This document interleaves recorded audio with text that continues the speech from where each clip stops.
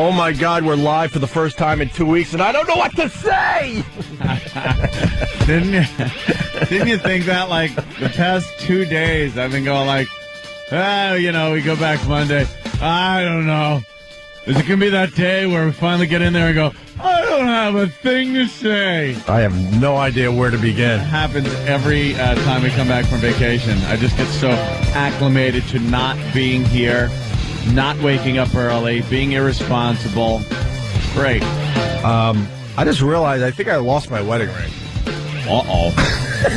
That's not a good record. What is that, a few weeks? Wow. Where is it?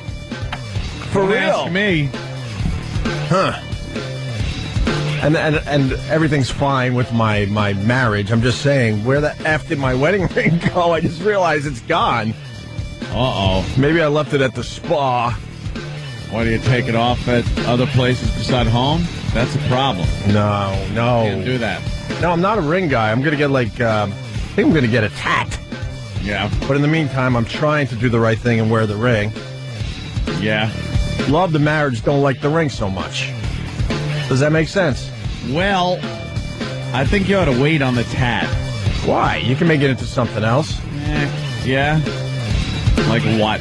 Why should I wait on the tat? Because just in case. Not saying anything. What the hell's wrong with you? No ill wishes. I just know that, some people get married with the best of intentions and in love and everything, and then something happens. Well. And then you got that reminder tattooed on you. You can't do what I did, which is take the ring and see how many times I could skip it across the Hudson. Is that where it ended up? Yeah, I think so. Wow. No, if that happens, then I would take like a potato peeler and just, peel off the tattoo. Peel off the layers of skin and... Oh, yeah, strong. Whatever you need to do. Well, here we are. It's a new year, January 5th, 2009. 9 is where we're at now, huh? How many times have you written 2008? That check. Oh, those checks. They just got a scribble mark. Merry New Year! Yeah, Merry New Year. Merry New Year. We say Happy New Year here. Merry New Year. Mm-hmm.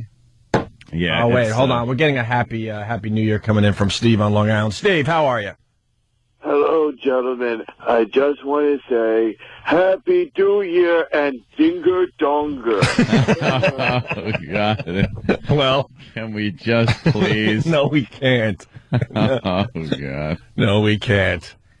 I don't know why Dick Clark is allowed to be on TV still. You know that the whole media business is collapsing in front of our eyes. I mean, collapsing. Yeah. We're pretty much the last radio show that's allowed to be on regular radio for now. I mean, everyone else is gone. And you can name shows, but anyone could do their show. They're like jukeboxes with like a host. It's music. We're talking about like real radio where you talk about stuff and try to entertain the people and make them laugh and think and stuff. We're it. This is it. Yeah. And TV, the same thing is going on. They said TV is collapsing in front of our eyes. They don't want to like make dramas anymore because it's too costly. Sitcoms, same thing. So they are just going to throw a whole bunch of reality shows at us because they're a lot cheaper. Just crap. You thought that there was a lot of reality shows on TV? Just wait in the coming months how many reality shows you're going to see. It's easy to send a crew out with a couple of video cameras and just follow people around. It's easy. It's cheap. And that's what they're doing. And you get what you pay for. Right. You get garbage. Right. Crap. Well, the point I'm making, so with everything collapsing, why is Dick Clark, why is he allowed to continue, like, just happy do-yearing everybody? How long has he been happy do-yearing now? I think this is this is the third happy do-year. I want to say fourth, but... Really? I don't know. I just want to say it. I told my girl. I want to say eighth. I told my girl, this is what they do. They give Dick Clark the script. Yeah. He has to say, he does what, 4 cut-ins, I guess they're called? 4, maybe 5 cut-ins of no more than 20 seconds. So they give Dick Clark his lines on January 2nd. Say, okay, you got a whole year to really master this. Here you go. And if that's not good enough, we're gonna still have it written in front of you. Yeah. He's still but he's still happy do-yearing. He's still happy do-yearing. And one thing we've been noticing, too, is that he's treated he's treated like a retard. Yeah. By his cohorts. Yeah. Ryan Seacrest, Kelly Pickler, I guess, was out there in the crowd with that voice of hers. Oh, let me tell you something about Kelly Pickler. When she was doing that American Idol, she was just so bangable. Yeah. So, like, some cute. Dumb Midwestern. So dumb. Just beautiful, right? Yeah. And then a mere couple of years go by, and she is so much older than her years. I know. Did you take a look at her? Yeah. You can't tell if she's in her 20s or in her 40s. What happened? Plasticed her all up, and she's not that fun, dopey Midwestern idiot anymore. Right. Yeah. But every time they would cut to one of them from Dick Clark, he would hand it back down the street. Mm-hmm. They would be like, "Okay, Dick, very good, Dick. You did good," and treat him like a retard or a 3-year-old. Yeah, 3-year-old. Pretty much that's how parents talk to their 3-year-old. Very good. Well, Dick, we're here on the street. Mm-hmm. On the street. And they keep Dick in some heated booth somewhere. Oh, yeah.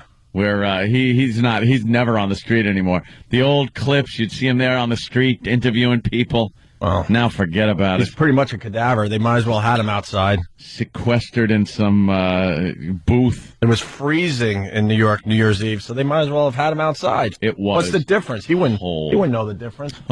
Well, I was going to ask you, and how is... so cold, I can't feel my left side. No, Dick. No. It's 90 degrees. That's God's little... Oh, no, little Dick. gag on you. It's not. I was going to ask Ant and Jim how their break was, but because of the Happy New Year, why don't we roll through the Dick Clark audio? Let's do that. This is always a fan favorite every year. Yes, Happy New Year. This is the third year we've been doing the Happy New Year, so poor Dick. This is what Dick Clark contributed to his Rockin' New Year's Rockin' Eve. There, that's what it's called, sure. Here's Dick warming up for the biggest party of the year. Yeah. And speaking of the man, the master of ceremonies, sounds good. It is my pleasure and honor. That's Ryan Seacrest. Oh. Again, Ryan is just lapping on Dick. Lapping him like two dogs that just met. You know what? I hate Ryan Seacrest, but we could maybe learn from him. Oh, what? Be a nice guy? Be a nice guy. It seems like if you're a nice guy in the media, you end up getting a lot of gigs. Yeah, you move ahead. Ryan has like 2 or 3 radio shows, 3 or 4 TV shows. You know? And then he squeezes in like the Happy New Year thing. Well, that might be a good idea. Hell no, I'd rather go down in flames. No crap. Here's Dick Clark warming up for the big party. And speaking of the man, the master of ceremonies, it is my pleasure and honor to welcome the man. Oh, boy. Pleasure and an honor. It's an honor and my pleasure, and just kiss more ass. I wonder how many people are... Kiss the right cheek. You can't feel the left one. I wonder how many people are so wasted on New Year's that they think Dick Clark is talking perfectly normal. That's what it is.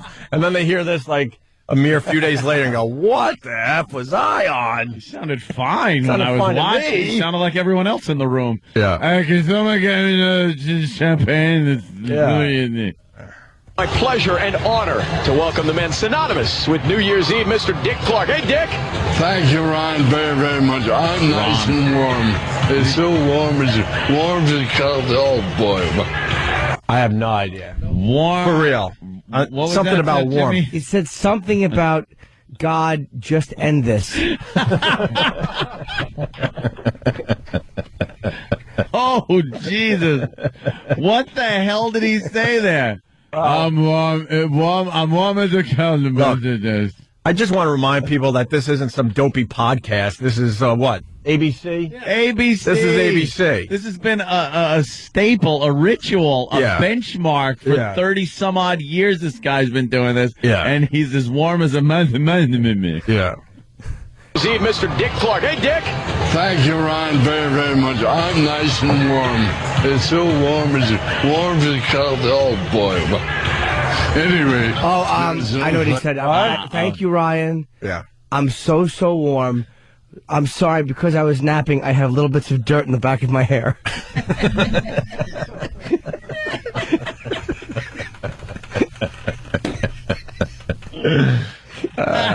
What is he saying? I don't know. Why is he on TV?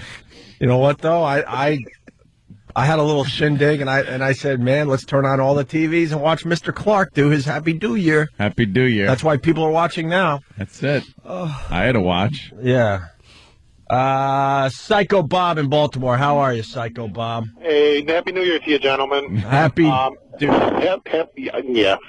You guys got a lot of nerve ragging on Dick Clark when you have Rich Voss on your show. Once Yeah, well, we rag on Mr. Voss as well. Yeah, but he shows up, all the time. Yeah. If we had to deal with Voss once a year, maybe we could deal with it. That's true. Like Dick Clark. Well, this is what we're going to do, because I just noticed we have 8 clips, and I don't want to rush through this crap. No. So what we're going to do is take a quick break. That's a little taste of Mr. Dick Clark doing his Happy New Year. And he called him Ron. It wasn't even Ryan's secret. Oh, really? Hey, Ron. Ron. One-syllable idiot. Who out there thinks this is courageous? Shut up. Poor guy. Has enough money. Go retire. What are you doing? Just hand it over to Ryan Seacrest. It's obviously his gig. Why do you need to still be on TV? You know what I would do? I would show the younger Dick Clark doing the countdown every year. Oh, yeah, kind of get a screen in Times Square. And just sync it up. Clark. Sync it up. There's no difference. They count down, and he got it right back in the old days. Right. Yeah. No, anytime he's on screen, you're not looking going, oh, wow, Dick Clark, let's see what he has to say. Everyone's looking just going, oh, my God. It's so uncomfortable. Yeah.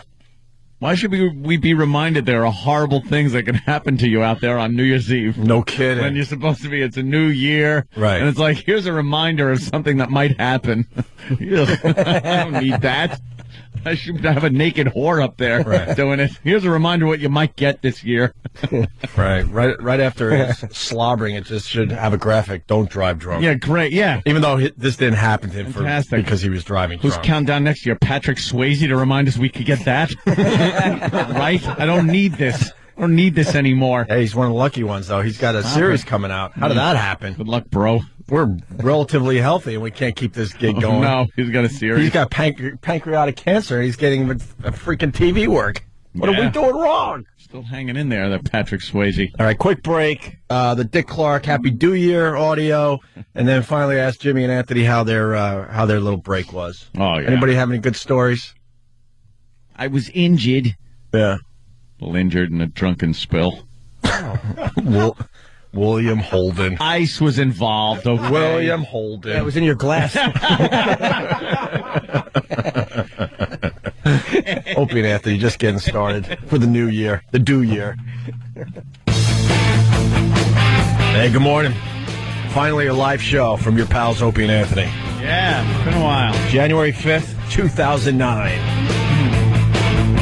Phone number 877-212-018. There's a lot to talk about. A lot of great stuff happened while we took a little holiday. So I asked this question today. What do you guys want to talk about? Because there's just way too much going on that we missed out on. I'll tell you right now, I don't like Kathy Griffin. Hater. Robbie Knievel. He's a hack. Yeah, it sucks. There was somebody else in there I want to add to the list. Barkley. Ugh. Hear about Barkley? Yeah. We'll talk about that in a little bit. But first, we got the Dick Clark audio. Oh, and I did get pulled over during vacation. What is that about? Well. We'll find out. Yes. Can't give you all the good stuff right off the bat. No, but I knew it was coming. Yeah? Yeah. Why? Why, a month went by? Yeah, because a month went by. Tell you the truth. Arrested? No. Not even a ticket. 877-212-018. Let's get into the Dick Clark thing, then we'll get into Anthony's speeding ticket and some other things. That dude died. Wow. Talladega Nights. Pat Hingle. Right? Wow, he looked so healthy. Exactly. Oh, Commissioner Gordon from the Batman movie, too. That's right. The new one, right? The old one, I think. Oh. Oh, yeah, the old one. Which old one? The like the old TV show or the first movies? Okay. Pat Hingle. Yeah. He's one of those character actors. He's been in a million movies. He died.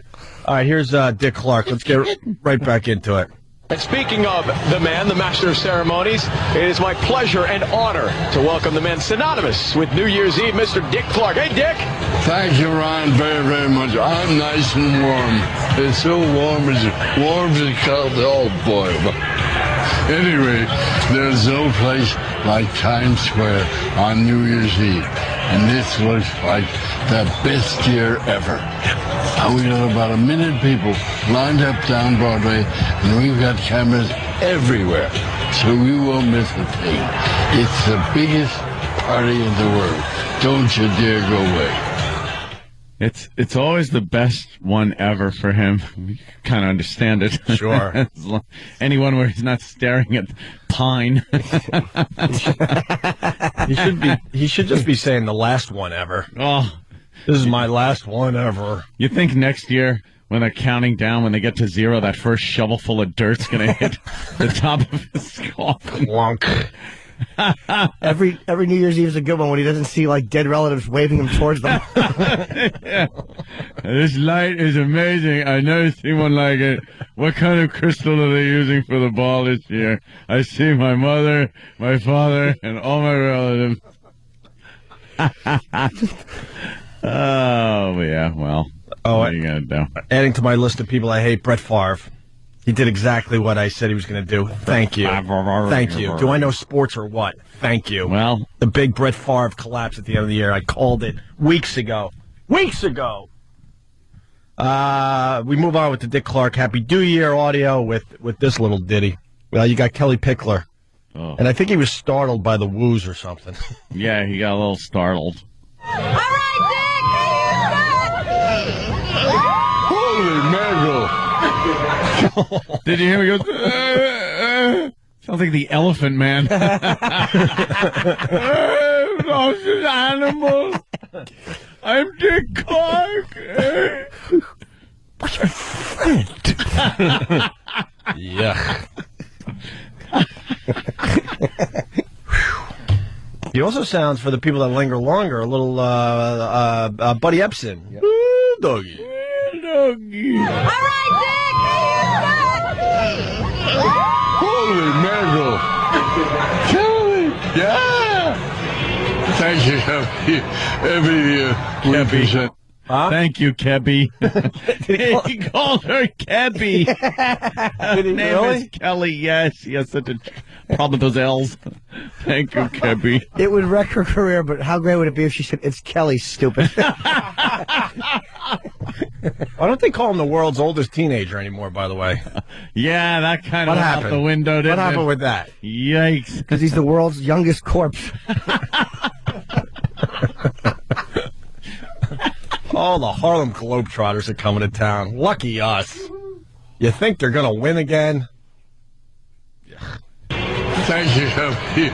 Every year we present great performance live from Times Square. Oh. And you're about to see one of the biggest groups around. Boy, oh boy, have they had a whale of a year. I guess every young girl down there has been waiting for this performance. Is who, Ryan? Who? He didn't know. Because I think after the big build-up, he goes, and it's who, Ryan? Is who, Ryan? The Who? The Who. What? Wow, that's pretty big for Times Square. I thought he said to do run. To run. What are we playing? What did Dick Clark say? At the end? Oh! Speaking of game shows, I want to play Make That Duty today. Rules? I need somebody that wants to challenge me to make that duty. Danny, you got one brewing? Maybe after Dunkin' Donuts. All right, maybe after Dunkin' Donuts we'll play Make That Duty. I will challenge anyone to a quick round of Make That Duty. Kind of like Name That Tune. Oh, so it's like, how does it work? I will start by saying I can make that duty in 60 seconds. Danny goes, well.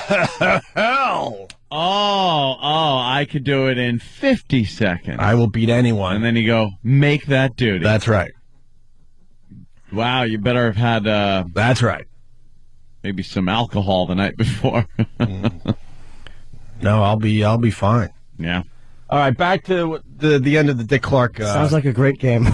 I was hoping you were going to play with me, Jimmy. I don't have to today. Why? What happened? My schedule's a little off. The afternoons now. All right. Although I did, let's just say this, I had a bit of an accident in the bedroom. Oh, no. I did. You know, Oh, no. I woke up and, ooh, look at that. The old fire hose. No, you didn't. I did. Did you have to change your sheets because... No. I was on my back, so I just had to kind of walk into the next room. Shower. But what about the bed? It was a little wet. You're wet the bed. 40-something. 40. You're 40. 40-0. Was it... 40. Yeah. Was it a waste product or a pleasure product? Oh, not pleasure. Oh, okay. No. Interesting. For the girl I was with, it was a pleasure product, and she laughed at me. Oh, and the girl's with you. Well, why did that happen? I don't know. Were you dreaming that you were... Yes. Yeah, because that used to happen to me when I was a kid.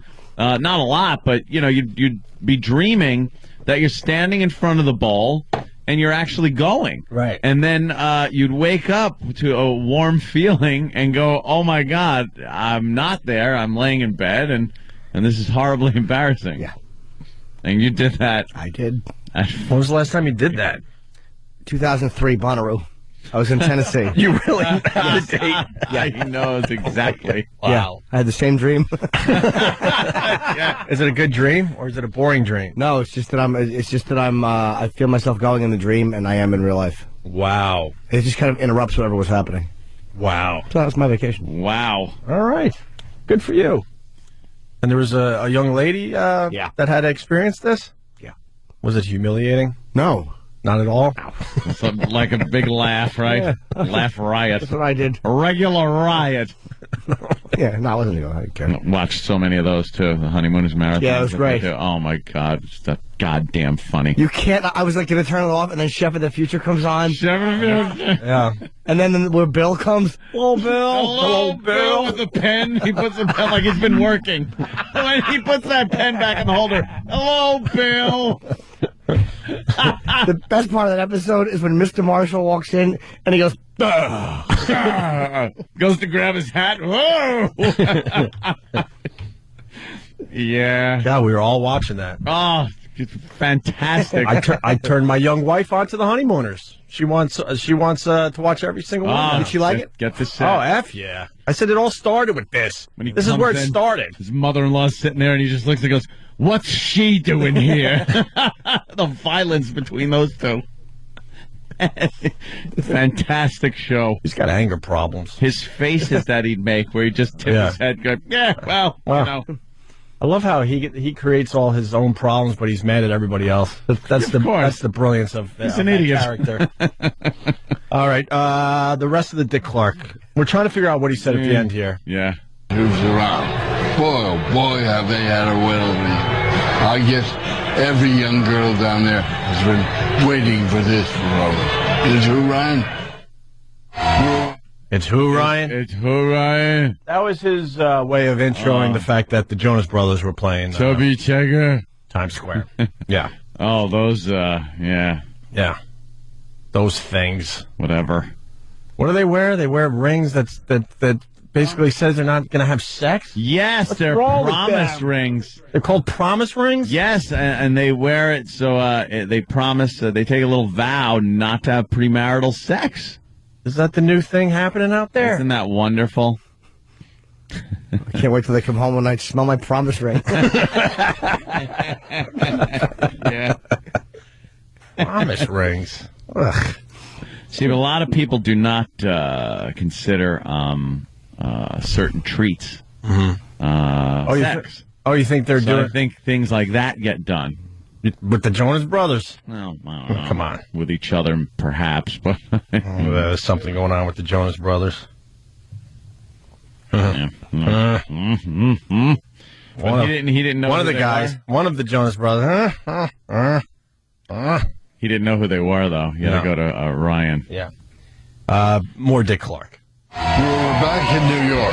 Now, earlier today, you can see city workers white winter uniforms down there. They pass out thousands of bags of streamers, balloons, all kinds of fun stuff. And Wait. Streamers, balloons, and all kinds of fun. What's fun about streamers and balloons? They're fun. Streamers and balloons. Glitter. Fun for Dick. Stink. Glitter. Right. They pass out garbage. Right. They're not fun.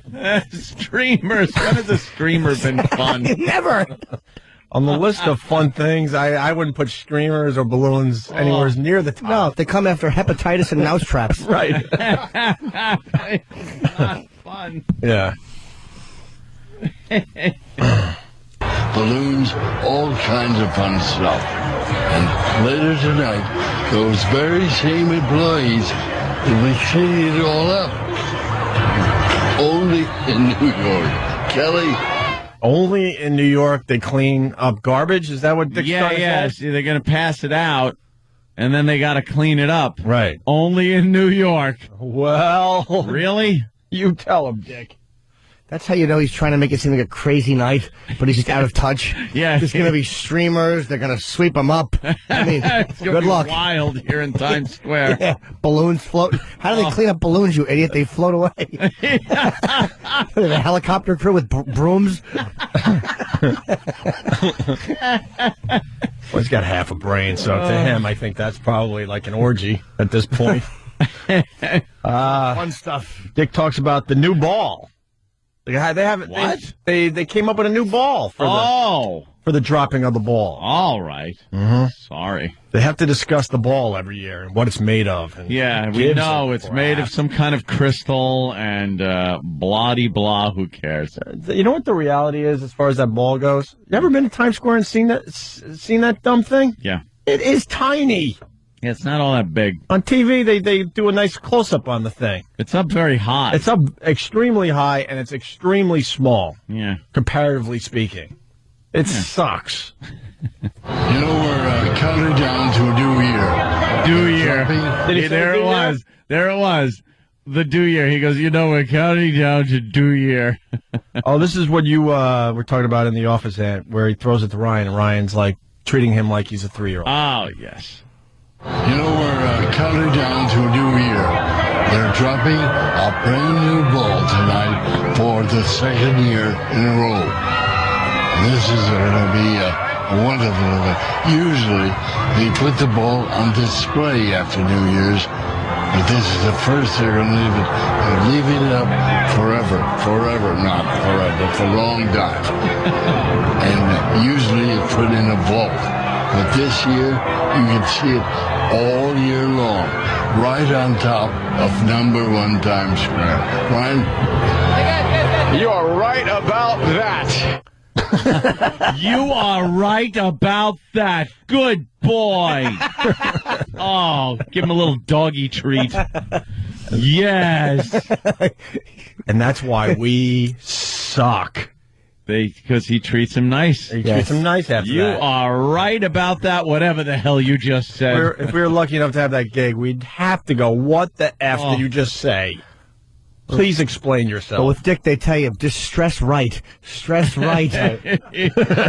Ixnay on the left A. My favorite part of that clip was just, and it'll be up there forever and forever and not forever. Oh, okay. Well, thank you. Thank you, Dick Clark. Thank you, P-Brain. Dick counts down to 2009. Here it is. Here it is. Does he get it right this time? All 3 years. Well, this is our third year doing the This is Happy the third New year. So the Dick past Clark. 2 years, it's been a little iffy with the countdown. Right. A little iffy. They were doing the cleanup, and he was like yelling 1.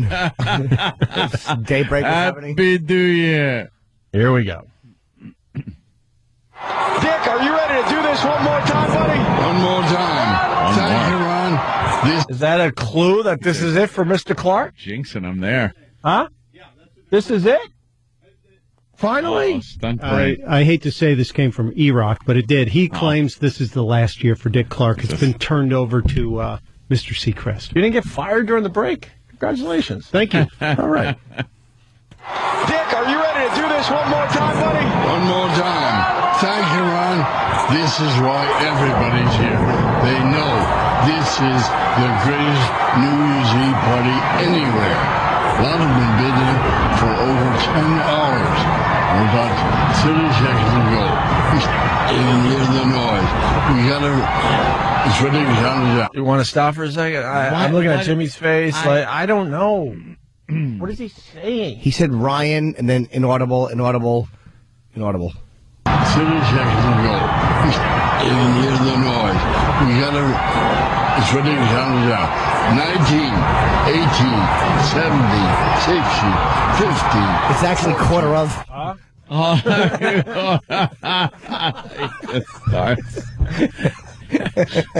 Someone Pal Dog is saying this is him counting still from last year.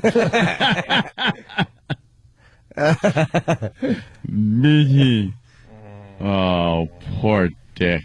Yeah. Last year, though, huh?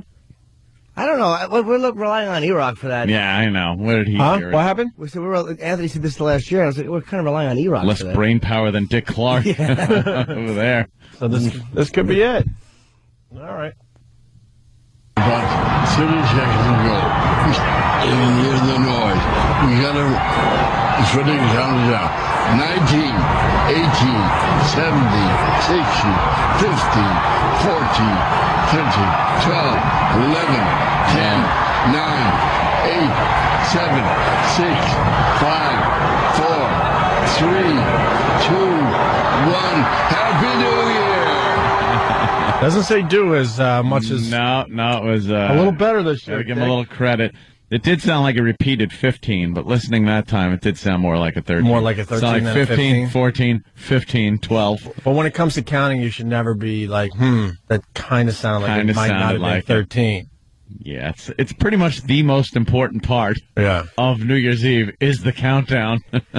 He rushed it actually at one point. I remember watching it live, and he rushed it because he was a little bit behind. And I think that's when 13 is when he really rushed it.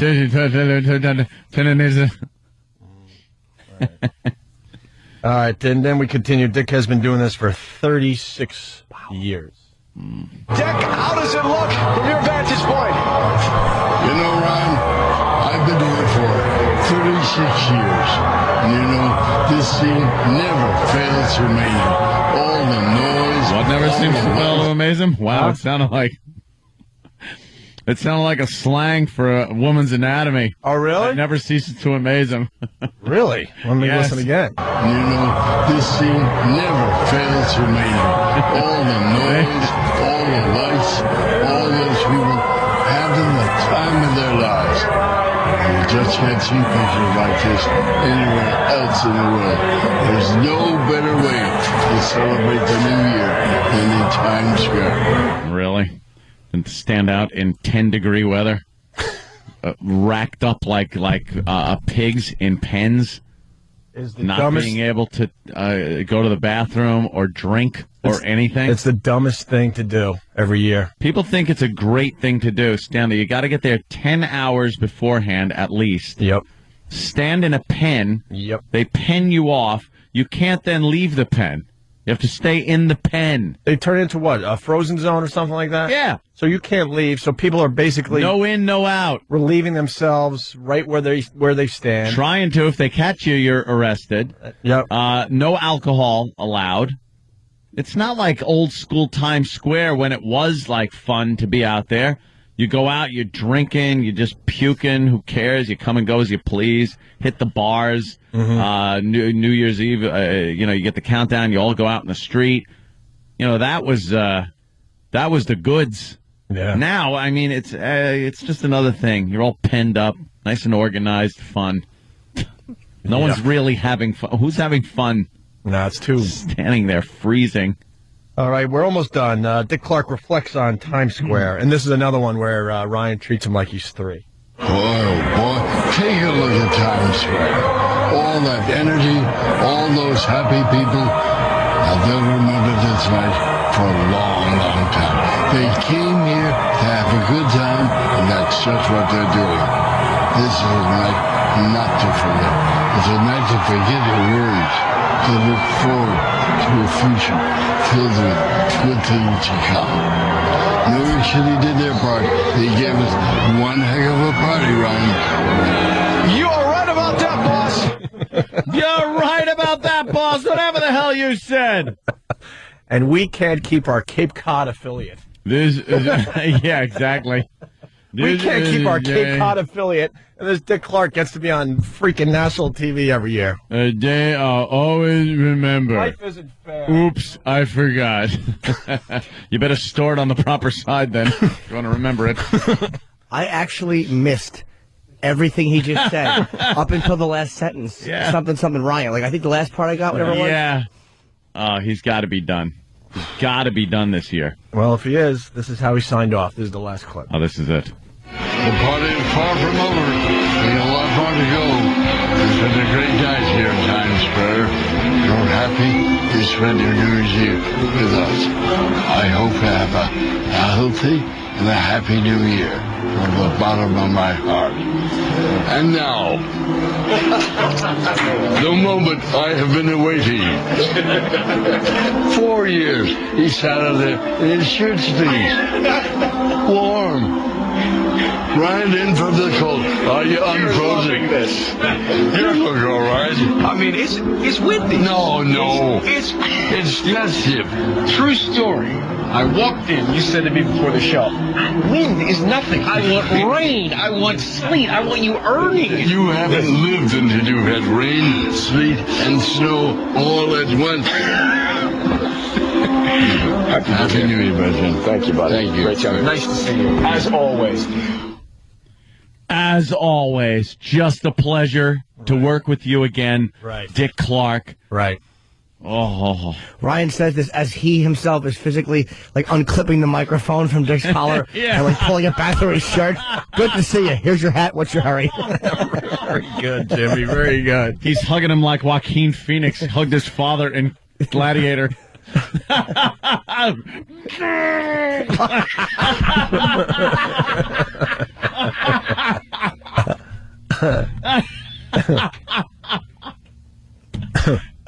It didn't look like Dick wanted to give up the ship.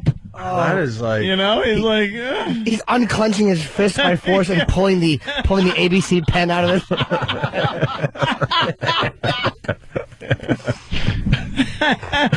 oh, fantastic. what are we doing afterward, buddy? Well, we're going to continue to party. We're going to wheel out like Hannibal Lecter on a hand truck. Or he taking over his green room. Dick Clark has to change in the bathroom now. Ryan Seacrest must be very sleepy. He's brought a pillow with him into the studio. And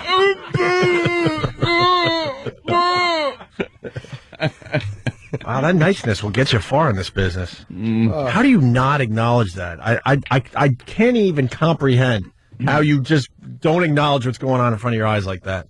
In one earpiece is the director, and the other is your accountant telling you what's going in your bank account. I guess you're right. Don't acknowledge it. Yeah. It's just amazing. Yeah. All right. Well, happy New Year. Happy New Year to everybody. We're back live finally. It's January 5th, 2009. We'll find out what Jimmy and Ant did during the break. Ant fell, I heard, and you got pulled over, so. Yeah, not at the same time. That would have been embarrassing. Right. Christmas Eve, I took a little ice got underfoot. God. We'll get into that next. Opie and Anthony. You're checking out the Opie and Anthony show. I'm kind of bummed. I'm a fan without a football team right now. Giants. F the Giants. Just because we live in New York, I got to go Big Blue now. Big Blue. I'm not gonna be one of these bandwagon dudes. I could jump on the local bandwagon. So wow. No, I could follow another team, but when you're a Jets fan, that's sacrilege. When your Jets are out of it, then you go, well, I'll be rooting for Big Blue. When the Mets are out of it, I don't jump and start rooting for the Yankees. When the Islanders are knocked out with half a season to go, I don't start rooting for the Rangers. Dude, I'm not talking about wearing the jerseys and going to the game and wearing pom-poms and stuff like that. It's just like, you watch the game, it gives a little more interest in the game if it's a New York team. That's all. You're not a football fan. That's all I'm trying to say. No, I'm not. What team would you follow, though? The Jets or the Giants? The Giants. I would, but would you really? Even that, I'm not like, I could really give a crap if they win or not. But it makes the game a little more exciting than watching a couple of teams I really don't care about. Well, what team should I root for now? I told you that Brett Favre was going to have the big collapse at the end of the year. I had no doubt about that. Now watch, he's definitely going to retire. He's hinting that he's going to retire. Well, the and he's going to go back to Green Bay. He's going to sit out. He's going to just hang out for a few years, and then he's going to go into the Hall of Fame as a Packer, just like I said. You're half Philly now, so you can be an Eagles fan. Nope. No? Nope. Well, I'll tell you what happened. So the Jets are knocked out. Then I'm saying, you know what, Peyton Manning, he was on a show. He was a cool dude. I'm going to... Was he in a loose mood? He was a little loose. I'm going, you know what, I think I'm going to push for the Colts this year. What the hell? Yeah. I need a team. And they get knocked out by the Chargers. And then I'm like, you know what? This is where the Philly thing comes into play, by the way. My in-laws, a bunch of them are into the Dolphins. Why? Pretty much born and raised in Philly, but for some reason, you know how this happens?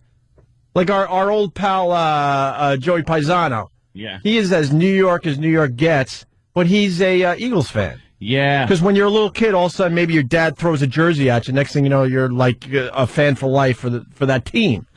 So, but a lot of the Philly crew, they actually like the Dolphins, not the Eagles. So I'm like, you know what? Chad Pennington, I was a big fan of his. I'm going Dolphins now. Yes. He has 4 interceptions, and they're out. So I'm a fan without a team right now. Well, you could, since Dick Clark was so courageous and quarterback for the Cowboys. Yeah.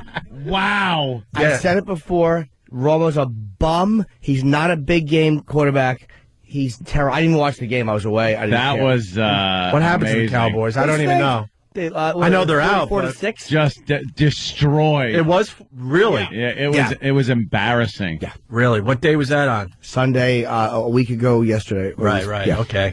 Oh, that sucks. Yeah. So and knocked out of no playoff appearance. Who's left? You got the Giants. You got the Eagles. The thing is, oh my God! Wait, the Giants are playing the Eagles, right?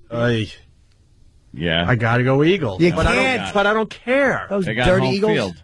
Huh? Giants got home field too. I can't root Giants ever because I'm a Jets fan. It's just how I roll with my teams. Our resident football expert, Travis. Who's left? Travis. I need a team here. Trying to act manly, right? So he knows a lot about football. Let me bond with Travis a little bit. Outdoor hockey. How cool was that? That was great. Holy ass! Why aren't they doing more of those games every year? What? One lousy game. They should do more. You don't know the winter. What did they call it? The Winter Classic. The Winter Classic.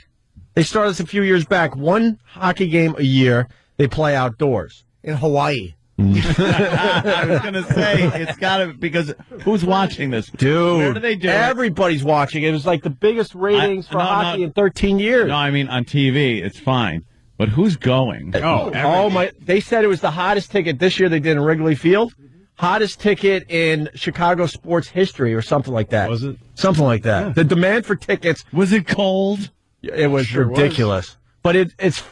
You gotta Google image this thing because all of a sudden you got a hockey rink in the middle of Wrigley Field and it's pretty cool. It's awesome. I want to go to one of those so bad, but they should do more than one a year. And I know if they do too many, then it's not special anymore. One year, Ant, they played it in Buffalo, and there's a blizzard as they're playing hockey, basically. Wow. How cool is that? It looks awesome, and they should also put some seats closer to the rink. Yeah. I think. Oh, yeah. What is it? Just in the middle, and then there's field, and then the seats. Yeah, kind of. It's a little odd. That's awful. Yeah, it was. They don't have that figured out, but there's a picture of outdoor hockey at Wrigley Field, the Winter Classic. Yeah, you can't get right up against the boards and start banging on the boards. Wait, that's not Wrigley Field. Is that Buffalo? That's last year. Yeah, that's Buffalo when they played. Because Wrigley Field, they did figure out they set up some bleachers close to the rink. Yeah, like it's like a high school hockey game or something. And then the rest of them were in the stadium. That's great, though. Yeah, dude, it was who was it? It was the Blackhawks and Red Wings. And the Red Wings. I could care less about either team, but I watched the whole game because it was outdoors. Very cool. Sounds cold. It's very cold. I don't like things like that. I don't like going to football. I don't like going to football games. No, I don't. Wait, is this the third year? Third year. Second year. Hate the cold. No, they did. They did one before Buffalo, and they did it. I think the first one they did. They basically did it. It looked almost like it was on a lake or something. They got really crazy with this thing. I'm skid on thin ice. That'd be fun. No, it wasn't on a lake. Watch a hockey player just right. So, like the Omen 2, there's a kid under there. Imagine. So, what team am I following? Well, you're definitely following the Ravens because that's who I'm following. The Ravens. Who else is in it? I need a team. Well, you've got Baltimore against Tennessee next week. Tennessee. You've got the Giants, Eagles, which I already said. Pittsburgh, San Diego. Pittsburgh. Against who? San Diego, San right? Diego, yeah. And that's one more matchup out there? And then you got... Well, Bill Cowher has Joaquin Phoenix lip, so you got to kind of root for them. Bill Cowher's a CBS studio analysis. And he's an analyst. And he's saying no to the Jets job. He doesn't want anything to do with this Jets team. No. And they should not have fired Mangini. Dopes. They should not have fired Mangini. He was stuck with this Brett Favre. It was a disaster. Well, it's his responsibility. He should have been able to continue. When you watch, you watch. Save this tape. Mangini's going to go on and be very successful somewhere else. Very successful. Stupid Jets. Just stick with your guys for a few years, 2 years, 3 years, and then they got to find someone new. That was such a choke, though. I mean, because of Brett Favre, bro. Did I just say? Yeah, you did. Brett Favre. Wow. Brett Favre. Slap that crap right out of my head. So what's the other? Arizona. Yeah, Cardinals are there. Yeah, I don't the remember. Ravens. Yeah. Oh, yeah. Carolina. Yeah, Arizona, Carolina. Jimmy, who are you going to follow? I would rather Steelers, I guess. Pittsburgh. I don't like the Giants, but I hate Philadelphia. So of those two, I'd rather see the Giants win. Oh, Jimmy. No, I hate. But that's okay for you because you're not a Jets fan. No, to me, you should never. Giants, Jets doesn't matter. To me, I won't. I have problems rooting for a team that's hurt my team, so I don't want to see the Giants win it at all. But of those two, I hate the Giants less. Yeah. I never root for a team that's killed my team, though. There's people that follow that logic completely opposite. That is like, well, they beat my team, so I got to respect them. And no. I don't have that phony, stupid, that fat guy gut code of honor. Dude, you know what? You got to tip your cap. Why don't you tip some arsenic into your mouth, you fat suburban idiot? Nice. Nice. Very good. You know what, dude? You got to hand it to him. Yeah. What do you got to hand to him? Nothing. They were the better team. Hey, yeah. You're like real code of valor there. You're shoving Cheetos into your mouth. Quiet. You're following Baltimore? Yeah, well, I was born in Baltimore, so I'm an Oriole fan and a Ravens fan. That's wonderful. You're all over the place. Shut up. Wonderfully for I'm you. born in Baltimore. You're here in New York now. You follow Canadian teams. I follow one. Nah. Yeah. It was very cold up there. Wait, so you're a Baltimore Orioles fan, Ravens fan, Canadians fan. That's it. Basketball? I don't watch basketball. That's a pretty good year for basketball, though. I can't get into it. A lot of good teams. Lakers, you got the Celtics, you got the Cavaliers all barely losing. You spent the Yuletide in the tundra? Oh, sure did. Oh, how cold was that? With the wind chill? Yeah. Negative 30. Yeah. It's just insane. It's that cold where when you breathe in through your nose outside, you can feel the ice forming in your nose. Yeah, it's not, your nose doesn't even have to be running. It's just the moisture in your like, the walls of your nostrils freeze. It was... It'll make a grown man cry. Yeah. When I lived in Buffalo, it was so cold, you started crying. There's like, this is insane. Way a human is supposed to be in that kind of cold. I don't know how they do it. That's ridiculous. Well, you don't know how they do it. I don't know why you did it. Why don't you man up and say, no, we're not going to that dump. It's the Bahamas. It's fun when Christmas it's or cold, something. It's not fun. It's not fun. It's a great town. City. Ugh. No, I guess it is when it's warm, but it only gets warm from June to August. Horribly cold.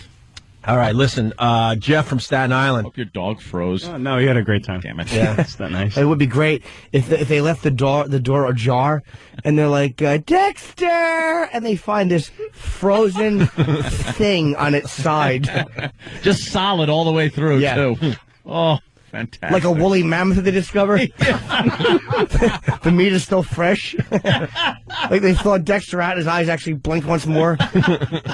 I got him a year ago today. Oh, that's so wonderful. I know. Cool. It's been a great year. Seems so much longer. Hey, Jeff from Staten Island, just making my point. Thank you, Jeff. Perfect example of the Jets effing up with their head coach. They fired Pete Carroll years ago. Remember Pete Carroll? And now he just dominates college football, basically. College. USC. Some people are college so football into college, is dude. great. I know, but Gators will win the national title, my friends. I could not even. I could fake it with NFL. I could fake it. No, college football. College. Great. Some people know every goddamn school where they are. I don't know where these schools are. Way too many teams for me to even too many start teams getting and involved. letters. Just look at the letters. Don't even let you know what the. Yeah, man, you see AQL this week? I'm like, what? Where is that? But the first name of the team name gives away where they're from. Does it? Florida Gators. Oh, Gators. Right. Well, that I know. All right. But that's like the only one I know. Oh, I don't know things like I didn't know where Clemson was. I don't know that. Yeah, that's a good bit. Clemson, where is that? I would guess Georgia. No, Clemson's actually in Connecticut. Northern Connecticut. I know Texas A&M. Yes. The Longhorns. I know the Longhorns. That's Texas Tech. Yeah. Texas. Just Texas? Yes. There's too many teams in one state. Then there's Texas Tech. I know. I just said Texas Tech. They're the Red Raiders. Are they? Who keep track of all Way the too many teams. stupid things? I listen to Ron and Fez, and they're rattling these things off like everyone knows it. Right. Well, you don't want to get that deep into it, but it's fun to watch a college football game because a lot of scoring, a lot of crazy plays, a lot of flea flickers. Flea flicker. They're big fans of the flea flicker in college football. And the option. And the option, right. Are the Jets doing that in the last play of the game? That's hysterical. That ball was flying around the field. I love, the whole year comes down to that one last play, and they just look ridiculous. Like you're, It's like, here, you take it. No, you take it. No, you take it. like you're playing with your friends in 6th grade. That's what it turns out to be. Favre doesn't even line up for the play either. He stinks. I told everybody. He had a great career, but we didn't need him to die. Half the real Jets fans didn't want him. You dopes that bought the jerseys. Stop buying the myth. The guy was old. That's why he wasn't playing for Green Bay anymore. Can I tell you something about college sports? People get involved with their alma maters, and I hate adults that are involved in their college life. Yes. Let it go. And wear the college colors. But yeah, they have to donate money for a new wing, and they want to know what's going on in the school. Right. Just let it go. Go away from it. Stop being involved with younger people. What's wrong with that? Well, good point. Wow. In certain circumstances, it's fine. Yeah. Let me amend that. Stop being involved with college students that have nothing. Let it go. Yeah. That's where I went to school. Who cares? Doesn't matter. It's awful. Yeah, who cares? I'm rooting for my alma mater. Well, so I'm a fan without a effing football. No, we're all going to root for the Ravens. But I don't care about any of these teams. I sort of cared because of the fish thing with the connection I have, and Chad Pennington. Got a connection with me. I would have went for the Cowboys just because I know Jimmy at this point. You know me. If what, they had a man playing quarterback? Romo. Oh boy, he's terrible. He's a choke. He's an absolute choke. Jimmy, a big B with a lot of O's. Yeah. I'll go for whoever wins the Giants Eagles game. Really? Yeah, then that's who I'll pick. Giants. Yeah, I think it's going to be the Giants. Yeah, I'm going college football. That's Big Blue. Yeah, that's my Super Bowl. When is that game? In a few days, right? Yeah, I think Wednesday or Thursday. No, why is it on a Wednesday or Thursday night? That's how it is. Wouldn't that be a good Saturday night thing to do? It's amazing how they just throwing football games on at these weird nights of the week. It used to be just Monday night football. It was Sunday, and then you'd have Monday night football, and then they decide, Thursday. Throw a game on Thursday and Saturday. And because they're all on the NFL Network, so you got to subscribe to the NFL Network to get those games. So they make a lot more money. All comes down to the almighty buck. Sure. Wow. Jesus. Wow. That was a hell of a sneeze. Enjoy your flu, boys. Great. Little Captain Trips for everybody. All right. Moving on. Huh? We'll all root for the Ravens. Nah, I can't. I don't care. After what Art Modell did in Cleveland, it just took them to Baltimore. I can't root for those scummy Ravens. Wow. What was that, 20 years ago? Well, you got to find reasons to hate teams. Yeah, that's a good one. The Giants should be killed in some sort of an easily avoidable accident with the Eagles, so they should both be wiped out. I probably want to see it at Pittsburgh, AFC. Oh, my God. Then again, Terry Bradshaw played for the Steelers, and I hate him. Why do you hate Terry Bradshaw? He's a stupid jock who thinks he's funny. They're always shuffling papers and laughing. Back to you, JB. Shut your mouth. You don't like those guys? You dopey hayseed. You don't like those guys being real men? Yeah, a bunch of guys just laughing. It's like, how much fun can one group of guys have? The Dallas Steelers rivalry used to be very big. It was, yes. Big, yeah. Yes. When who was quarterback for Roger Staubach? Staubach and then Danny White. And, yeah. Thank you, Mr. 1970s. Well, you know something? That's kind of what I remember. That's all I remember. I can't be bothered in this day and age. Oh my God! The kid that Mean Joe Green threw the jersey to in the commercial is 55 right now. Wow. I want to mention some Bills when they had their nice run, and I thought that was too long ago. God, Anthony's wearing a Jack Ham jersey. Still talking about the immaculate reception. This guy. What the hell's wrong with you? Wow. Can't help it. You liked football when they were wearing leather helmets, huh? That's right. Well, the GIF. Wow. All right. Yeah, it happens. Look at the Mean Joe Green commercial. Wow, something shot out of my body because now I don't feel right. That kid's 50. He's got to be. He's a little kid. All right, how old's the kid in the famous Mean Joe Green commercial? That commercial right now has to be 77. But how old is he now? 12. Follow me on this. Let me see. 30. He's 39 years old. Well, how old is he right there, you think? Probably 7 or 8. 7 or 8. So he's 30, he's pushing 40. He's 37. He's pushing 40 now. He's pushing 40. That little kid. Do we have the audio? That'd be cool audio, man. That Mean Joe Green throw the bottle at his head. Yeah. Hey, kid, catch. And then he goes, yeah, take it easy. Yeah. And throws a sweaty, nasty-smelling jersey at him. And then he says, hey, kid, and the kid turns around and he goes, catch, and he throws his... Because Mean Joe Green, for anybody under the age of 62 that was watching football at that point, the demo is skewing older. So for those of you that remember Roger Maris's 60... Nice. Mean Joe Green was a really mean guy, Yes, hence he was. the name. Yes. Yes. Mean Joe Green. That wouldn't have been nice if his name was Friendly Ted Green. Yes. Nobody would care. Wouldn't mean anything. I know we were supposed to talk about Anthony falling and his speeding ticket. We will after the break, but I think we could squeeze this in. I just got to say, I hate Robbie Knievel. Yeah, I hate this Robbie Knievel. Using his dad's name to try to get the same fame, and he's terrible. Sort of wearing the same type of stuff his father wore. Yeah. He's doing motocross jumps and getting very rich and famous off this. Like it's some kind of daredevil thing like his dad did. Dude, these young dudes are doing exactly this on any given weekend. You go to the X Games and you see some of these guys on bikes there, and they're just doing amazing things. And he's what pisses me off is that he's still getting a TV audience for his joke jumps. You see the latest one? Yeah, the one. Guys are flying twice as far and twice as high than this Robbie Knievel. Why is he on TV doing this? Didn't he do Why? that onto the roof?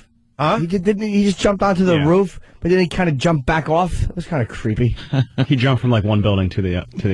That might have been the last one that might have been cool. But do it on a big, heavy Harley like his dad. With no suspension, no changes, computers, nothing. That guy rode a cinder block and jumped like lines of buses, right?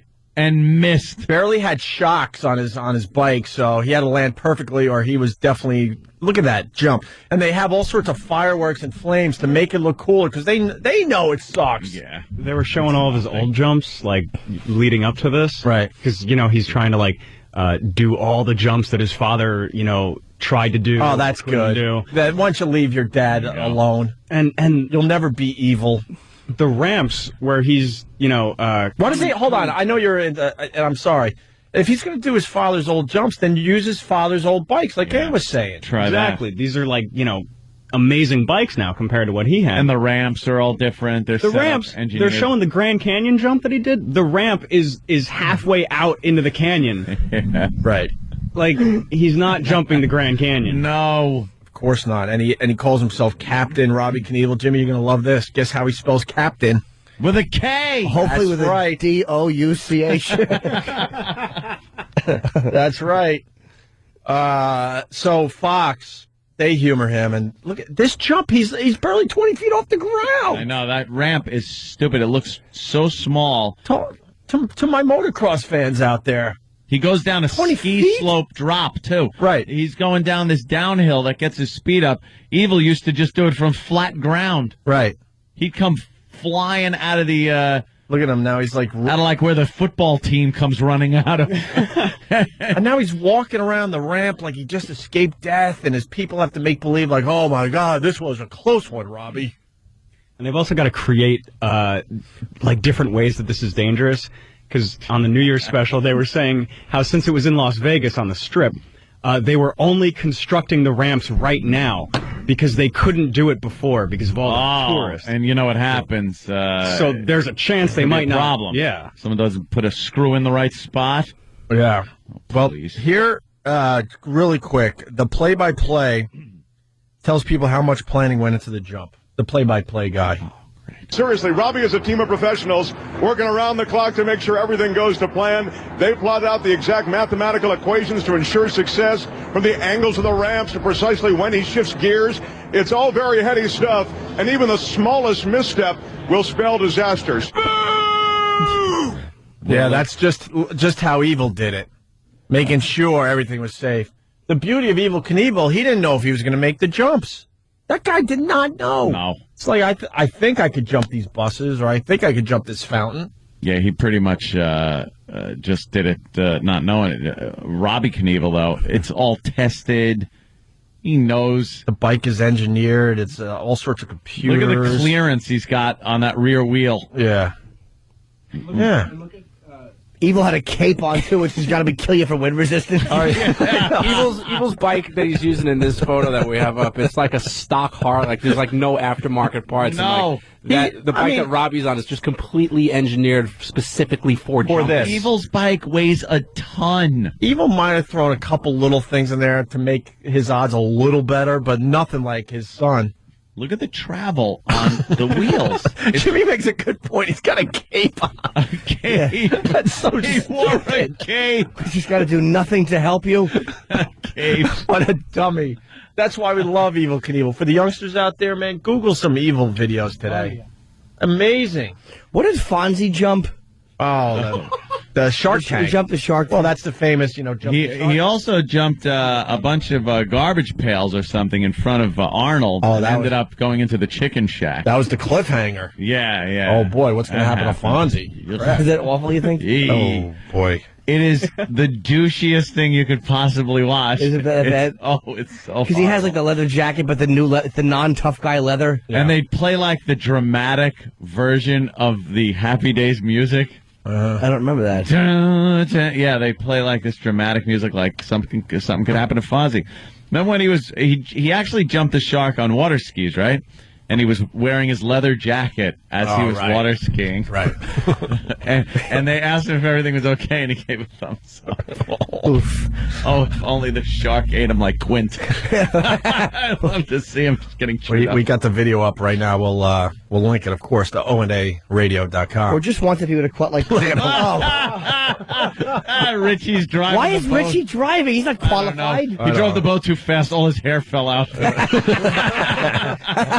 He drove it under a lawnmower blade. Look at him trying to jump the shark. In slow motion, the leather. Yeah, with the leather. That's the actual moment that the saying got made for. Jump the shark. That's it. On water skis. I don't remember leather this. jacket. I thought the stupid sharks were in a tank outside Arnold's. No, they're kind of penned in. I don't remember this. And then, Hey. Oh, and then he jumps Jenny Piccolo and gets chlamydia. That was the episode I wanted. Oh, is that fantastically horrible? That's awful. He's got to do it in his leather. That was like his biggest fear, right? And water and sharks. The probably. sharks. Yeah, of course, he had to overcome it. Robbie Knievel talks about how awesome. They talk about how awesome Robbie Knievel is. He doesn't use a speedometer, guys. Because Well, incredibly, with all this planning, I want to mention one piece of information that always astounds me. Robbie refuses to put a speedometer on the motorcycle. Wow, really? He got a ticket on the ram for speeding. He's crazy. Boy, he sure is. Speedometer on the motorcycle. He's been doing it for so long that he uses his instincts and his ears simply to gauge the pitch of the bike and how fast really? he should be Does going. he? It's a real marvel to witness, and you'll see it here in a moment. You know it's not. You know I bet it you is. can't even look a motocross guy in the eye. He has to look the other way like, oh, they're on to me. The way the ramps are set up, he's got a lot of leeway as far as his speed goes. Right. Evel Knievel had to be at like 88 miles an hour or something. They just couldn't figure out that engineering for Evil. Yeah. They gave him like 5 feet to land on. Robbie's got to be anywhere between 30 and 100 miles an hour to make this jump. Right. Really? Yeah. But they keep putting this Robbie Knievel on TV. I know we're late. Screw you, Stunt Brain. The big call, Robbie makes the jump. This is how it went down. He's made it! Yeah. Robbie Knievel What are you has made doing? it success. Gaza Strip? Yeah, there you go. Why don't you ride your bike through the Gaza Strip there, Robbie? Anti-aircraft fire on him while he's going over the ramp. You call yourself Captain Robbie Knievel. Why don't you go into a war zone and ride around and see if you can make it through? Jump the Gaza Taliban jump the Gaza Strip with a Torah behind you, like Evil used to wear with the cape. Right. See how ballsy you are. That's right. Oh, that's a good one, Rabbi Knievel. This hack. Stupid hack. Robbie Knievel has made it successfully. Wow. Landed cleanly, and now celebrates Fake like a laugh. daredevil likes to. Yeah. How's that? Taking his Rubbing curtain a bottle ball of at the booze top like his of the old ramp. man? Punching his wife in He the made face? that curve. He made the approach. Hit perfectly and a perfect landing. And Happy New Year. Yeah. Happy New Year. Yeah, that commercial, it just makes me go like, ugh. We can talk about that after that. They've been having so many goddamn disease commercials on over the holidays. I can't take the lung cancer one either. You could hear it before you actually see it. It's the wind working its way around the tumors in your lungs. Jeez. Like, who's smoking? Just let people die. Having fun. All right. There you go. Robbie Knievel. That was Exciting. really exciting. It's thrilling. Ugh.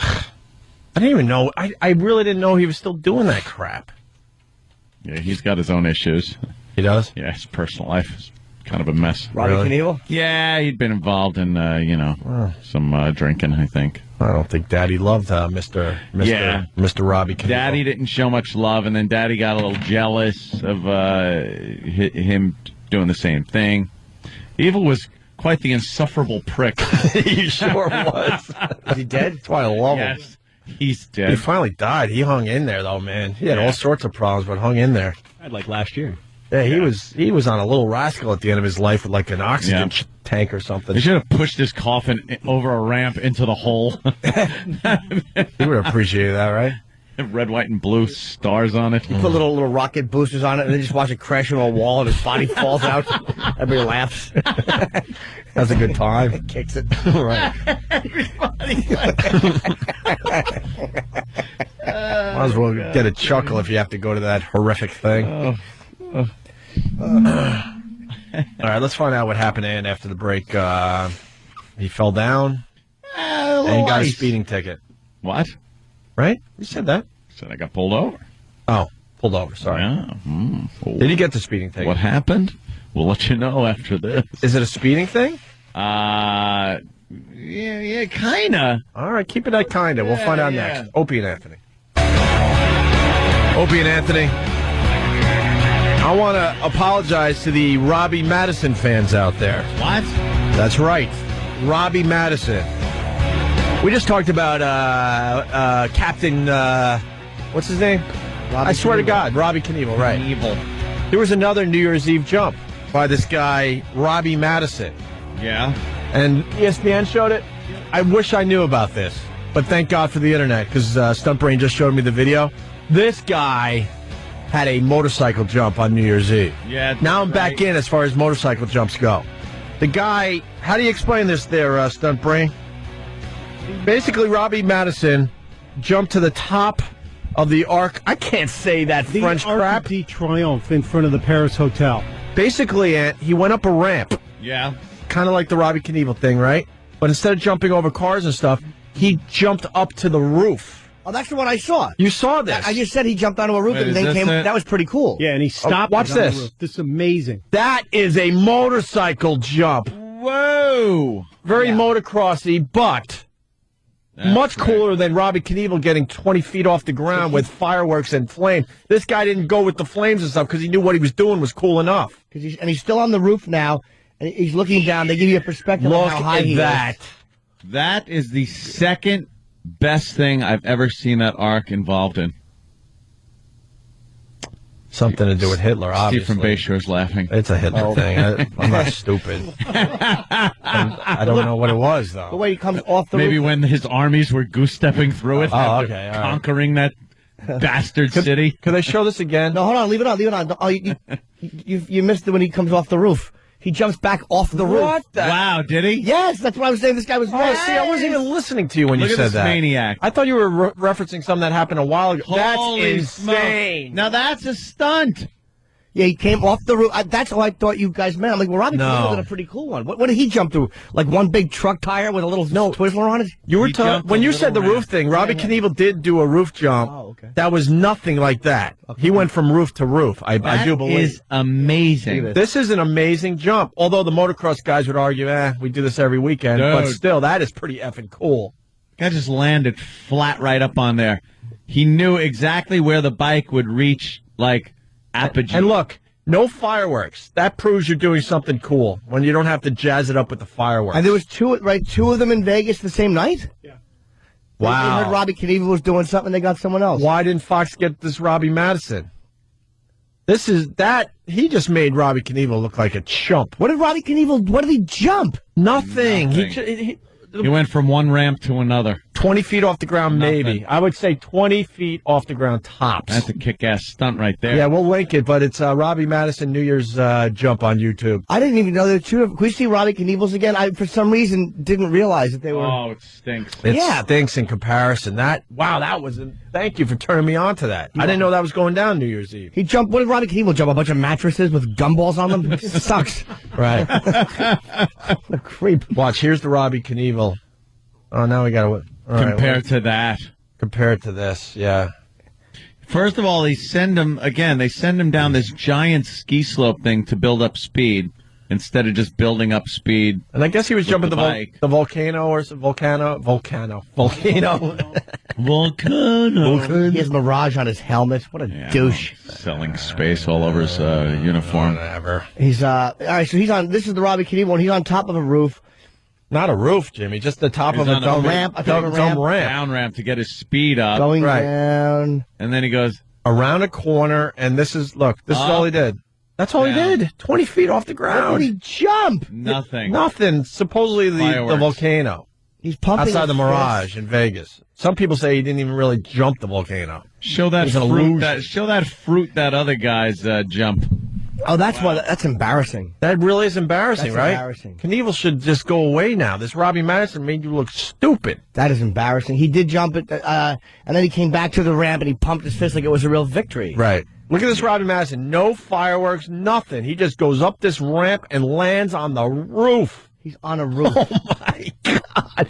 And then, horrifying, he jumps back off the roof, back onto the ramp. That's probably crazier than the actual stunt. I watched this, and I saw him, like, teetering by the edge of the roof, and I'm like, why is he looking over the roof? He's going to fall off. And then stupid takes his motorcycle and goes off the roof. Stupid. I'm like, Jesus, dude. And then stupid. Right. Here he goes. Watch. Look at that. And we got some more info on Robbie Madison. Hold on. Amazing. Let's say hi to Ed in Connecticut. Ed. Hey, they said that Robbie Madison, when he landed, he hit so hard he broke both of his hands. Really? That's a man right there, boy. His hands are broken? He broke both hands, supposedly, on this stunt? When he landed, he hit so hard. If you watch at the end, he hits. If you watch how he hits, he bounces. He almost loses it at the end. Wow. That is amazing. Now, that is something I would have watched if I knew it was on TV. ESPN's got to promote this crap better. Yeah, you know what the thing, what he did wrong? Thank you, Ed. Yeah, he did hurt. Let's say hi to Zach in Tennessee. Zach. Oh, he was supposed to come off and hit the top of the ramp and kind of trail down. Yeah. But I think he went a little too far, and he missed most of the ramp and kind of almost hit at the bottom. Oh, my God. He really almost gave us a great video.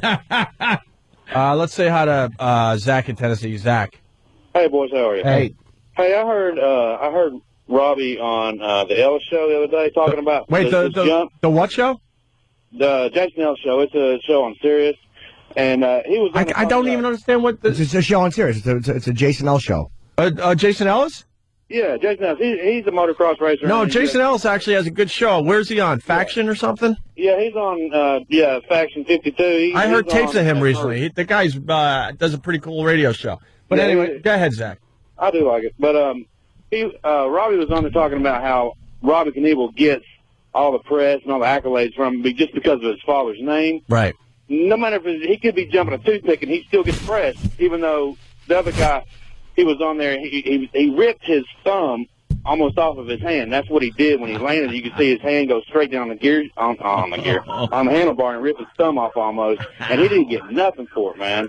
Yeah, and he's a lot better. No one's talking about Robbie Madison today. Everyone's talking about, Robbie Knievel did another daredevil stunt. Who cares about this Robbie Knievel? The Vegas papers are reporting he tore the flesh right down between his thumb and forefinger. Did he break the hand too? No, but it's just. He said it was the worst. See this webbing? Felt. This webbing was just ripped all the way Get him on down. the show, Opie. He's good. He's good, man, for interview. Get him on there. Robbie Madison? Yeah. Robbie Madison, yeah. Get him on.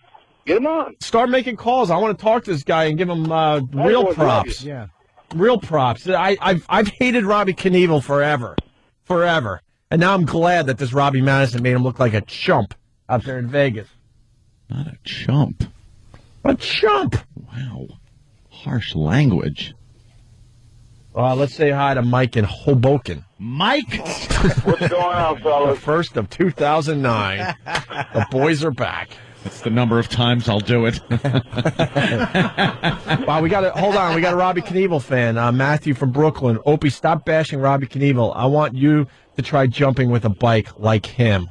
Good one. That's good. Well, go look at the Robbie Madison video and then get back to me. Exactly. That's a real jump. Go ahead, Mike. I have more faith in Pearl Bailey's athletic abilities. That's right, a Pearl Bailey joke. And I was a huge fan of Evil Knievel, and just like everybody else, trying to jump crap with my dumb bike because of Evil. But I'm not a fan. I'm not a fan of his son. Sorry. Go ahead, Mike. 3 garbage balls. Before he actually didn't do his little crappy jump, they showed these computer animations of what could possibly go wrong during his jump. And they showed him hitting the ramp, and they showed this little computer Robbie Knievel flipping all over. And the last one that they showed was a computer animation of him going off the ramp and actually falling into the center of the volcano. Yeah. And then they did the jump. Yeah. And it was, if you can see those animations, they're absolutely ridiculous. Anthony's a pretty smart guy. What would it take for Robbie Knievel to fall into the middle of the volcano, in the middle of his jump? First of all, he wasn't going over the top of the volcano. Right. They put the ramp to the side to make it look like he's going over it, but he's really not. Right. And if he fell in it, something tells me it's a fake volcano. Well, besides that, it would be impossible for him to lose his momentum in the middle of that jump no matter what. There would have to be some kind of crazy gust of wind. Yeah. Some kind of tornado to stop his momentum. I was injured one time during the jump, Gregory. Oh, no. Yes. Done, Ted. Yes. I'm Ted the Daredevil. Hey, Ted, how are you? I have a cape, but I wear it in the front. That's silly. Yes, and the wind blows at my face. It looks like a burqa. Ted, did you have a New Year's Eve jump? I certainly did. Yeah, Ted the Daredevil. Yes, I jumped a bag of marshmallows. A bag of marshmallows? Yes, there were ants all over it. It was very frightening. Very dangerous. I landed and my crotch slammed into that little bar. Ow. Yes, it split my testicles.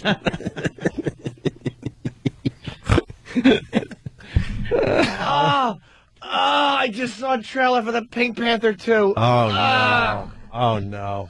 I can't even. I saw no. it. I saw it. I heard it, the trailer, and it's horrid. Yeah. Horrid. Can we hear audio of that? I just saw We've had it sitting here for a while. We could do that. When he's trying to say hamburger, and somebody's trying to coach him on how to say hamburger. Oh, was that it? Because he does it again. No, I think we got some new stuff, It was so funny, I guess they put it in the second one. Great. Yeah, we have it for after the break. Okay. By the way, I guess I got to go with Fast Freddy. Actually, Opie, nobody is talking about Robbie Knievel or Robbie Madison today.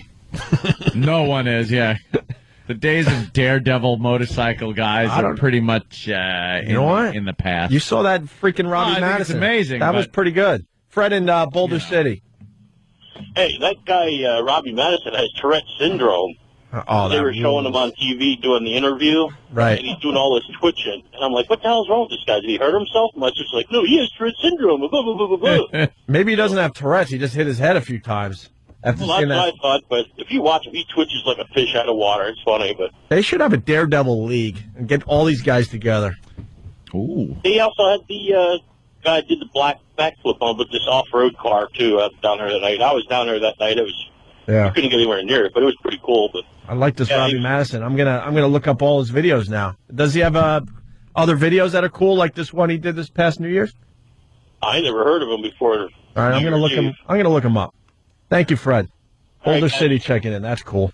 We got to get back on track. Look, man, we've been gone a while, so that's going to take a few days to get all the stories out.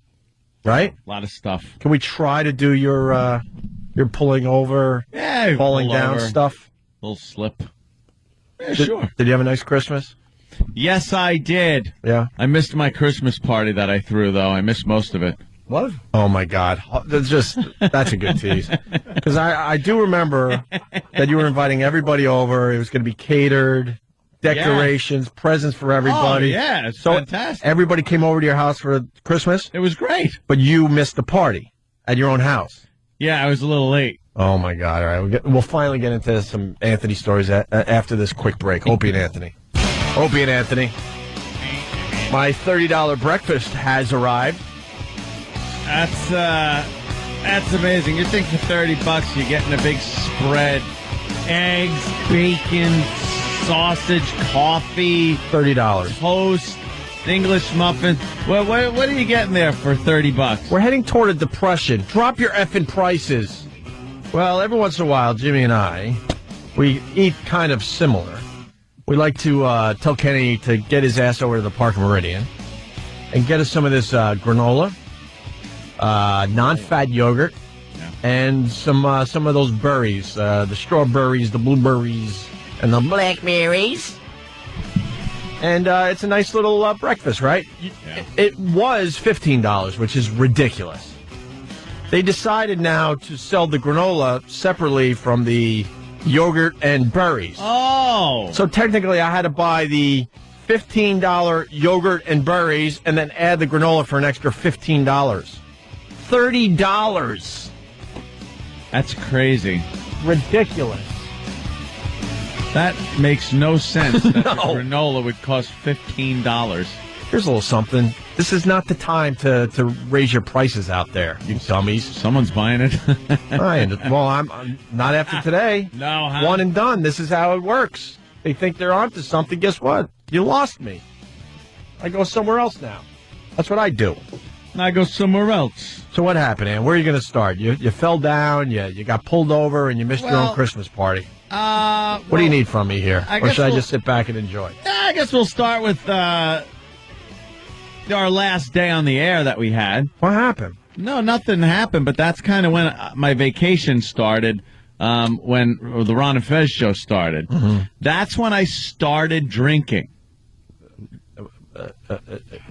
Which was a Tuesday? You never stopped drinking. What was it, Tuesday? You mean you push it to the next level? Oh, yeah. The official binge. Yeah, because it was vacation party time. Right. So that's when I started, and then it didn't stop till, I guess, last night at about 10. Mm-hmm.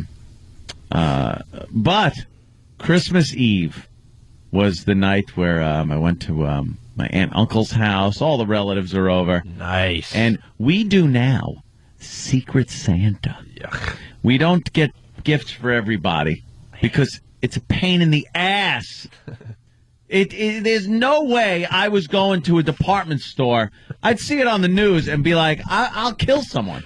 Yeah. I'll kill someone if I have to go into one of those places. Can I jump in for 1 second? I know, like, this is all you, trust me, but just a quick little side note. Discussion. I also had a Christmas party for my family. Yeah. And my nephews and nieces are, like, getting old enough where they're kind of onto me. Uh-oh. And they've come up to me like, so, what'd you get me for Christmas? Because all my other brothers were, like, brought all their presents over to my house. And I said, I threw this fine party for you. You get a party. That's what you get. Thank you. I had a lot of candy and a lot of kids type of food. But like you said, I'm not going to deal with trying to figure out what these little brats want. Oh, Uncle Paul. We heard you. We heard you. I heard it. I'm like, a little slow. We heard you. So I'm with you. But you guys do the Secret Santa. But we do the Secret Santa. See, we used to get everyone got everybody something. And I would wait till last minute and go nuts, out of my mind in stores, just buying stupid things that no one's going to need, gloves and slippers. Yeah. You want a Snuggie? How many times did you see the goddamn Snuggie commercial? What is a Snuggie? Oh, a blanket is so inconvenient, Opie. Yeah. Because you got to put it on you, and I can't cover everything. But the Snuggie is a blanket with sleeves. What? Yeah, so they're showing this old bald guy in a chair that looked like a monk. So look how inconvenient a blanket is. She's like, oh, and then I got to grab for the phone, and now I'm cold again. Why is she annoyed that she has to? The Snuggie it's a robe you wear like a straitjacket. You put the robe. Look at the monk. It makes you look like a monk. You're right. And it's got sleeves. Look at this happy fella. But they act like a blanket is trying to operate the Whopper computer. I know. It's a blanket, you morons. I did not see this commercial. This was on every 2 seconds. They look like they're part of a cult. They do. Everything, this Snuggie, or every infomercial makes whatever they're selling look like the answer to your dreams. Because whatever it's replacing is so inconvenient. I saw the one for glasses, for the sunglasses, this thing, and the HD wraparounds. HD wraparounds, and they're talking about the sun gets in your eyes. And some people use clip-on sunglasses for their prescription glasses, and they show the guy clip them on, and then he's blocking the sun out from the sides and looking like, these don't work. Like everything's inconvenient. Like he just walked into a nuclear reactor, and the brightness is killing him. But then he puts the other glasses on, and everything's fine. Same thing with the Snuggie. You put a blanket on you, and it flies off of you. She's using a flying carpet trying to cover herself. Yeah, I don't understand why you would be annoyed trying to work a blanket. So now you have a blanket with sleeves, the Snuggie. That thing looks awful. I saw this all Christmas season long. This commercial was on. Yeah. And every time I'm just like, this stupid Snuggie. The website is www.getsnuggie.com. Get Snuggie. Oh, I want that thing covered in pre. Ugh, the crusty. The Snuggie is just awful. Who wants a sleeved blanket? I know. It's not a blanket anymore. Funny you should ask, Jimmy. Funny you should ask. Let's say hi to Chris in New York. Chris? Uh-oh. Chris. Hi. Hi, Chris.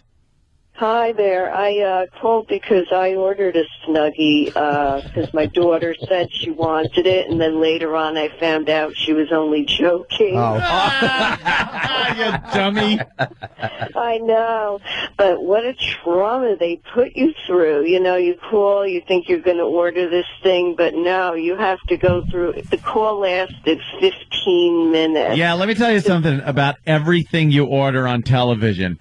It's a scam. Everything is some kind of scam to try to sign you up for other stuff. They try to sell you other stuff. They get your number, which they then sell to other companies. It's amazingly ridiculous what they do.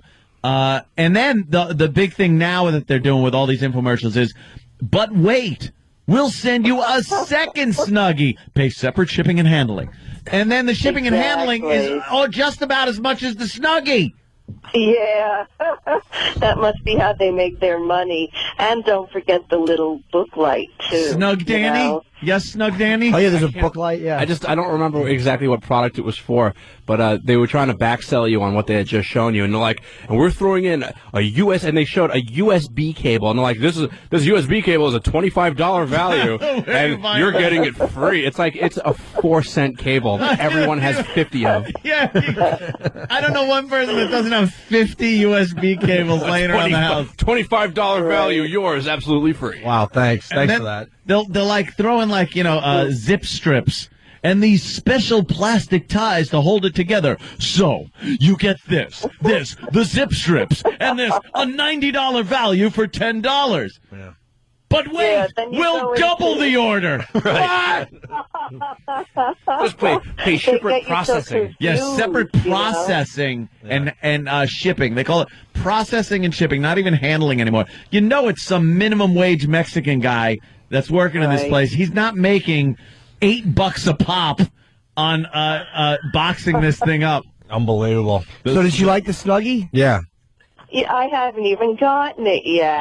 Oh, boy. They didn't get it. Demand that, it's going to take weeks for me to get this, but they did already charge me. Of course they did. Yeah. This thing is awful. 6 to 8 weeks delivery, by the way. Chris.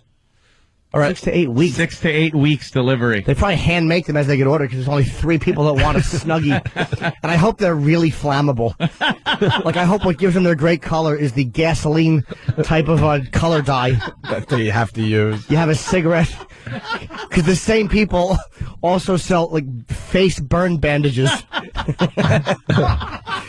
You can't get out of your Snuggie because you're all sleeved in. Yeah, you're sleeved in there. Yeah. You can't just throw it off like a flaming blanket. You drop and roll, and it just wraps around you like burning plastic. Nice. This sticks to your body. Hey, here's the Snuggie commercial. You want to keep warm when you're feeling chilled, but all right, then turn up the heat or get a stupid blanket. Get a blanket. No, blanket. Listen, she'll tell you why a blanket I'm sucks. sorry. Yes. I'm the dummy. I'm the dummy. The woman in the commercial is actually nailing the blanket to her calf so it doesn't fly off. Get a hold of yourself, miss. Right. It's a blanket. It's a blanket. She acts like it's a Wolverine she's trying to put on herself. Panic stricken. You want to keep warm when you're feeling chilled, but you don't want to raise your heating bill. Blankets are okay, but they can slip and slide. And when you need to reach for something, your hands are trapped inside. Now, there's the Snuggie. The trapped blanket. inside? What is she talking about? Your private pile under that blanket? You could get trapped and beaten with soap. Who's ever had to call 911 to be taken out of a blanket because you couldn't get bonbons with the remote control? Dummies. What was the private file? Has anyone ever had a problem with a blanket? No! I'm trying to think if I've ever had a real problem with a blanket. One time, honestly, I was watching TV, and I was going to reach for something, and when I reached my arm out, the blanket kind of came off my arm. Oh, no. So I had short sleeves on, and the arm was temporarily chilly. Yeah. But then I got what I was supposed to get, and I took the blanket with the hand that was still covered, and I flipped it over, and then my other arm was covered, too. It was fine again. So you didn't even need sleeves on a blanket. No, but it would have been so nice, because I wouldn't have gotten that little chill that I got when I was reaching for the lubricant. And how about the fact that your hands are sticking out and cold? Yeah. Like, part of the blanket is getting your hands under there. And I'm sure they figured getting it out. all warm. Yeah. No, they haven't. Oh, not Look, yet? she's reading a book, and her hands are sticking out. She's wearing a backwards robe. It's a robe straitjacket. Tie it in a knot in the back and beat your grandma as she wears a stupid Snuggie. Yeah, but you got easy access to grandma's backside. Yeah. And who doesn't want that? Yeah, you can take a dump in it while you're still nice and warm. That's what they call it, the dump blanket. It comes like on the top thing, it's got like a toilet paper roll holder.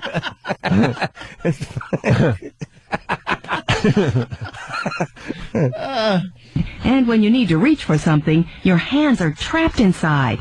Now, there's the Snuggie, the blanket that has sleeves. The Snuggie keeps you totally warm and gives you the freedom to use your hands. She's describing You can work clothing. the remote, or read a book in total warmth and comfort. It's a dress. Use your laptop without being cold, or enjoy a snack while staying snugly warm. Ew. If they use another version of the word Snuggie. Snuggie. Sounds like a fetish. I'm a Snuggie. Right. My daughter's a Snuggie lover. Kind of has that plushie, right? Yeah. I know where you're going. Yeah, I'm into plushies. That was all over the place, though, for Christmas. I swear to God, this is the first I'm hearing of the Snuggie. I've been a little out of touch with television. Tom on Long Island's got a little more on the Snuggie. Tom? Hey, what's up, guys? Jimmy, I love the book, man. Thank you very much, buddy. The best part about the commercial, fellas, is that they're at a sporting event. The whole family wearing Snuggies, looking like a cult. Will they high-five each other? Yeah. They did. Show that he's right. They're like in the bleachers. Yeah, there they are. Who would wear that to a game? That's embarrassing. Watch them high-five. That's embarrassing. My mouth. Watch the Snuggie family high-five. I probably hope so the snipers know who to hit. I hope that's why they're wearing the Snuggies. He hates these Snuggies. Yeah, they high-five. Yeah, but the cold dorm room was good. When it goes, and those drafty dorm rooms, look at her. And you know the back is easy access because it's open like a blanket. She's dating two players from the same basketball team and they don't know it. So she has two different color Snuggies. Because each time one comes and leaves, they stain it. Yo, why is your Snuggie standing up by itself? That's machine washable. Hold on. What is it? How else would you wash it? No. Harlequin girl from Buffalo writes, my grandmother bought my husband a Snuggie, but she got him the generic one from Harriet Carter, I guess, local something maybe. It needs to be assembled around you with snaps, which he's too lazy to do, so he walks around the house in this cape like a superhero. Snuggie with snaps. What is this one? What's this one? Dave. How are you, Dave? How's it going, guys? My sister bought my mom, it's the QVC version called a Slanket, and when my mom opened it on Christmas morning, she started crying. And my sister's like, what's wrong? And she's like, are you putting me in a nursing home? Because I can work a blanket. What's wrong with you? I'm so good to you. Crying when she gets a Snuggie. Yeah. That's one of those. It was absolutely terrible. That's one of those. We should have a list, but it's one of those gifts you get somebody that you don't give a crap about. It's here, take this Snuggie, take this Chia Pet, take this. Crap gifts. You're off my dumb list. So what is the Slanket? It's just the same thing. Same thing as a Snuggie, a sleeved blanket. Yeah. Slanket. I hate when they combine words. Oh, stop it. Why? Don't do that. They're fun, Jimmy. It's not. Yeah, they're fun. Oh. It's not. Yeah. Unless they're combining, like, who's your friend? Oh, he's a Canadian runt. Boo. Boo. John in Orange County. Yeah, how you doing? All right. Listen, my mother-in-law bought us 5 Snuggies for Christmas, and I think they're made out of the same material as ShamWow. The Nathif. Absolutely ridiculous. Yeah, the ShamWow's another biggie. Yeah. That's but let me tell you. Let me tell you something. This Snuggie, I feel like I'm in the church choir when I put it on. Yeah. Fernando brings up a good point. I'm sure they'll dump out down the hall, but someone out there will hear this. Go ahead, Fernando. Hey, what's up, guys? Great show. I just wanted to point out that if you got the Snuggie and you're a guy, you're trapped on the Snuggie. You can't masturbate. if you're watching porn on the computer or through on a DVD, yeah, true. You're trapped under it and you can't. There's no access to your. You get busted easier now. There's no access to your Peter. The Snuggie should have like a little doggy door on the front. It's all a conspiracy, man. I hear you. They want us to join cults. No, well, you know the thing's just falling off of your shoulders. It's awful. Stand up. All right. It's not connected to the back. We went off on a tangent. Oh, yeah. I was talking about presents and stuff and how we had to do Secret Santa. So I only have to get one gift for somebody. On Thanksgiving, we actually pass around the old hat, pull the names out. We gave up on that, but we did that for years. And then Christmas, you get that person a gift. Does the person that pull your name just try not to show the over-the-top excitement? Like, no, because they got to get me something. Oh, it goes like... It's secret, so I pick a name, and I have to get somebody something. Oh, I they see don't know it's right? from me. Okay, yet. I got you.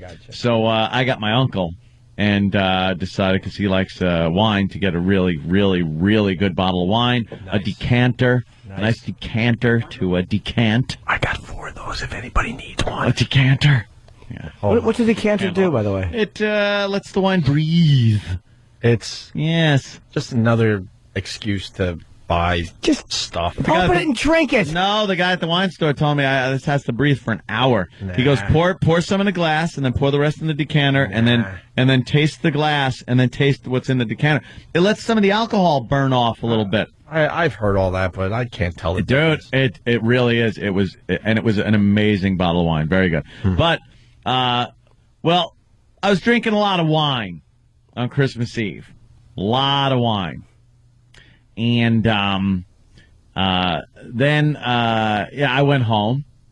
And the thought once I got home. Thank God you got a driver. Woof. Look, I put the cruise control on. One less thing I have to worry about is how fast I'm going. And then I keep it in the right lane. And you calculate what's the speed, because you don't want to be perfect, because that's suspicious. About 62. 62 is the speed. 62. You have figured. But in the 35 zone. over lawns. Knocking over mailboxes. Driving through people's backyards. Yeah. Got wine in the car. Yeah.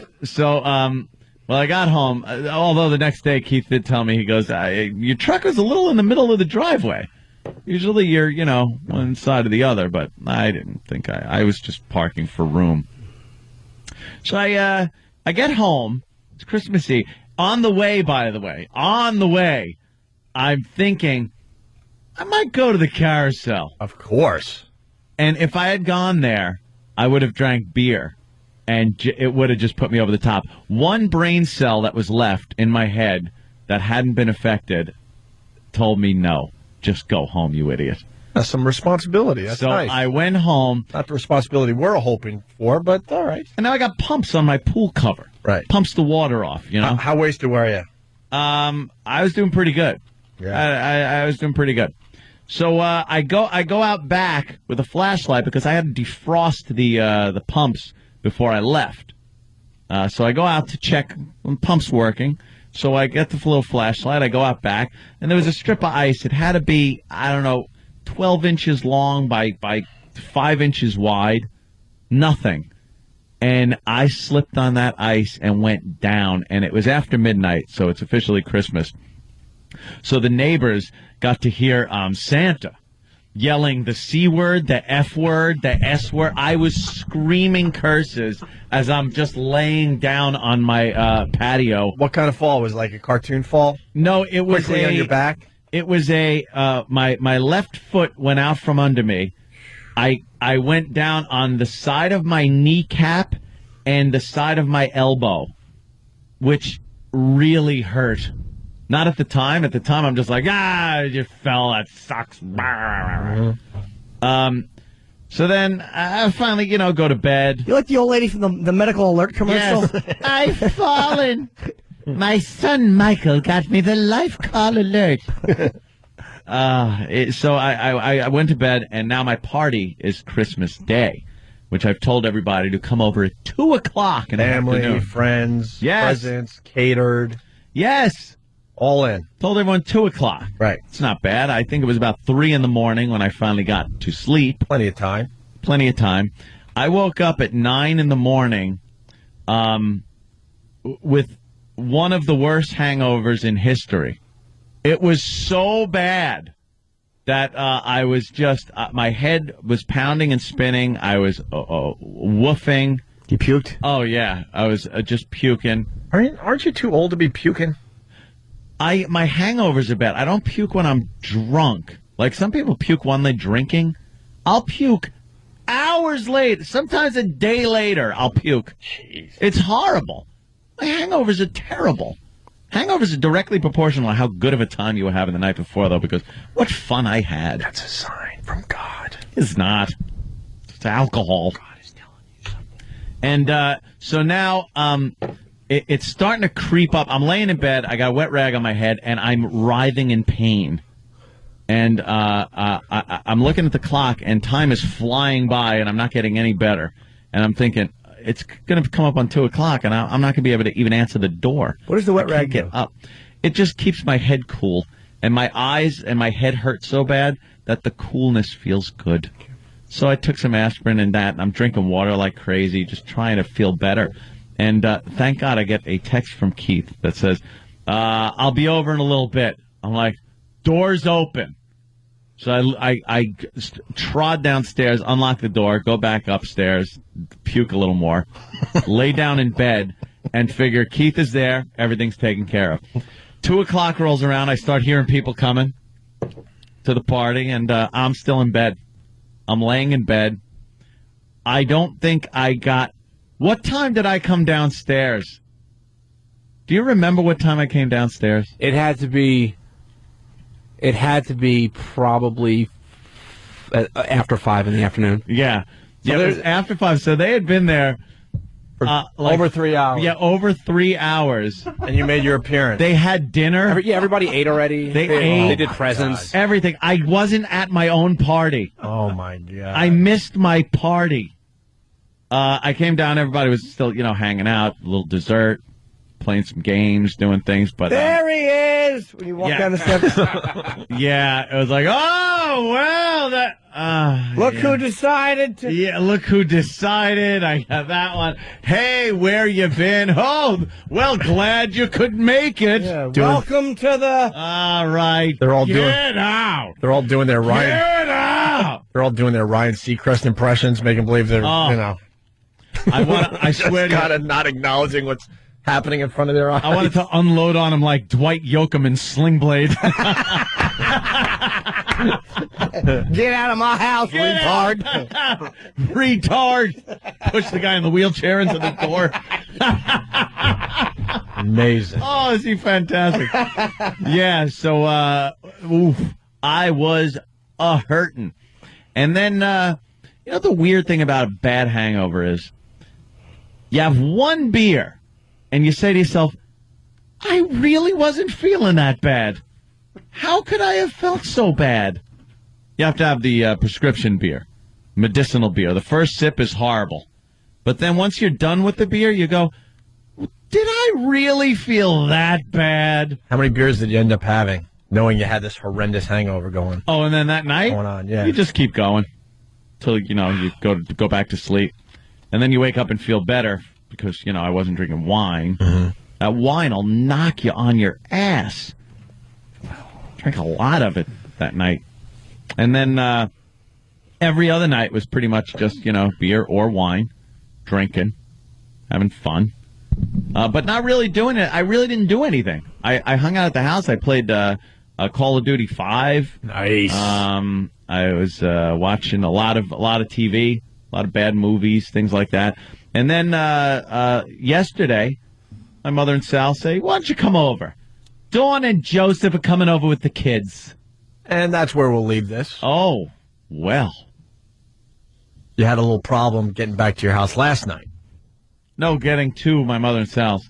Oh, two. Whip, woo, whip, woo. All right, well, two. We'll continue with Anthony's vacation nice stories on the way home in just a few minutes. Opie and Anthony.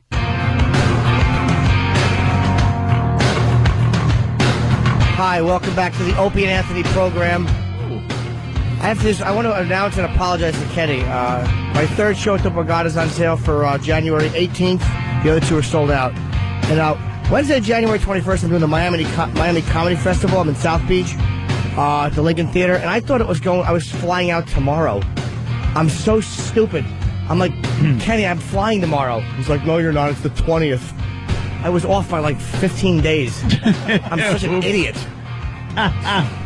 So, and the second, because I heard that little exchange go back and forth, the second I heard it, I was like, I know Kenny's right. Mm-hmm. Like, you're like, no, it's today. I got to fly out today. And Kenny's like, no. And you knew Kenny was right. And you still wanted to yell because he's crazy like that. Yeah. I was panic-stricken because when I said to Kenny, I thought maybe I just talked about a flight because I'm like, yeah, I got to fly tomorrow. And the look on his face, it's the look that you'd always expect Kenny to have on his face. Yeah. Like a blank, I don't know what you're talking about look. If you only heard him on the phone, you think that's how he looked all the time. Yeah. And he's like, no, that's the 20th. You know what? I hate Kenny now. Why? Why did he have to tell you? I asked. But Kenny should have said, yeah, we're flying tomorrow. And you show up with all your luggage. He's not coming with me. That would have been beautiful. Oh, wow. Why'd you have to say anything? I would have went Let to the this airport. dummy freaking get all his luck. If I didn't say anything, I would have went to the airport tomorrow after the show. Kenny, you suck. Oh, with that, you should let that happen. It would have been a panic. Yeah. I would have gone to the airport. You'd have been arrested. You'd have made a big scene. I would have. I have a ticket. I got to go before. Believe me, do you know who I am? Would have flown out. They would have said, "No, we don't. We live in Boston, Philadelphia, and Vegas." That was hurtful. Please. All right, so when we left you, Anthony was on his way to his mom's house? Yes. And Sal's house? Yeah, you do the Sunday afternoon thing, go over there and what car did you see take the out? kids. I took the Escalade. Nice. Because, with the weather the way it is and the salt on the roads and stuff, I don't want to take the Mustang out. Mm-hmm. So I took the Escalade, which isn't known as, a race car. Right. I usually don't, I drive over the speed limit with it, but not like I do with the Mustang. So I'm getting on to the expressway. I have a very long on-ramp by my house to get on the expressway, which I like, because I'm of the school of thought that if you're getting on a major highway, use the on-ramp to get up to highway speed. Whenever I see somebody at the end of an on-ramp with their blinker on and their head hanging out the window with their elbow looking over their shoulder like, how did you fail? Right. How did you fail the entire length of the on-ramp to figure this to out? fit in to traffic? Right. It amazes me. And when I pass that car, I always look and go, up, it figures, because it's always one of them. Yeah. And you know what I'm talking about. Uh-huh. Yeah. So I give her the gun, give it the gas, wham, working the Escalade up to highway speed. And I notice the back end of a police car. It's not a Nassau County cop car. It's not a sheriff's car. But it is a police car. So I see him. He's in front of me.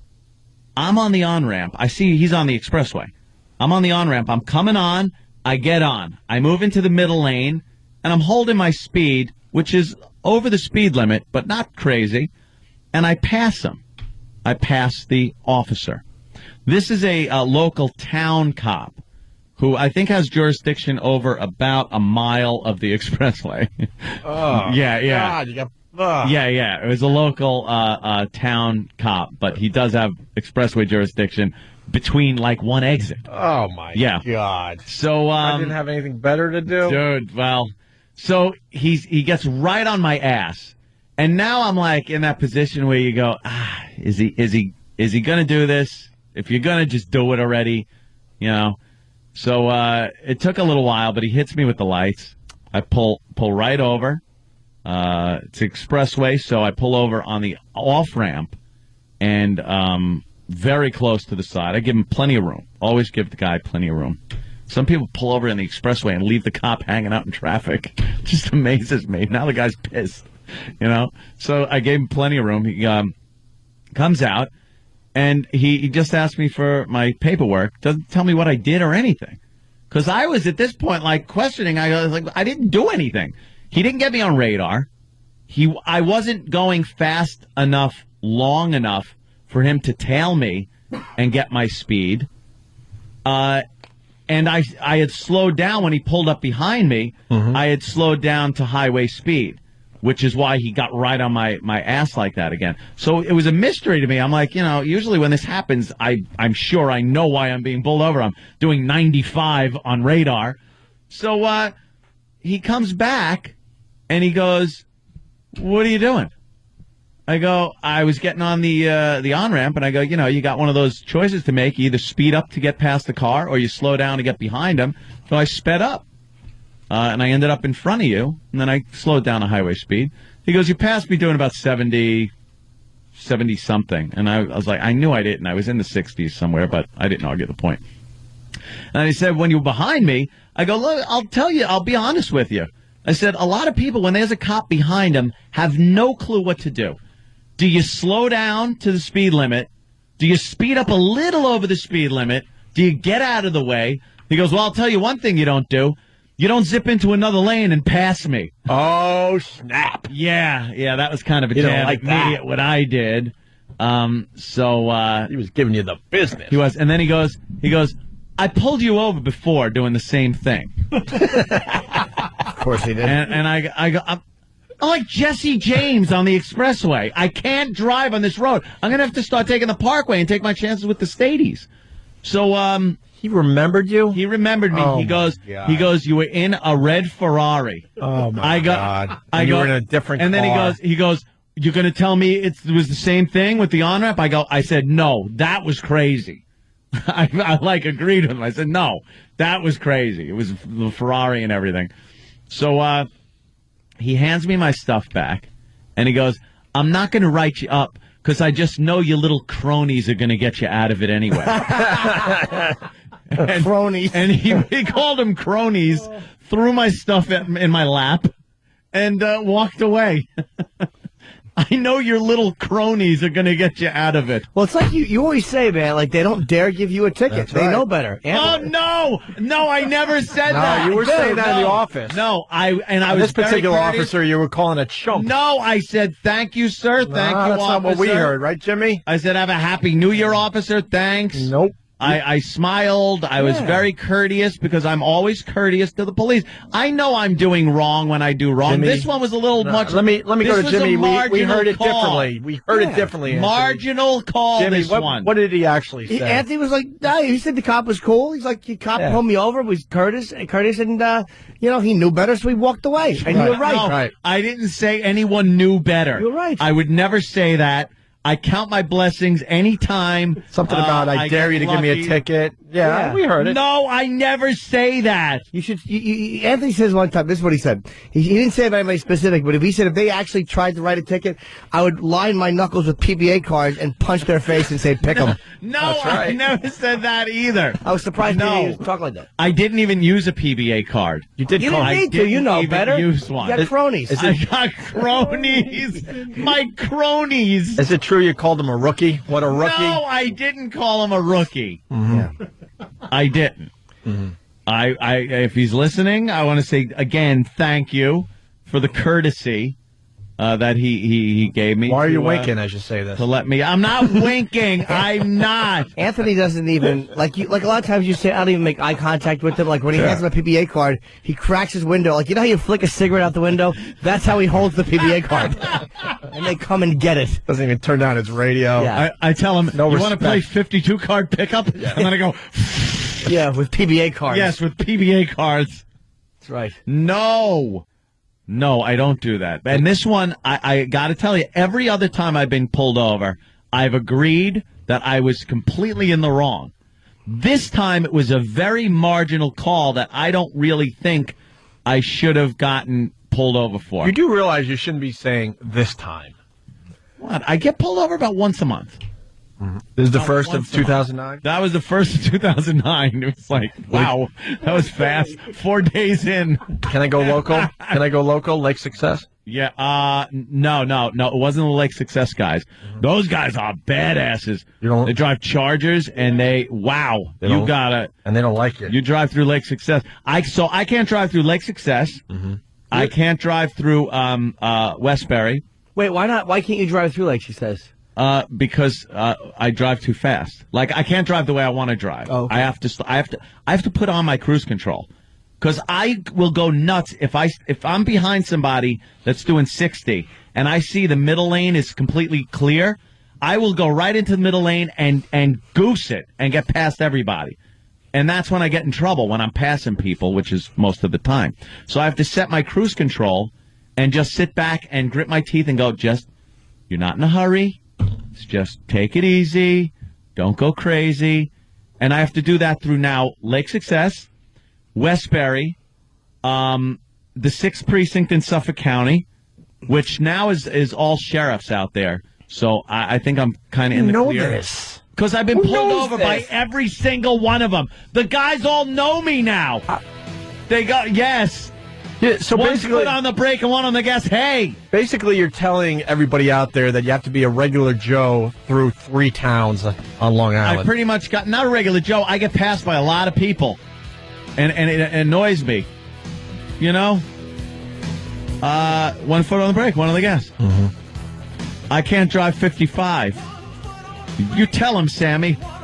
Oh, it's just horrendous. He can't drive 55, Jim. Oh, my God. There's too much traffic. I can't pass. It drives me crazy. This is the song that's going through my head when I'm driving. What's this, 83 or something? Yeah. Somewhere around there. Some awful year. Big black and white. Cuts the groove again. And then I sing. What, you don't like this, Jimmy? Oh. Take my license, all that jive. I can't drive. See, he can't drive 55. Cool. Yeah. What else rhymes? I drink 5 Alive. I enjoy Burl Ives. This is terrible. Stephen S. from Bayshore, and tells himself you'll still be filthy rich even if it takes you an extra 10 minutes to get there. Oh, is that what I do? Tells himself. Maybe he tells him. Yeah. That's what I have to do when I drive. Yeah. Like this morning, I hit a wall of traffic. Oh, boy. And I started getting a little antsy. Up on the curb? What'd you do? No. This is expressway driving. It's 4, whatever, 5 in the morning, whatever it is. Sure. And I get antsy. Like, why are you in the left lane and not doing 70 at this hour? You're doing 60, and you're not passing the people next to you. So it gets me kind of crazy, and I start looking for openings. I start looking ahead for openings. And when I find one, I take it, and I hammer down and get past the entire thing. And then I look at my rearview mirror and just see this big block of headlights and go, what are they doing? Why aren't they in a hurry to get anywhere? One guy had his hazard lights on in the left lane. If you got a problem that you got to turn your hazards on, you better be on the shoulder or the right lane. Sure. This guy was in the left lane with his hazards on. I had to pull next to him in the middle lane and just look at him until he finally looked at me. And I saw something from some faraway land that didn't understand the concept of turn off your hazards. It negates your blinkers, first of all. It makes your blinkers useless. And you're in the left lane. That's not what country are you in? Oh, it's annoying. No wonder I get pulled over all the time. People annoy me on the road. I get genuinely annoyed. So in driving home, I set the cruise control. Very good. Because that's what I do. I've been pulled over for speeding every time I'm pulled over. Every time I get pulled over, it's for speeding. It's not for an illegal lane change. It's not for not using my blinkers. It's not for equipment violations. Mm-hmm. It's always for speeding. So if I want to put the odds down of me getting pulled over, I set the old cruise, stay in the right or middle lane, keep it between the lines, drive like a good boy. You're thinking. But I've always done that. It's when I'm driving to where I'm going. That's the problem. Well, that's when I'm not thinking. Basically, I get what you're saying. Yeah, exactly. There's something going on. Wow. At your destination. Could be. Mm-hmm. We're going to mop up next. Opie and Anthony. Yeah, it's good to be back live. The Opie and Anthony Show. Looking at Al Pacino pictures. We love teasing Al's wigs and his little lips and his shoes. We found a new one that we can make fun of. Nice wig picture. What color is that? It's like a light brown. It's reddish, like just brown. Sandy? Mousy brown and auburn in it. But then my side's all gray. You can tell where the hair ends and the wig begins. But it's too high. Yeah, it's very high. Gives me extra height. With my lips. I was watching, I guess that movie, that horrible movie with him and De Niro is coming out on DVD, so they've been having a lot of trailers for it on TV, and it's just horrible. Maybe if you sprung for a drink every now and then.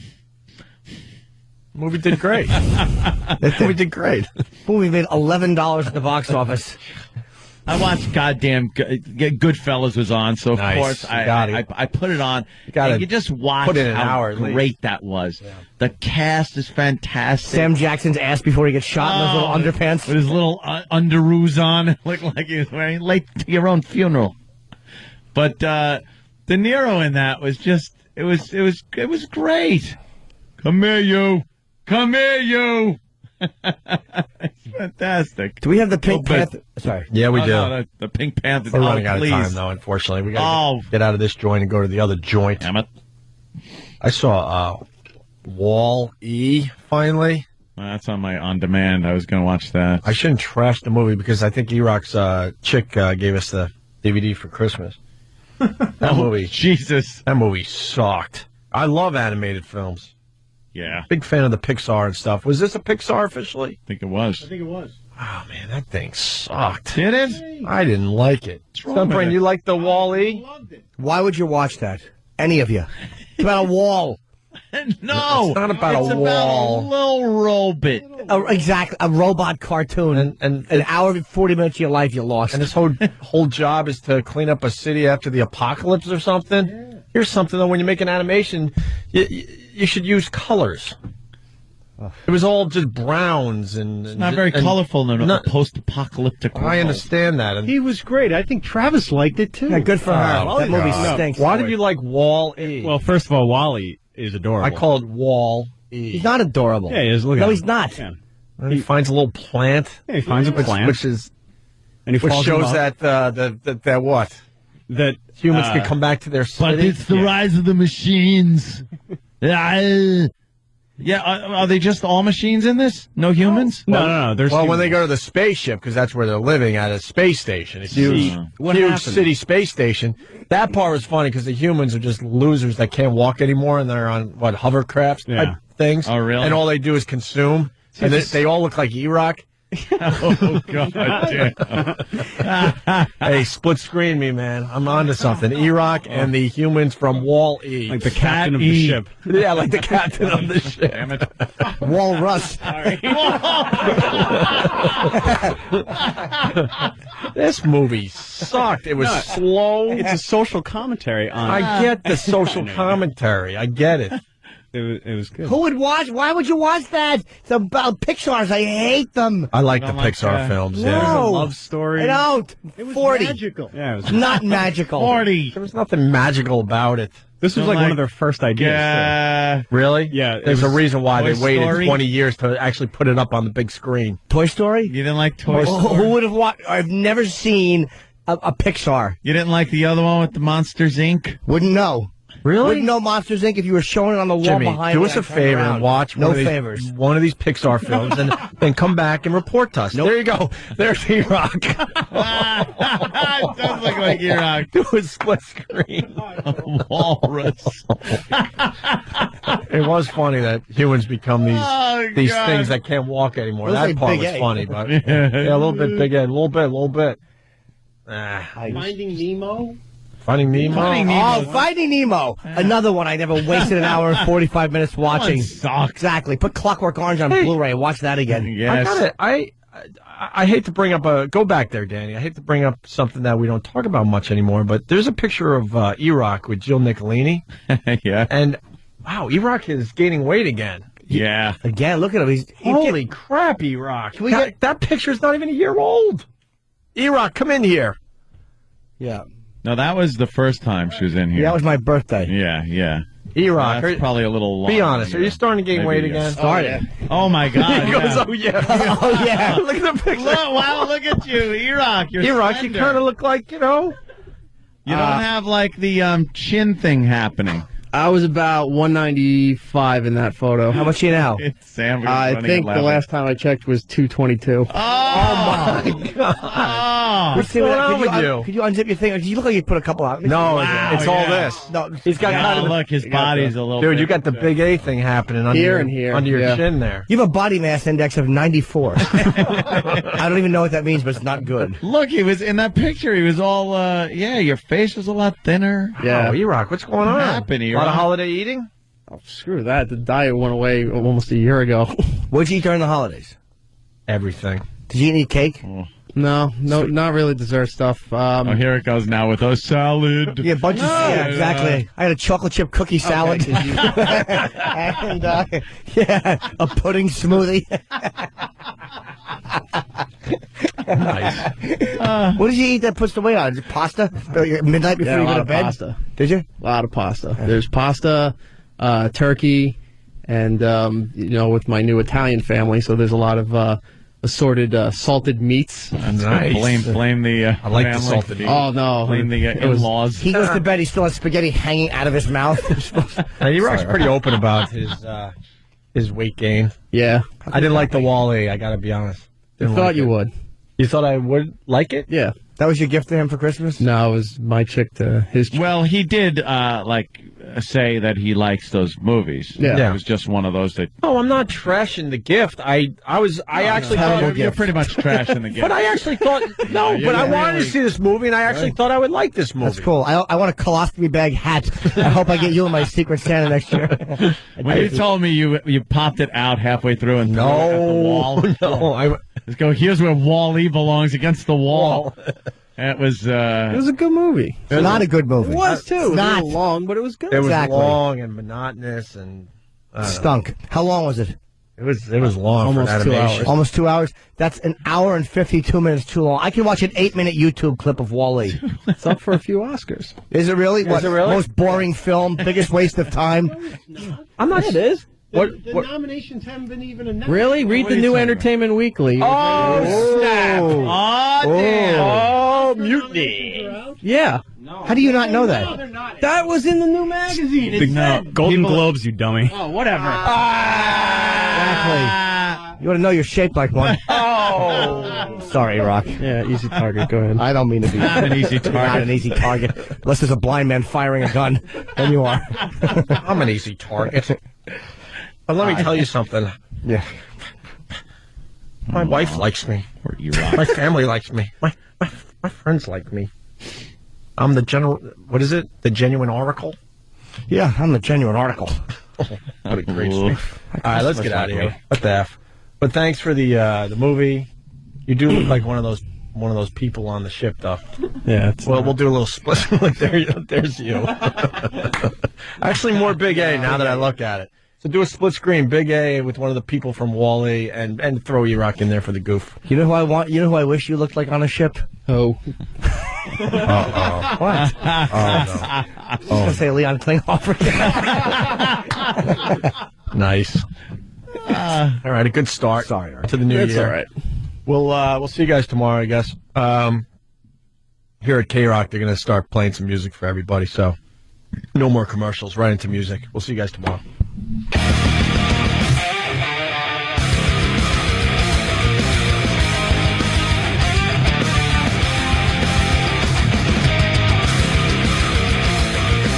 Are we on? Oh, we're on. All right. I see some leftover Christmas gifts in the studio. Yes. Also, Doesn't like that. All right. Also, really, hold on. You all right? Yeah, Kenny just gave me another Christmas gift. Oh, what is it? Aw. The HD flip camera that Anthony has. Whoa! What a gift. Thanks, dude. Isn't that good? I carry mine everywhere. It's Wait a right minute. here. What? It's great. Thanks, Ken. Problem? What? Maybe Kenny should say. No, there might be a misunderstanding, but James is usually never wrong. Problem? What's going on? This is the HD one, right? Yeah. Oh, he knew I wanted this. Thank you. Now, I was on my way to a photo store to return something. Oh, okay, yeah, I know. Because you were telling me that this morning. That's why I was confused. Yeah. And I was going to blow up your spot, but it seems like there's something even different, more different going on right now. No, so What's wrong? Checking on my iPhone was screwing up on me. No, he was returning that because his son didn't want the... He didn't want it? His son didn't want it, so he was going to return it. But Why didn't he want it? Somehow now Jimmy has it. Kenny gave it to me. Yeah, but it's different than just a camera. I got 20 cameras. This one is good. It's right there in the pocket. It's ready to rock and See roll. that UFO? You're right there. With all the cameras, you would think there'd be more UFO video. Yeah, I know, right? That just goes to show it's a bunch of shit. I'm kind of with you now. Back when everyone had no one had cameras. They had You had to set up a tripod in the middle of the fucking desert to get these things. Everyone catches everything on camera now, and not one real good UFO. And no real Bigfoot photos. No. Or Loch Ness. It's all shit. I want to see how this works, believer, though. too. This looks pretty good. Thanks, Grim. I want that so bad. Can I like it. No, Let me see it, Jimmy. No. Please. No. Please. There we go. That.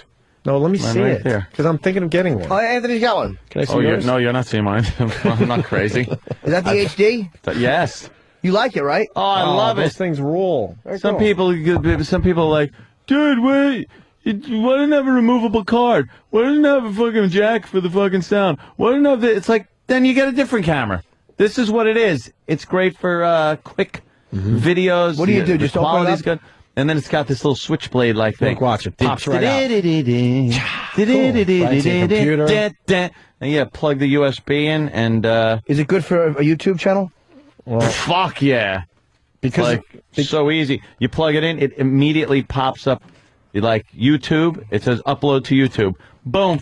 You just do it. Boom. See, I give Kenny money every year. That's why I have to give him his gift. But it's like, you got me a gift and you got me another gift. It's embarrassing. Well, let me have that gift then. No. Because Anthony, I got my groomsmen those cameras as a little thank you. Aren't they fantastic? A little thank you for doing whatever they do. Kenny, stand there, look nice for everybody. Thank you. Hey, Kenny was just. I'm thanking Kenny. Kenny. All right, you'll get the invoice in the mail. Of course he will. The invoice with the handler's fee. Don't forget the handler's fee. That handler's fee. If he was 5'3", I'd belt him. Oh, I know, right? Handler's fee. Oh, Kenny does a lot of nice things for us, but because we're animals. He is a ghoul. He now has a handler's fee, and the funny thing about the handler's fee, it's like for $2.89. It's the worst handler fee ever. Don't forget the handler's fee. Did you see your one when your car broke down? Yeah, that cost me a bit. Yeah, but I made the handling fee 95 cents to make it 1,500 even. Yeah, you creep. Surprised you didn't charge me for dinner your wife cooked. That's coming. With the handler's fee.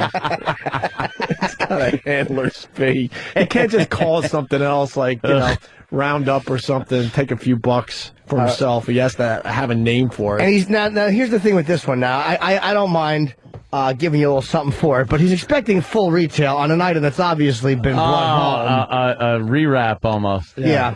And it's sealed. What's that? The seal's not even broken. That's cool, but I'm saving you the time and gas to bring it back. That's right. So by the time you drive it back, and how much money do you charge an hour? You probably charge like, a couple $100 an hour? No. $70 an hour? Yeah. To do some work? That's an hour of time I'm saving you right there, plus your gas. What are you, a lawyer? Yeah. Don't give him any ideas, you idiot. Well, I'm going to give him $100. $70 an hour? What are you kidding me? I'll give you $100. Mannix didn't make that much. The handler's fees I get from this dope is like for a couple dollars here, a couple dollars there.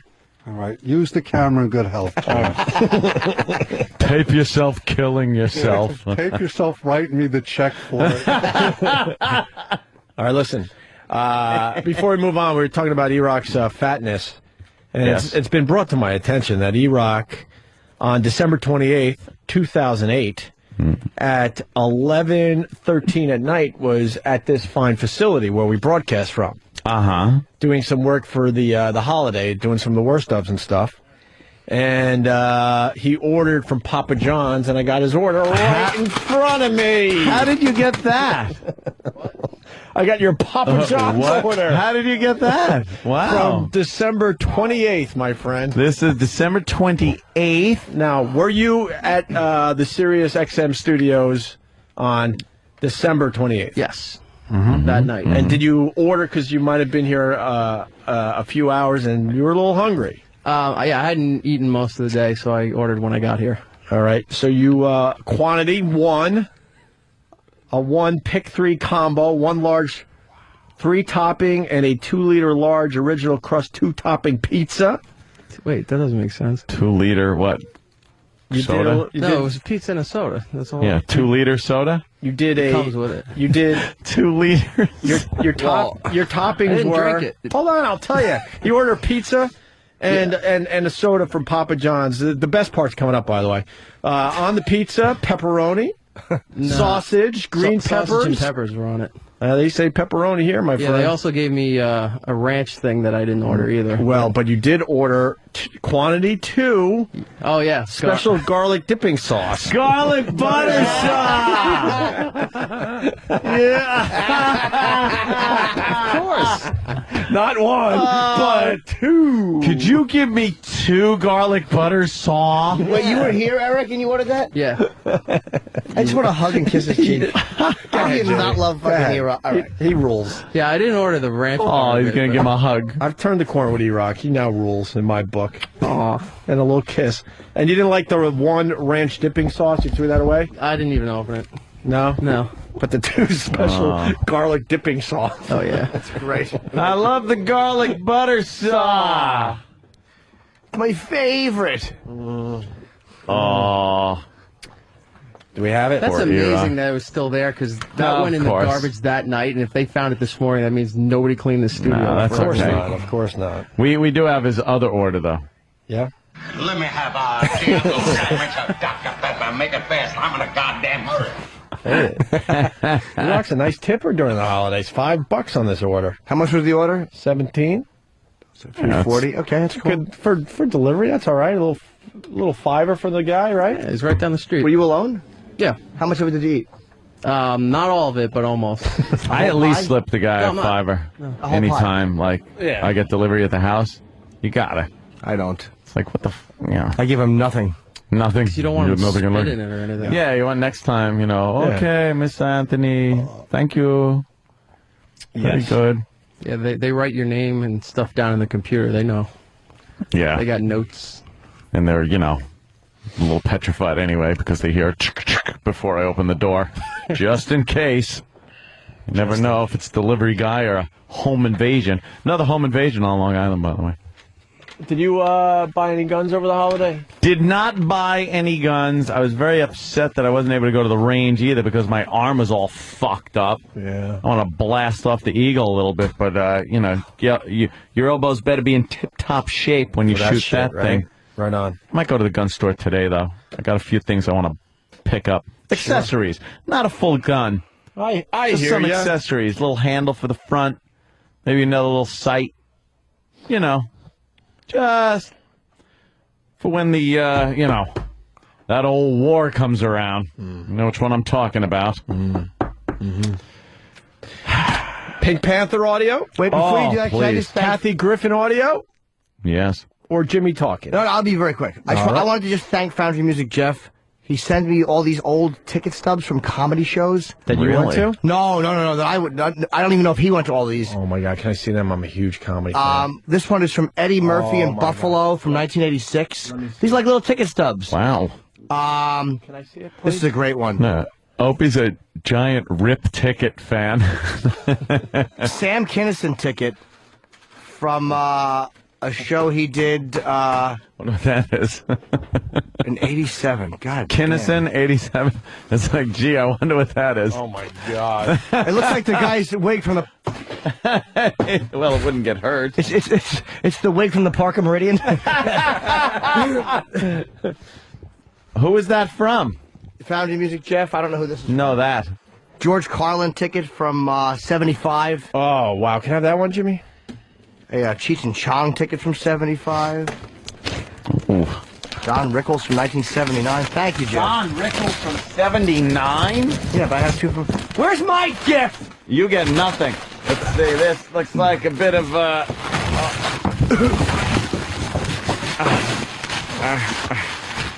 Oh, wow. O&A Army. Oh. Camouflage. Well, look With at that. Opie on the right shirt pocket. Looks great with sparkles on it from the wrapping paper. Oh, or from a stripper. That's good. I might need this. That's a nice helmet, That's What good. kind of helmet is that? That looks like your standard, a little old, but what Is that year is this? Is that the Jet Travolta helmet? It would have to be Right. bigger than that. There's one. There's one. Figured someone should throw out the first one. One away. People are asking how people are asking how my new car is at. What? Huh? Huh? Did you get a new car? Huh? Did you get a new car? Huh? What'd you get? I'm still I'm still looking. I still drive around in the... My check gauge's light is going on now. Oh, is it? No. Is that a bad one? No. You got plenty of time with that one. That's good. So you got a nice helmet, and what else? You're I'll say. You're... Oh, you're going to have the same thing Opie's as dash me. lights up like Flight 800. Oh, shit.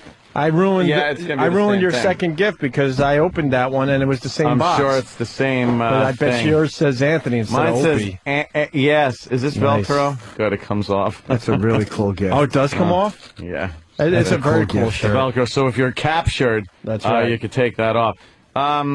I'd like to have a patch made up, something in red and black. Oh. I'll discuss the pattern later. Nazi joke. Could be. Did you see Valkyries or whatever it's called? No, I haven't seen that. I'm waiting for a screener copy for the theater. Yeah. No Filter Paul, our old pal. Oh, you got the list? Well, maybe I shouldn't talk about the list. How is Paul? I just want to say hi to No Filter Paul. He disappeared for a while. Is he back? He's back. Where's he been? I don't know. Was he locked up for something? Maybe trying to. I don't know.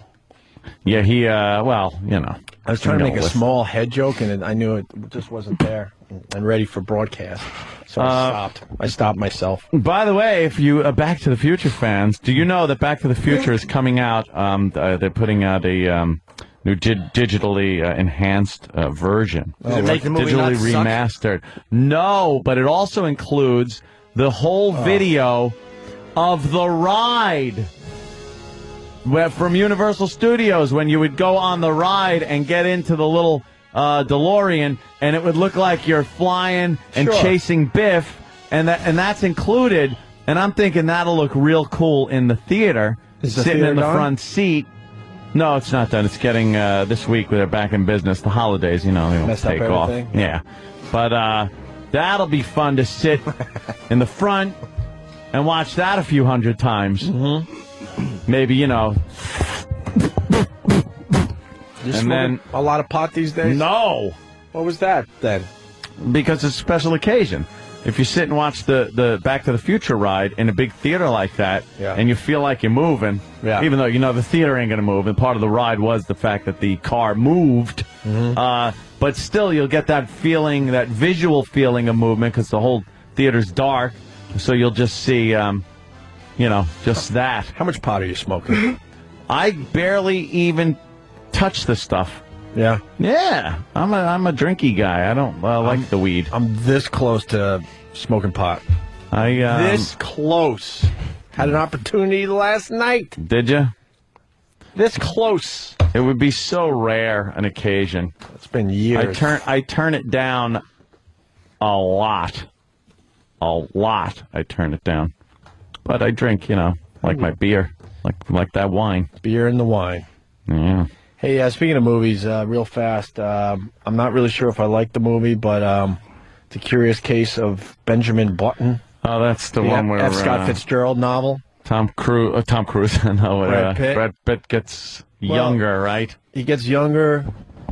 The only thing I want to say about the movie is, obviously Brad Pitt starts the movie as a really old dude, right? And he's getting younger and younger. And I was thinking to myself, I know it's coming. I know it's coming. I know it's coming. Sure enough, about 2/3 through the movie... You came? Yeah. I had cumsies.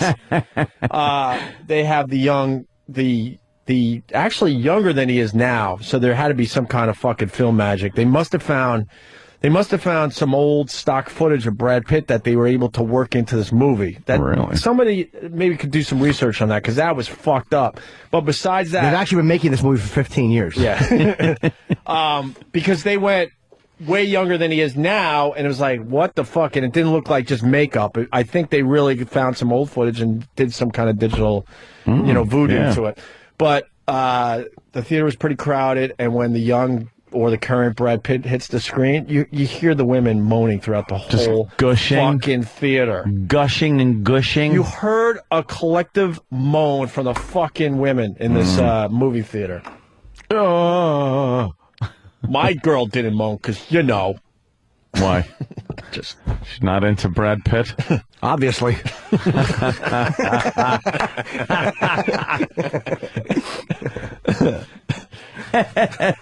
Damn. But I'm like, here it is. I knew it was going to happen, too. The women, they love this Brad Pitt. They love the fucking guy. I wanted to see Valkyrie. And I even looked for the theater, the time, everything. And then I just started thinking about it. About the theater experience, going in, the fucking people, and I couldn't do it. Yeah. I said, fuck it. I'll wait for the old bootleg. You know, it's a pretty good theater. I'm going to go local. That one in Huntington, they jazzed that fucking place up. Yeah? It's a little nicer to see a movie in there now. What's it called? Huntington Shore or something like that? What is it, got stadium seating? No. The fucking movie theater seats. Enough with the regular theater seats. Fuck! How long have they had stadium seating now? Where you go into a theater and go, this is nice. Gut your shit theaters.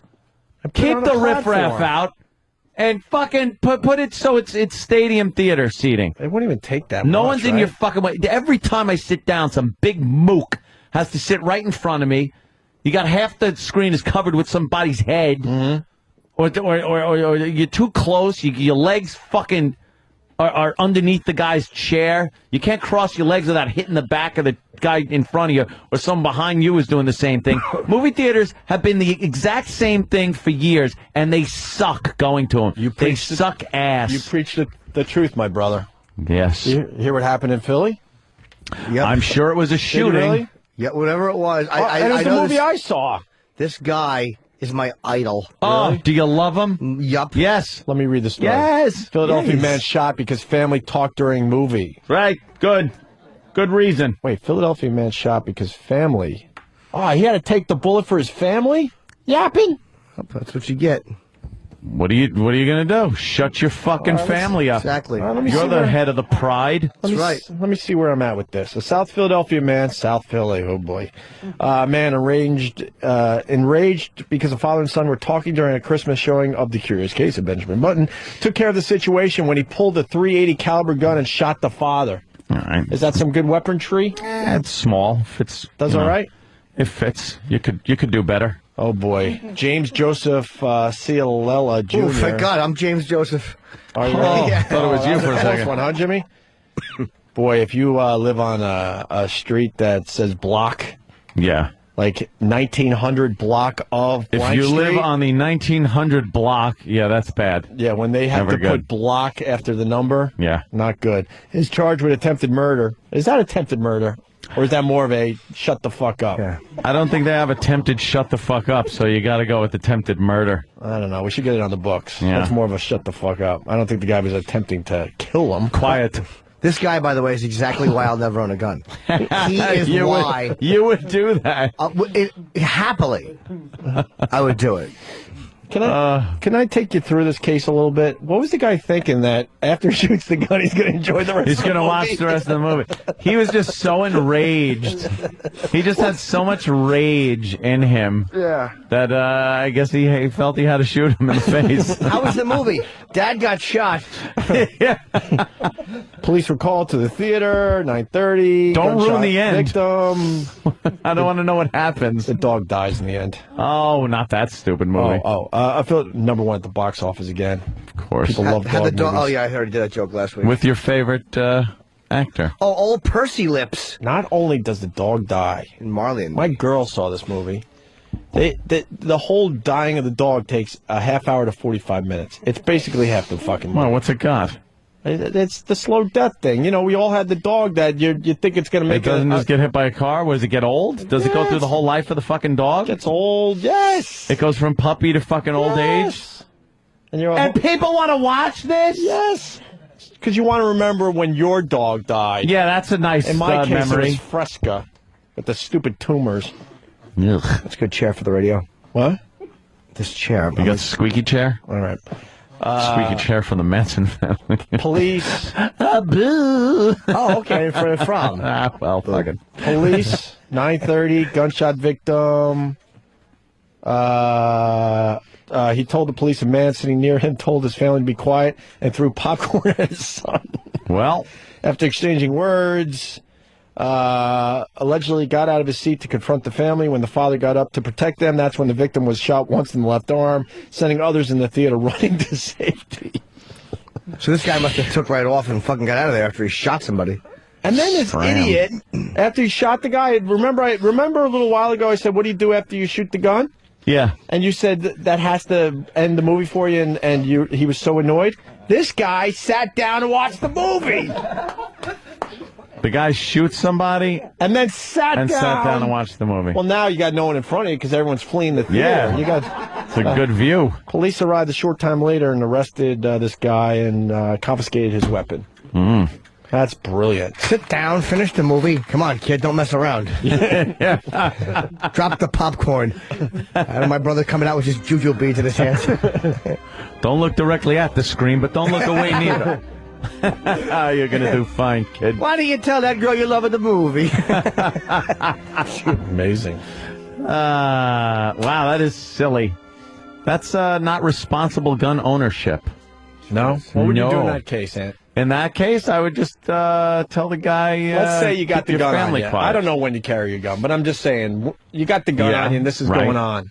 What are you going to do? The thought of using the gun never comes into your mind. Good. You're in the movie theater. There's someone being an asshole. You do you at least tap your side a little bit, like? I'd be fine if I was you. I'd clam up, and then you stick it through your jacket like an old time crook, through your pocket.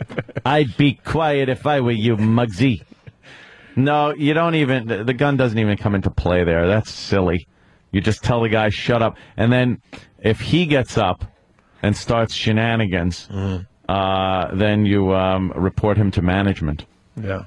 And say, hey, this guy is talking. Jesus. You'd be a real pussy about it. You know what we do? We sit there and take it. That's our problem as being white Americans. Dude, I've taken it so many times in movie theaters. I'm sick of it. And I know somebody will call them, hey, you guys pussies. I don't take it. I get right in their face. Well, good for you.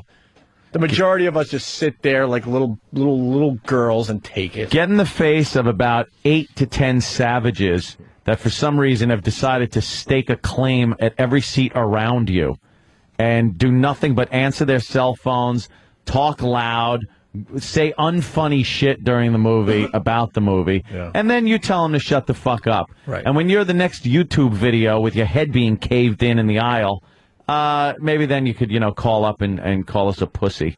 Every time we say this, though, there's at least one. Oh, yeah. I fucking tell them they back right there. Shut it. Yeah, well, we don't weigh 350 pounds. We're not intimidating. I just hate going to the fucking movies. You hate it. Yeah, I'm not a big fan. That Brad Pitt magic thing, let's go to Matt in Virginia. He knows. I knew they were doing something. What do you got on this, Matt? What's up, Bob? Hey. I do all the IT work for the company that actually did all the age regression shots. Oh, no shit.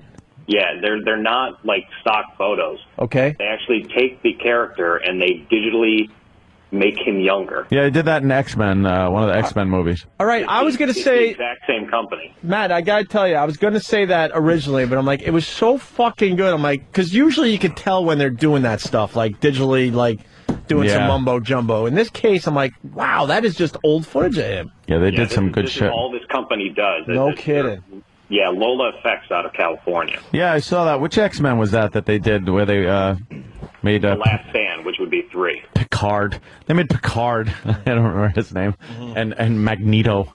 Yeah. Look younger. All right, boys, take care. Thank you, sir. All right. There Goddamn digital age, my friend. I hear you. Pretty cool shit. Better and better, right? Did you see the... oh, no, you didn't go to the movies. This, No! The trailer for Watchmen looks fucking good. What's that? Got what to watch? Boo, boo, boo, boo. No. Boo do you do? It's his documentary Steve made about what he does at his spare time. Oh, my God.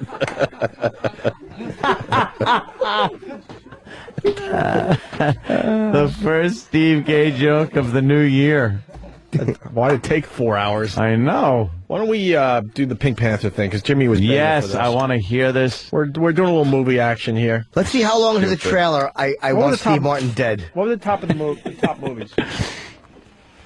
Top movies for the week. I would say the first one is that stupid dog movie. Correct. Where the dog ages and then dies. Let's see so wait a minute. So the real time of this, how old is the dog when he dies? I didn't see the movie. Obviously, we've all been there. You get the young fucking dog, and you have to deal with like death when you're only 12 But so years you're old. talking the movie goes over the course of 14 years? Yeah, sure. Or something like that? Yeah. However long fucking those little shit ass because I don't think carpet wreckers live. I don't think it's a surprise that the dog, dies in this movie. I think most people understood that just by watching the trailers and stuff and reading up on this movie. But it's like a third of the movie. What do they take him to the vet? Yeah, that whole thing. And is it? Do they give him the old blue fluid and they're cradling the dog and it's like, you're okay now. You're going to be. Why would you want to see that? I'll tell you the exact depressing, fucking loving. People love being depressed. Go fuck yourselves. Can we talk dead dogs for a while? What? Oh, Jimmy, I apologize. Go ahead. No, I say the reason that the dog died, this is what you're leaving out, is because Owen Wilson fucked it to death.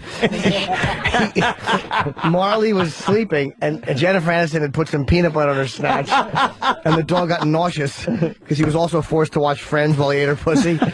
And then, what's his name? Then Owen Wilson did heroin and fucked the dog and collapsed on it and crushed its insides.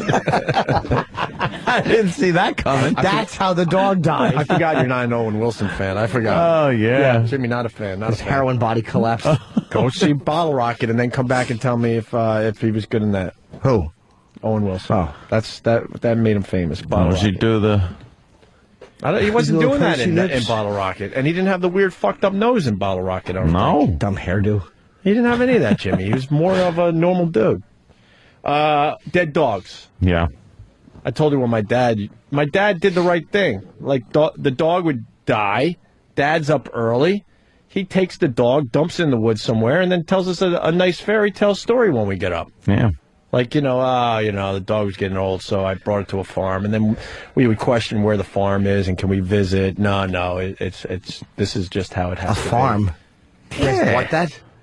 I was a fucking... Jesus. He was trying to be truthful. Dog bought the farm. He was trying to let you in on it easy. Yeah, you just misunderstood. Yeah, exactly. That's what Dad did with Smokey, my cat. Remember Smokey? Mm-hmm. He knew Smokey was dead, and we were outside every day. Smokey, and Smokey was being eaten by maggots. And I finally found Smokey, and one side of him was completely flat on the road.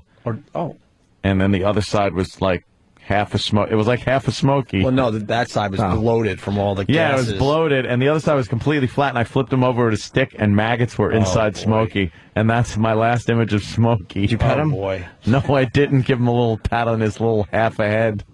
I had a cat named Midnight, and she had a son named Tomboy. That was what I named him. I was stupid. Yes. I originally named her William because I thought it was a guy cat. William? Yeah, that's what I named her. And the Tomboy got hit by a car. Aw. And my father came and said, I have bad news. And I said, what?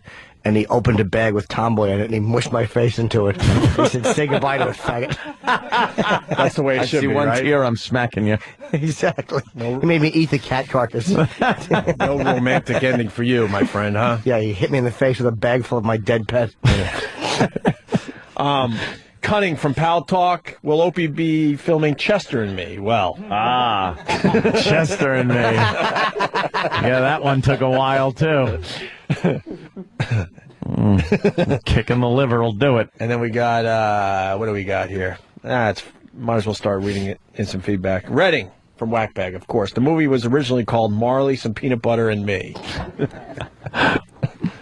Was this Soul Plane? Oh, sorry. Oh, they're showing Obama in Air Force One. Oh, boy. Thought it was Soul Plane 2. Oh, you got a little confused there, I see. Yeah, it happens. Yeah. All right, got that out of the way in the new year. First one of the First one of the new year. Well, on the air anyway. Hey, I've been going like a banshee at home. we got BRA on the line. BRA. Oh, hey, what's up, man? Hey, guys, how's it going? Hey, what's up? Hi, bro. Hey, listen, I took my son to go see that. Halfway through the movie, they start taking the dog to the vet like every other day. The dog runs out. They can't find the dog. Next thing I know, I got to answer. My son's asking me, Daddy, why is he giving him the pink needle? So now I got to sit here with I got to tell this story to him about how the dogs die and everything, and I can't believe it. It wasn't take your kid there, you know? You know, it's healthy, though, to get into a situation where you can now explain to your children. You want to go to the movie for entertainment. You're paying money. Right. Yes. My dad was a big fan of that. He wants to just be entertained in movies. He didn't want these thought-provoking movies or these sad movies. None of that crap. He liked old school movies. Hey, Ben's Raw asks, so how long does the dog die in this movie?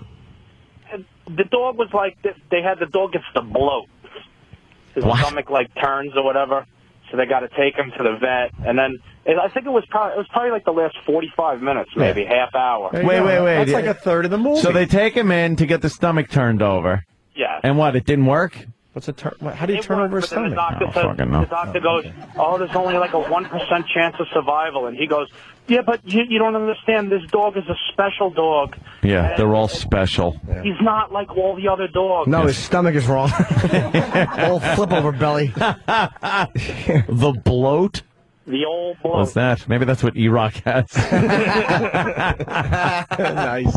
I hate when this pink needle of garlic butter sauce. A pink needle is the dog fucking his mouth. Damn. I saw a really sad movie with a horse in it, and it really made me cry. Yeah, did it, Jimmy? Yeah, because the star of the movie died. Yes. Why do you have to kill the horse? BRA, thanks. What was gonna? Yeah, okay. And finally, Rick in St. Louis. Rick. Hey, Rick. Rick. I was watching some I Love Lucy over the break. Yeah, they had a I Love Lucy marathon. Why were they trying to pull off that Fred Mertz was a young dude? Were they? I think so, because they were like a couple hanging out with another couple. Yeah, well, Lucy and Ricky were a lot younger than Fred and Ethel. Yeah. Yeah, they seem to be of the same mindset. But they try to make it look like they were all just kind of equals, age and how they thought, and they were just best friends. Yeah. Just a dumb little thought. I don't know. One I was watching was like, this was so unacceptable. Lucy apparently thought Ricky was cheating on her because Ricky left a note with a bunch of girls' names on it. But the girls' names turned out to be dogs that were doing a little dog show at the club. So then Lucy was reading this mystery book, the murder book. So she got it in her head that Ricky was going to kill her to then go with these other girls. So Fred comes up with a great idea to give Lucy a sedative. So he pulls out this drug box that he had in his pocket and pulls out like this powdered fucking sleeping shit and pours it in Lucy's drink and gives it to her.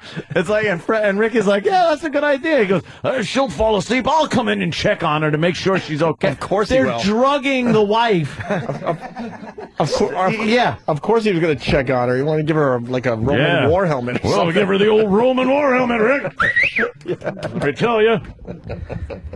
And he legendarily would always put on oven mitts and then grab Vivian Vance's cunt in between takes. She hated that. Stupid Viv with her bunt. Yeah, I hate that.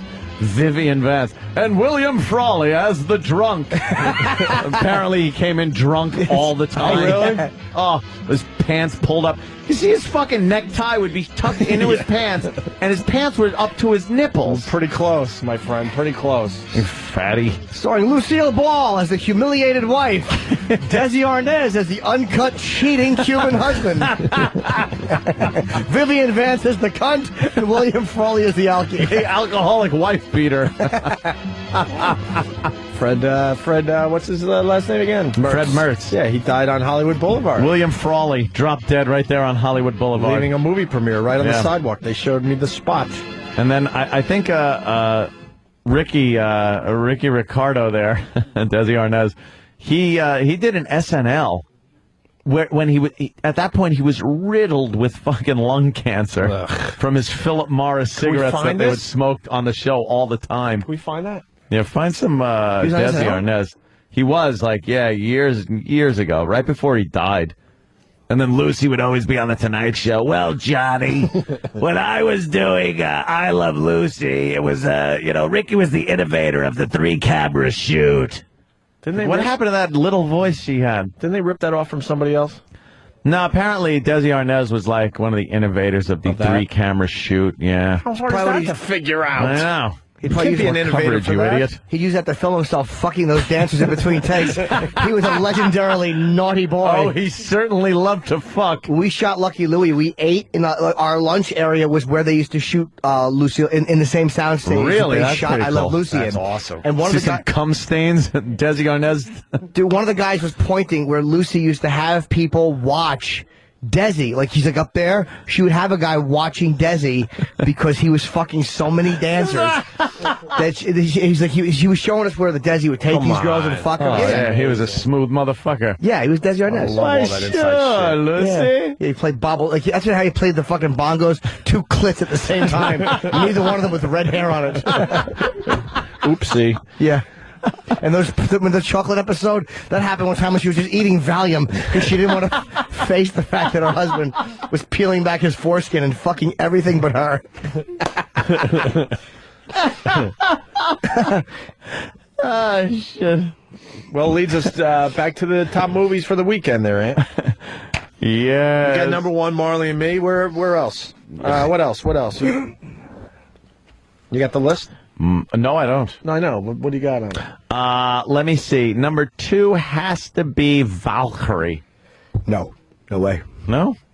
Number 1's Marley and Me. I'm going to say number 2 is Yes Man, Jim Carrey, or the Pixar release of Caligula. Where he puts a fist in Wally's hiney. And his name is called Wall Ow.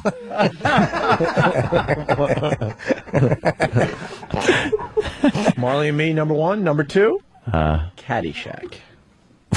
Really? What year is this? A little different. People decided to watch Caddyshack this weekend. Is that it? Yeah. Somehow I don't believe you. That's why these lists I stink. didn't even watch Caddyshack. Why would they do these lists? What's They give the you list? 5. Who cares? They give you 5 movies every week. Okay. You know. But now I'm curious. Well, curious. Huh? Curious Life of Mr. Fucking Cocksucker. The Curious Case of Benjamin Bolton. That or whatever it is. Don't make movie titles people can't remember or say. Yeah. What are you going to say? Curious Case of Mr. The Brad Pitt movie. Yeah.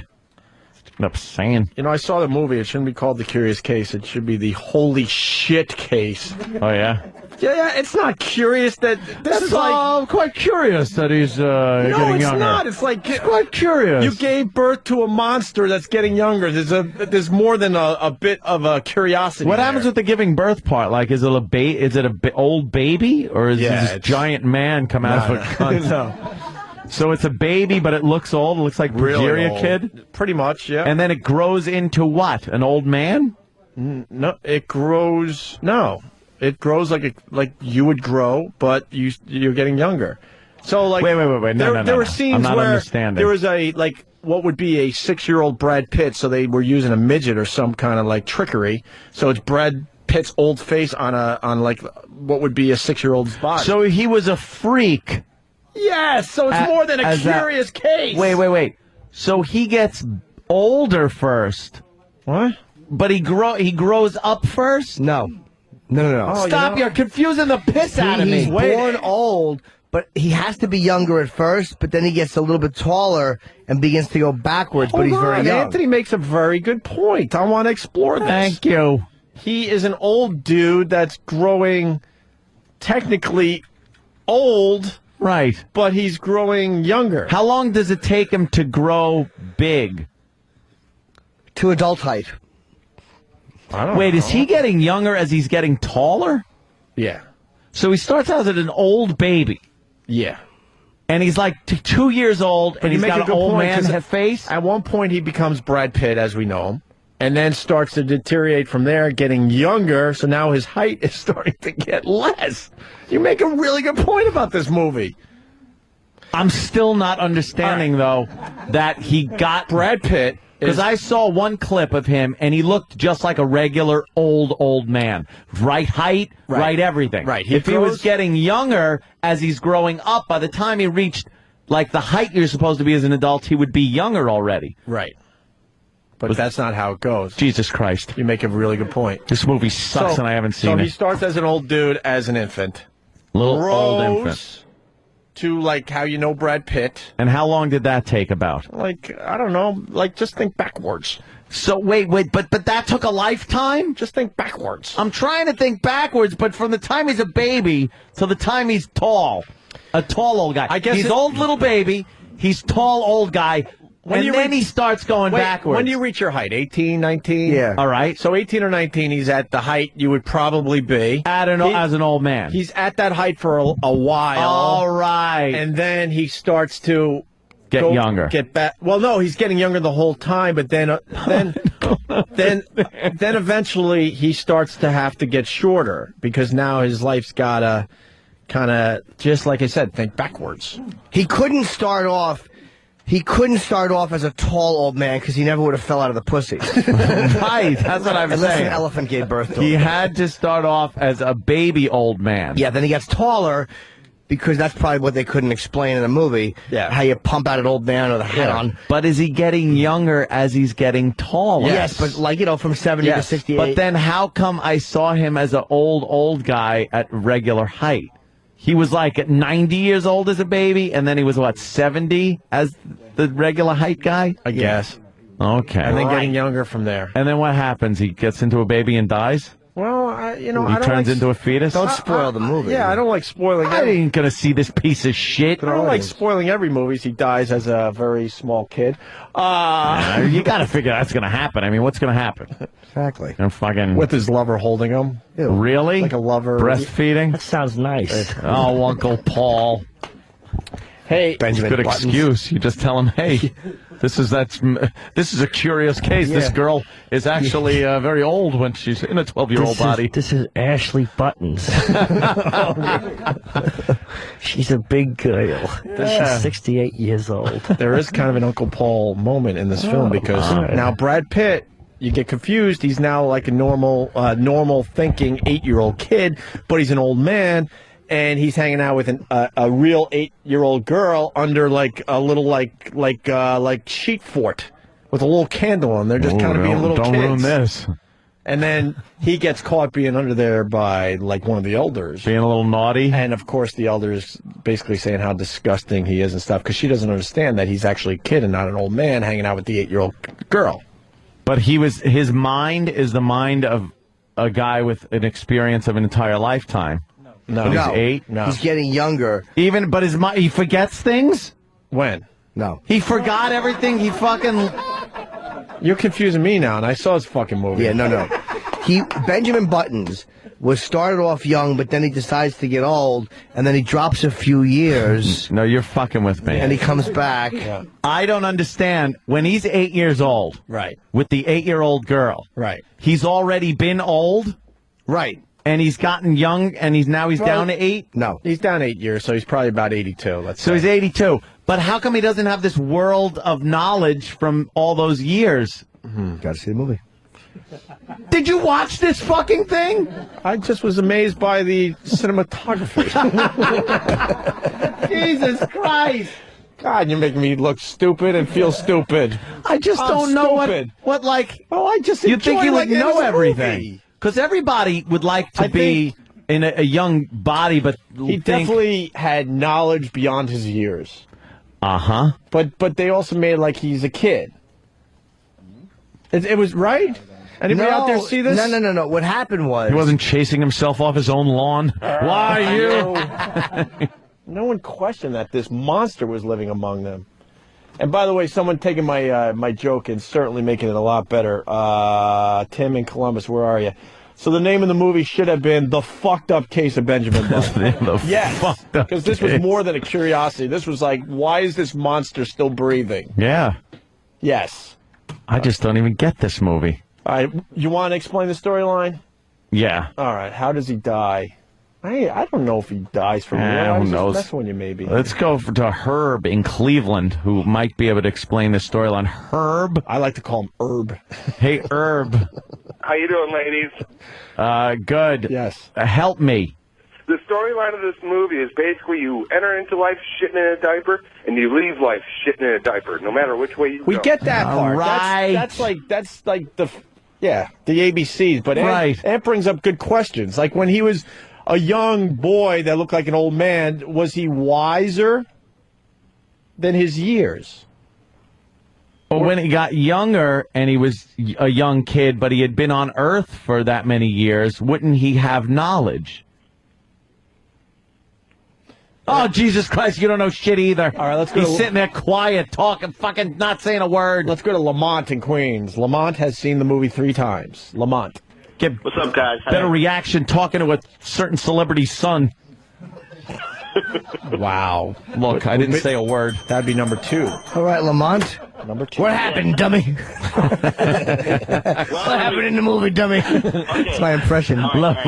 All right, Lamont, go. The deal. He's a kid. He has the mentality of a child, even though he looks like an old man. Right. And as he gets older, but starts to look younger, as he gets younger, that starts to deteriorate. What starts? So the whole Alzheimer's thing, dementia thing, starts to happen when he's a kid.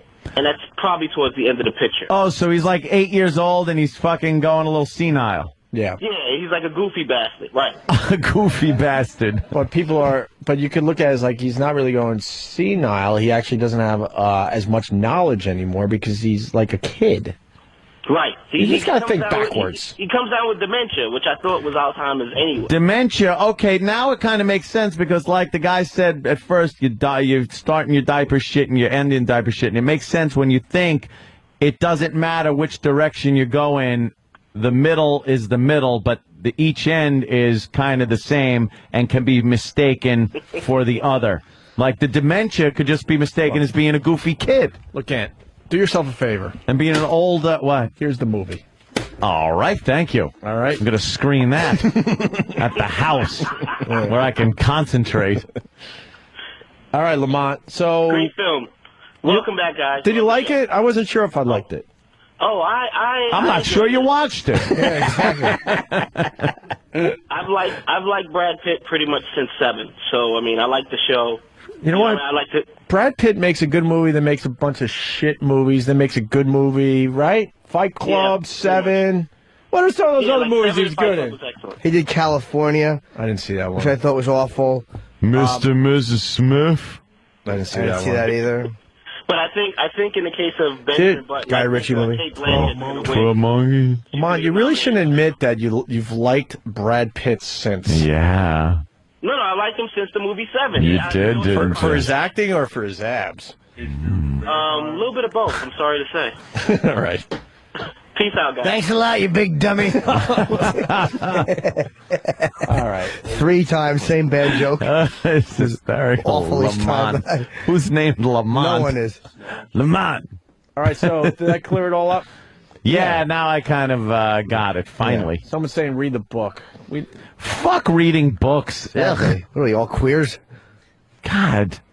I'll read a book. Cody. I read documentary books. You're the last phone call.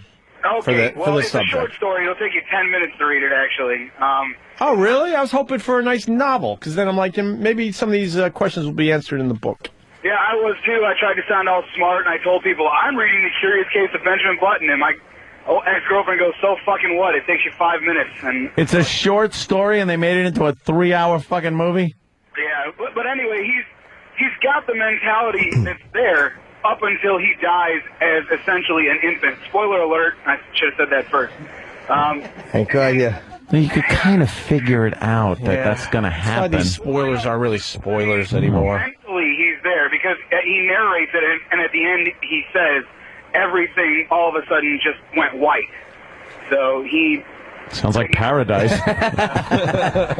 No, it was a cum shot. Like I said. Right to the pupils. You're actually saying his name wrong, too, by the way. It's the Curious Case of Benjamin Button. Oh, Button. It's supposed to be Button. Button. It's not Button. It is, actually. Benjamin Button. Are you making? You're not making fun of the fact that I used to say "but" instead of "put." No, he's just being silly, Jimmy. Benjamin Button. Button. Had to hear that during the last couple of weeks on the replays. Button. So, and hearing this too is pretty cool. Yeah. So you bought. Do you guys bra bomb? I didn't. Shut up. Well, that was cool. Know what E-Rock's bringing to the show? A potential heart attack. What's he bringing in? Oh, by the way, it's got to be acknowledged. Yes, Snatch was a great Brad Pitt movie. never saw that. Dude, go fucking watch Snatch. Can you ask that E-Rock question again? I don't mean to tease him. But are you going to go watch Snatch? Yes. Okay. Do yourself a favor. It's a good film. Okay. You know what E-Rock's bringing to nothing. It's gonna be more douche chill radio from your pals Opie and Anthony. Oh no! Remember the time we wanted to see if a turkey could fly? Oh God, no! Wait, where's E-Rock? Before the break. Yeah. Oh. And then Steve Martin. Yeah, after the break. No, not that. Yeah. Wait. We haven't done douche chill radio in a long time. Oh God! Look at E-Rock all I happy. can't. Look at E-Rock. What did he just eat? Or is he eating? Wow, I really need to diverse more. All right, E-Rock. Wait, hold on. What? Let me speak to someone who doesn't quite understand grammar. I really need to diverse more. Yeah. What does that mean? Did you forget the fi? Diversify? Yes, I did. I need to diverse more. Yes. Or be more diverse? Yes. Either one. You really are idiot. Or just you need to die. Exactly. First. E-Rock, tell the boys what you told me. All right, so you were trying to break the Guinness World Record for a chicken flight, which is 13 seconds, by throwing a live chicken off the top of the radio station. Yeah, I remember this. But we were so much better in the old days. Shut up.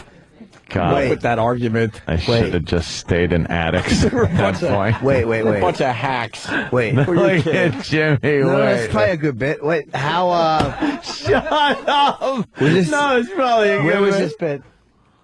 This was back in Boston. Oh, cool. Oh, yeah, this was have any audio of it? many Yes. years ago. Do you have one clip just to One tease clip. everybody? It's 2.5 minutes. One clip so far?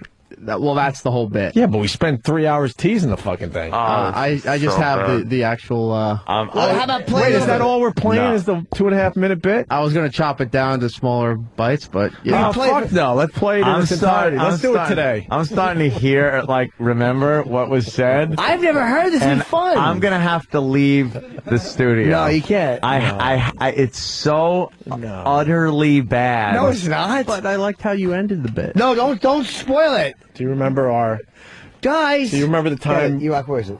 Do you remember the time we told everyone we were going to set a Playboy? No, not a Playboy. I think I just ruined the bit. Fuck. Wait, we were smart back then.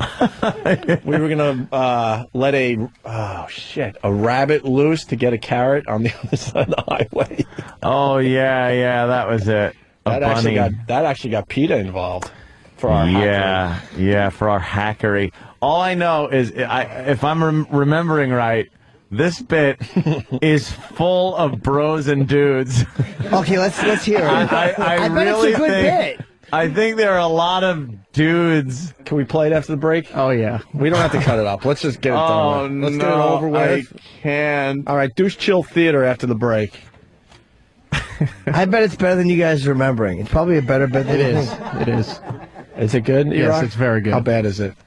No, it's gold. No, you could. It's pure genius. You could. Fuck you. Are they really throwing a chicken off the roof, or is it kind of theater of the mind? Is it obvious We'll that have to find out. Is it obvious that we're throwing the turkey off the roof? I think or was it a the chicken? way you keep saying that it's obvious. It sounds a little less Nessman. Well, all right, we'll do that next. Oh, no, we won't. Please, it's so bad. It's a mere 2.5 minutes. It's so bad. I'm just remembering, dude. My girl brought it up again during the break. She goes, "Why do you like being uncomfortable?" She goes, "I don't understand why you enjoy being uncomfortable." I can't. Dude. Jimmy, do you want to hear it? More than I want to take my next breath. I can't. I haven't figured out enough in our language to describe how badly I want to hear this. I cannot listen to this. Dude, it'd be fun. It's probably a funny bit. Probably some good dialogue in there. No, my health doesn't allow it. Probably some good lines. Yeah. You guys try to make it very believable. It's all coming back to me, and I'm just remembering. It's horrid. Let's do it. I haven't heard this bit in years. I'll tell you this much. At the time, these dummies that listened to us believed us. There were authorities involved. I believe Peter was involved again. There were meetings. Yeah. The end doesn't justify the means, though. Yeah. All right, we're going to do it next. Quick break. And we got the Pink Panther audio for Jimmy. Cool. Which one's a bigger douche show? I'll bet you this is good, though. I bet you that you're remembering this bit different. All right, Jimmy. I'm dying. I say give it a chance. You suck.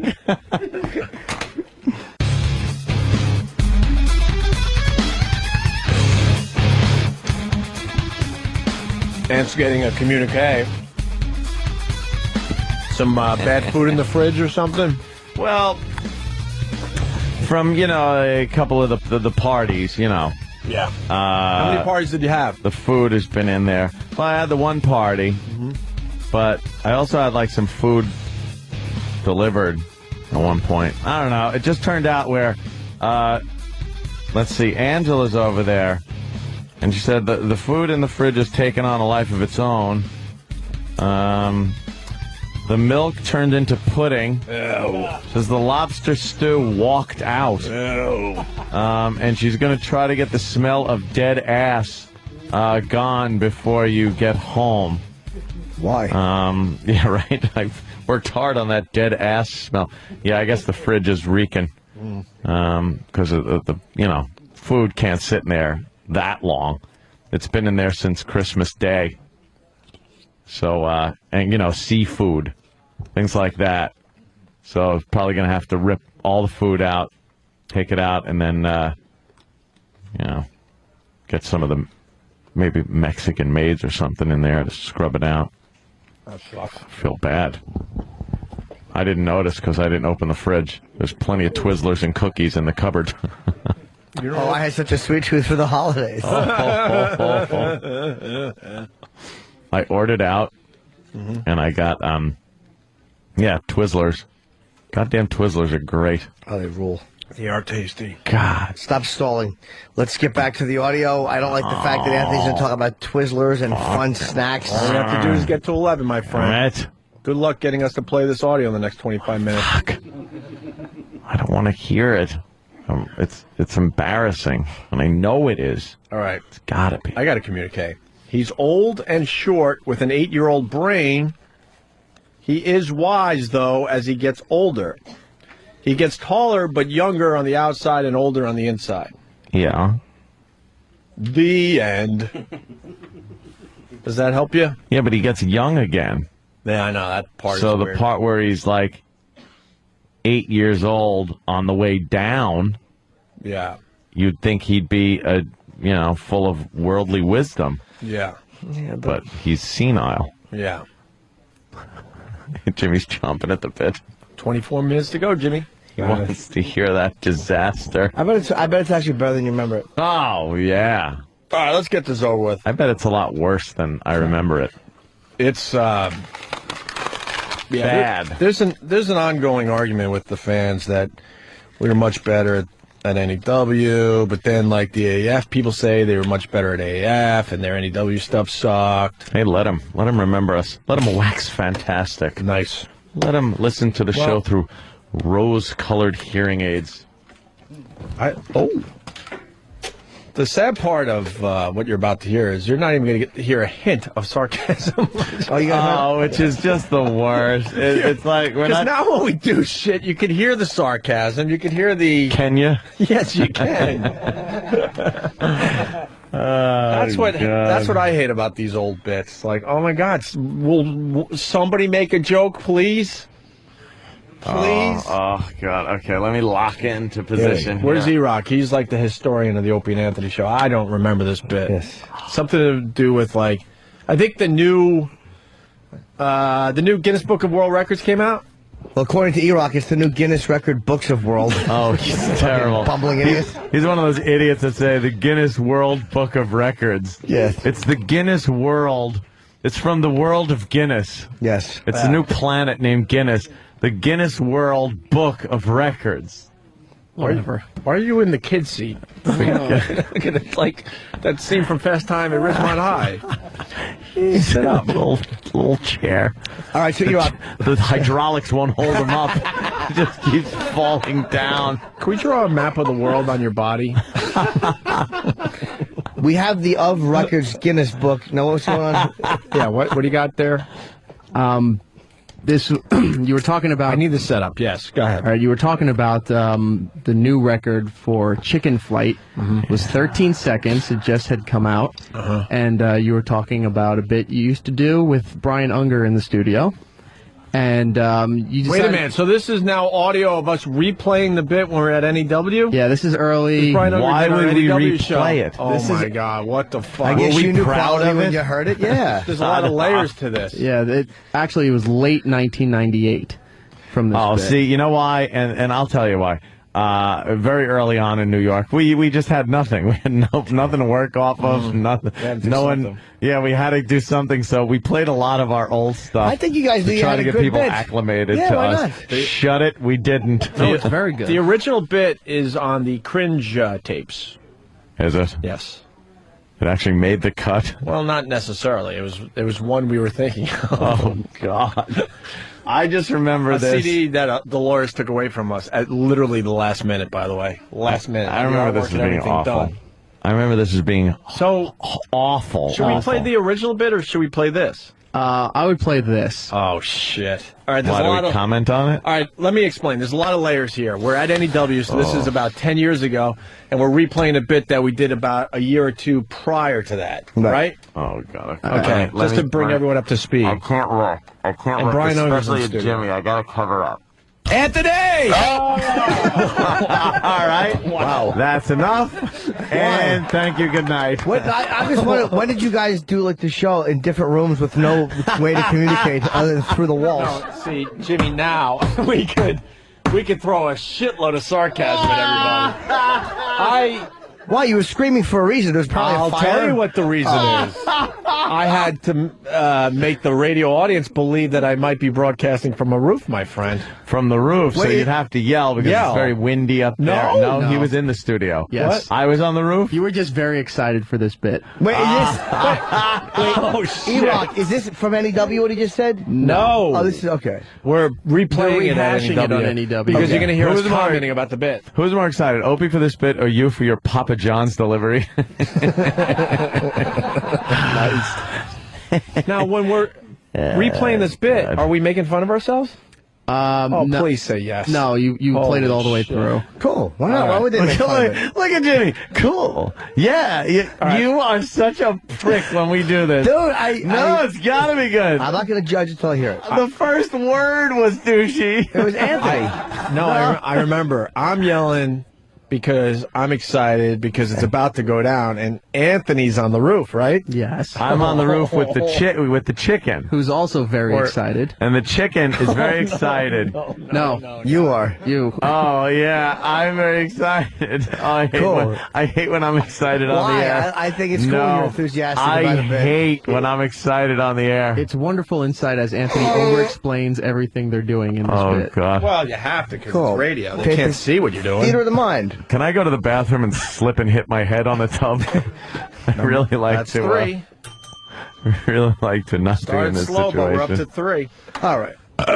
Oh, no. This is... Anthony! Oh! So you're on the roof, huh? Yeah. What are you, like 60 feet off the ground, I'd have to say? Yep. That's cool because it paints the picture that you're indeed on the roof. Why would I can't. Why would I have to say? I'd have to say, yep. Yep, that's it. That's it. Yep, exactly 60 feet, oh. That's right. That's right. Holy shit. Why would the I picture. have to say? Why don't I just say I think it's about 60 feet? Well, why would we clarify it? Let everybody know how high up he is. That's fair. All right. With Jimmy. Oh, Jesus. Oh, my God, no. I can't. Anthony! Oh! So you're on the roof, huh? Yeah. What are you, like 60 feet off the ground, I'd have to say? Yep. I can't do this. I can't. So far, so good. No, I can't. The best part is Anthony's excitement. I'm just going to focus on your excitement. Oh! And not my douchey delivery. Where are you going, E-Rock? Be right back. Why? Okay. What happened? Hungry? Yeah. One place you won't have to search is in any gym in New York.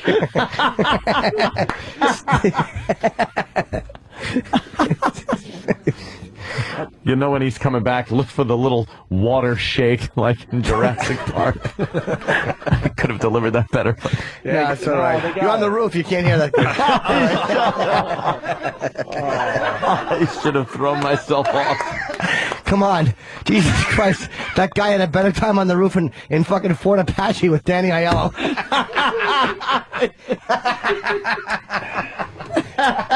Let me say hi to Bobby Big Rigger. Bobby Big Rigger. Hey, what's going on? Happy New Year, guys. Hey. You too, Bobby. You think this is douchey? All day Saturday, they replayed your sperm bowl. Oh, my God. That was Let pretty me tell bad. you something.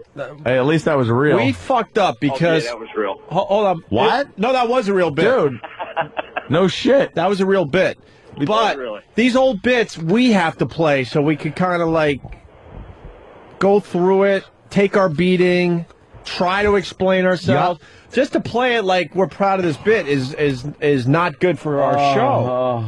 Why did E-Rock think that show stands on its own and that we didn't need to like bring it to the live show? Yeah, I hear you. Why am I asking you? Exactly. Hey. By the way, Yeah. don't forget to go see Jimmy this weekend. Here you go. Very good. Thank you. As you're on to the Jurassic Park music. Look, he's eating from the tops of the trees. E-Rock, why do you make it so easy for everybody? I wasn't even in here. I don't want to see you get fat again. I'm on your side. Come on. Yes. What are you doing? Jurassic Park. No, All right. The bit didn't play on its own. It was you guys rehashing it. The sperm ball? Yeah. Was us rehashing it? No, was it? It was you guys talking about it on the air, stopping and starting. The sperm ball? Yeah. When did we do that? We did do it. On the CBS side a while ago. Wow. Where was I? You were there? Okay. Was I good? Average, like usual. So, no, come on. Ope's in the studio. Ant's on the roof. 60 All feet right, in the here we air. go. We've established he's high up and dangerous. Shut the fuck up, Jimmy. Yep. Anthony! So you're on the roof, huh? Yeah. What are you, like 60 feet off the ground, I'd have to say? Yeah, it's like 6 stories, maybe even a little more. Nice! Yeah. I think we're gonna... Oh my God. That's cool, though. You.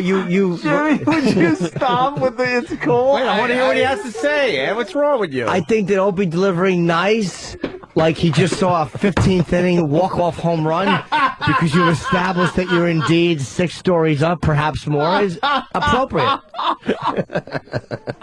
What's wrong with that? Because you said, like, were you like 60 feet in the air? You said, yeah, 6 stories, maybe a little more, which maybe would be 7. Yeah. And he was like, I don't know. And he appropriately went, nice! Nothing wrong with that. Maybe a little more. Maybe a little That more. would be 7. Yeah, It's sure. either 6 or 7. Yeah. It's not a little more. Yeah, maybe you're 6 and you're on a milk crate. I don't know what that means. Maybe you brought a step ladder up with you. You suck. Oh, this is so incredibly douchey bad. Oh, No, it's not. But, nah, I like the enthusiasm, man. It's fucking getting things cooking. Who's turning off the radios? No one. Hey, this is one of the fine bits that brought us to New York. Absolutely. Oh, what were they thinking? I don't know. What the fuck How were they bad was thinking? New York radio back then? All right, I backed up a little bit. Okay. Oh, by the way, we've only gotten through 6 seconds. Oh, fuck. Really? Nice! I thought we were at 2:15. Oh. And the whole bit's 2:15. Yeah, it's like 6 stories, maybe even a little more. Nice! Yeah. I think we're going to set this world record, bro. I think we are, because it's a nice warm day, and I hear that things have more lift when there's the air is more dense like this. All right, well, our chicken only has to last about 13 seconds. 13 seconds. Okay. Oh, no, I know what you're doing. Oh, Jesus. See that okay, Jimmy? Yeah. I'll help you a little bit. Yeah. Is they're getting ready to play the sound effect of the chicken. To get the chicken out of the cage. How could you see what he was doing? I had to get the chicken out of the cage, and the chicken was a little rambunctious. Oh, boy, was it. As I recall. Oh, fuck, this is the worst. Dude, the way you're painting it. My stomach hurts. The way you're painting it is that there's going to be sound effects of a chicken being taken out of a cage, like, blah, blah, blah. I know that couldn't be coming up. Yeah, it might. Eric in Virginia. Wow, possibly more than 60 feet. Yeah, possibly more. Oh, God. Things have more lift when there's the air is more dense like this. All right, well, our chicken only has to last about 13 seconds. 13 seconds. Okay. Brian's bringing over the chicken. Yeah, we got to thank Brian for getting us that chicken. Wait a minute. Brian was our intern, by the way. He had no capability of getting chickens anywhere. No, where was he getting the chicken? I know. He got it from Delroy Lindo and Devil's Advocate. Wow.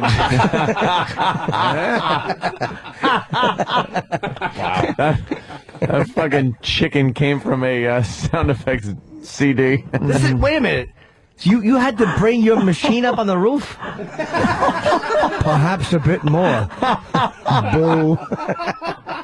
Fucking boo. It might have been in a production studio. Yes, I might have not been on the roof. Why go all the way and actually have him outside so you get the ambience of the outside? Yeah, I was on the phone. When you can get the ambience of a studio.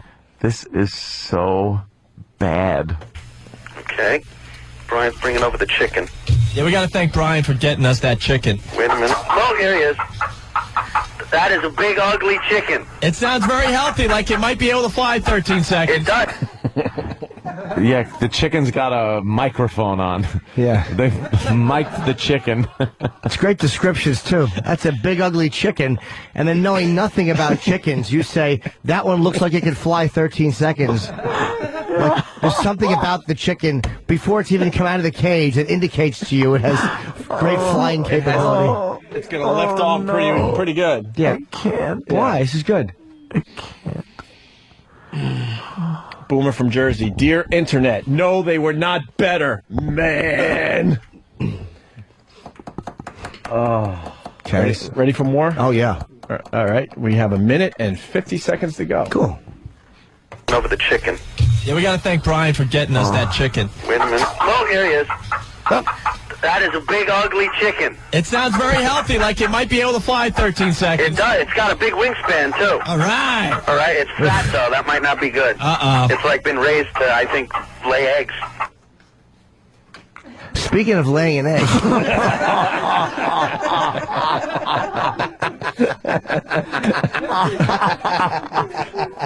A big B with a lot of O's. Why? Don't look at me, It's Jimmy. got a big wingspan. That's a helpful bit of information. Don't look at me. We used to suck. We used to suck. Wow. We used to suck. Dude, this is so fucking bad. Jimmy, you like it so far? I do, actually. I'm Thanks. wondering where I it's going to appreciate go. it. Great. Yeah, I like the Awesome. enthusiasm. Hey, you're not turning the radio off, right? Now, why would I? Why would I? I've already crashed into something. It does. It's got a big wingspan, too. All right. All right. It's fat, though. That might not be good. It's like... But see, Ann's doing some smart radio right there. It's fat. This might go horribly wrong. You want to paint that picture into the listener's head. Yeah, I'm painting It's the picture, fat. all right. But you cheered for the wingspan, which I thought was good. You were enthused about the bit. Yeah, all right. When you heard it had a big wingspan, because apparently for some reason you haven't seen the chicken. I don't know why. It was a secret. Brian saw it. Aunt's seen it, but you're not. But, Hope's in the studio. Yeah, he was they like, wouldn't allow a chicken all in the right. Like, big wingspan, that's cool information. I had to push the buttons, Jimmy. Come They on. allow me up on the roof with a chicken. Yeah, 6.1 and a half stories up. 13 seconds. It does. It's got a big wingspan, too. All right. All right. It's fat, though. That might not be good. Uh-oh. It's like been raised to, I think, lay eggs. All right. Well, I guess we're ready on this end. Whenever you're ready, Dave. Okay. I don't want to touch him. Wait a minute. All right. He's trying to nip me. He's trying to hold his wings down. He's just having a little fun with the chicken, Jimmy. I know he is. All right. Nothing wrong there. See, I was acting. Yeah. It's good. I like the acting chops. I've heard German chicken footage, which is less offensive than this. Yeah. Opie, I'm here with the chicken. They're playing some music. All right. I'm holding the chicken. He doesn't seem very happy. He's got a big asshole. Now you got to react. He's got a big asshole, Opie. Right. Did we script this bit? Yeah. No. All right, here we go.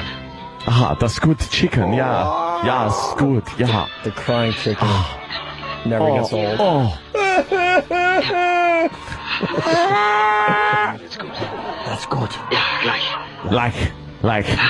Ja. Das Jewish chicken.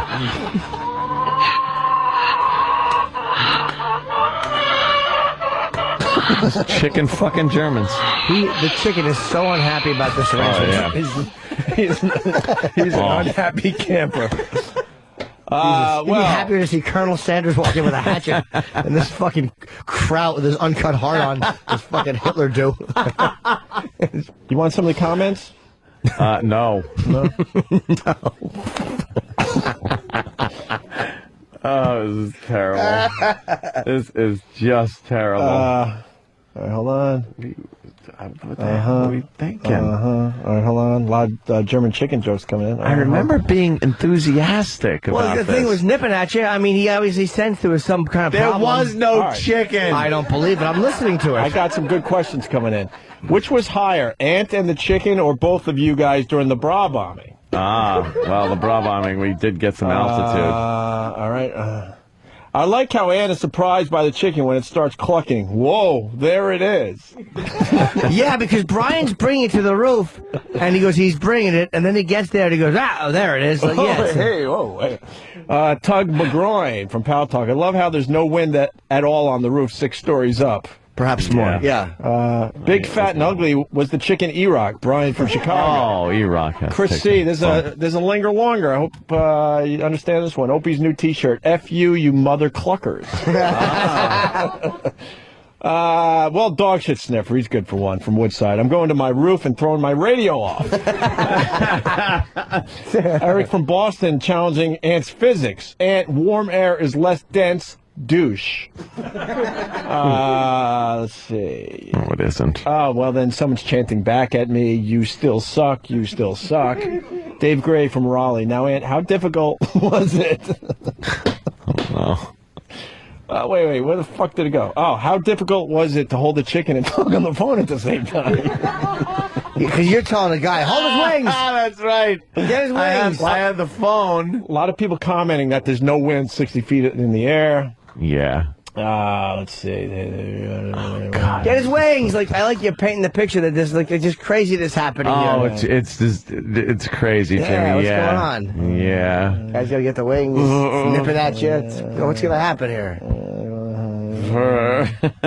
Big and ugly to fat I'm chicken. cold. I'm cold.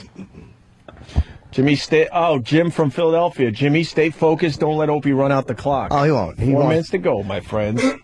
Maybe a big cliffhanger for everybody today. How high up is that cliff? Yo, I know. 6 stories, perhaps right. more. Perhaps more. Here we go. I guess we're ready on this end. Whenever you're ready, Dave. Okay, I don't want to touch him. Wait a minute. All right. He's trying to nip me. He's trying to hold his wings down. Wait, they're flapping around. Wait a minute. All right. All right, I'm going to the edge of the roof with him. All right, call. Should I just heave him? Oh. Why, that was Carl. It's actually Carl that you went to the roof. Is that wrong with that? Cool. I'm tapping out. Why tap it out? Right there. Wow. He's nipping at you, so hold his wings. I guess that's what he nips with. Why not hold his beak? Blithering idiot. Holding his wings, he's biting you. he's biting me. Oh, quick, get his credit card information. It's like if a bank robber pulls a gun on you. Fast, ask for his shoes. What's the matter with you? Fucking stupid. But you got him, apparently. Now you got him easily. You holding the phone, someone's helping with the wings, and you going towards the edge of the roof. Yeah, it's cool. here it comes. Brian Biggs from Chicago. At least you guys got the record for world's worst radio bit. Nice. And should have thrown his wife off the roof. That's funny. That's, well. Oof. People want to know. I'm all hot. People want to know like warm. if this is worse than the Christmas hangover you had. I feel just as sickly. Yeah. Terrible. Oi, hold his wings. They're calling you Jewish Anthony. Yeah. Okay, here we go. Let's back up a little. A minute and 20 seconds to go. Oh God. His wings down. Wait, they're flapping around. Wait a minute. All right. All right, I'm going to the edge of the roof with him. All right, call. Should I just heave him? No, should I just heave him off? I say just kick him off, man. All right, here he goes. All right. There he goes. He's off. He's going. All right, 13 seconds. Come on, baby. Come on, baby. Come on. Holy shit. What's wrong now, Jimmy? Oh, my God. What could possibly be wrong now, really? Nothing. I like the way I didn't shut off the chicken sound effect quick enough. No, because apparently... And it's like, there he goes, and you still hear him going... Yeah. like the coyotes hovering in midair before he... We couldn't even figure out that we could, fade the chicken audio. No, fade the chicken to make audio it sound down. like it's moving away. But you're very enthusiastic, keeping it pumped up. Well, yeah, I was a cheerleader. Come on, baby. Oh. All right, that's how it ended. No, there's more. What? Probably like another minute. Let it be acknowledged that the Opie and Anthony show is officially in overtime mode. We are officially working for free for Sirius XM satellite radio. I don't want to confuse the issue with the big bosses. At times, we like to do free radio for our listeners out there. As opposed to giving them the quality radio we've just given them for the past few minutes. Yeah. So dare I say that one day we decide to do a little split and split out of here a little early, it all works out in the end. Carryover minutes. Carryover minutes. That's right. We all understand carryover minutes. I wish I was that chicken. Why? Plunging to my doom. Why? I want to hear what happened. There's so much excitement built up now. Yeah, you got to know how it ends, right? Of course. Well, Chester's liver. Unless it's like fucking Pile in Full Metal Jacket, there's no justice. Chester's liver from Whackbag writes, when Ant left Opie in the studio alone, did they replace him with helium?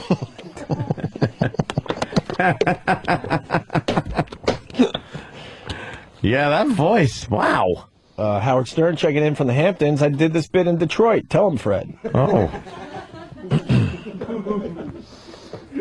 I have to hear more. We're doing free radio, though. Absolutely. Let's give them the best stuff. You guys want free radio today? Free radio from nothing? I was like... All right, we'll continue. What the hell? Because we're good guys. Oh, should I just heave him off? I say just kick him off, man. All right, here he goes. All right. There he goes. He's off. He's going. All right, 13 seconds. Come on, baby. Come on, baby. Come on. Stop the watch. Stop the stopwatch. Stop the watch, dude. What happened? Oh, my God. He did a header.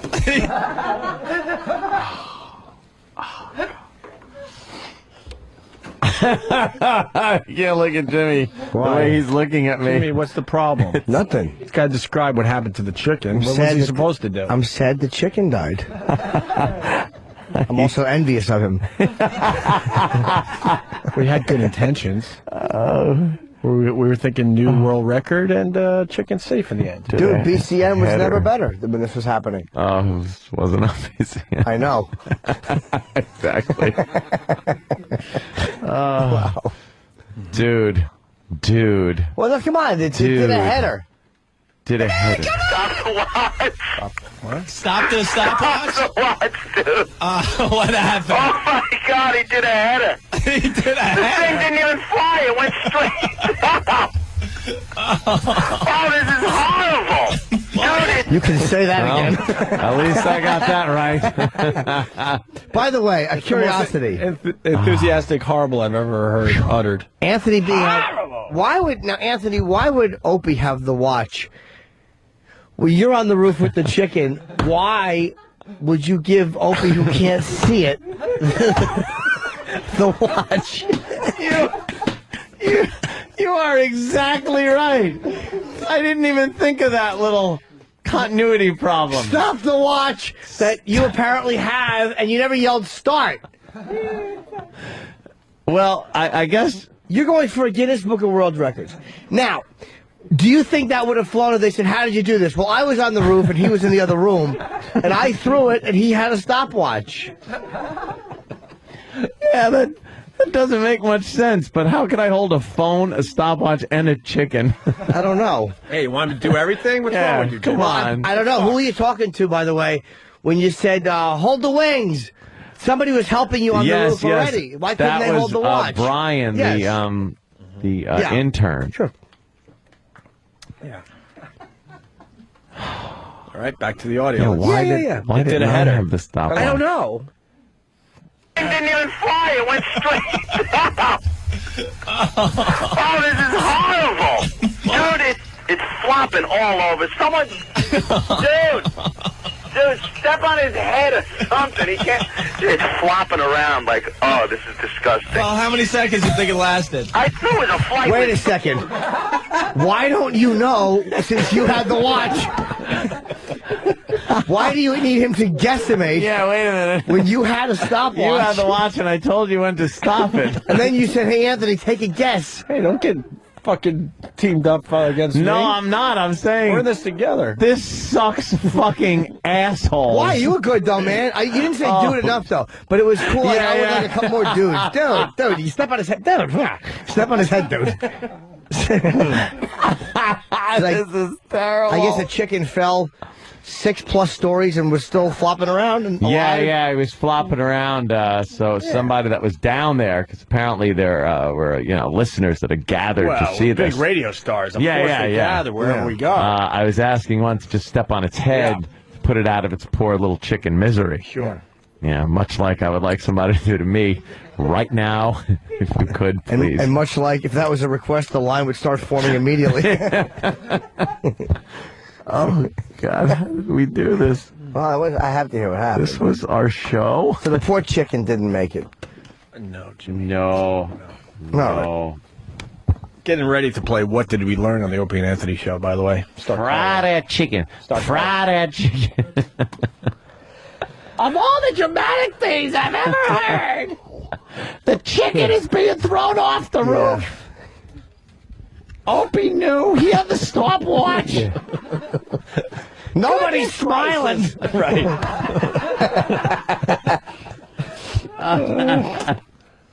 Of all the dramatic things I've ever seen, goodness gracious. Oh, that's terrible. Oh, no, that's terrible. That's just awful. Awful. Oh, no. That's terrible. It's flopping around like, oh, this is disgusting. Well, how many seconds do you think it lasted? I knew it was a flightless bird, but you'd think it could fly a little. Dude, it was no more than 4 seconds. It went straight down. Amateurs. Like tumbling. Oh, God. Right. Oh, dude. Well, there is some good news. Dude, bro.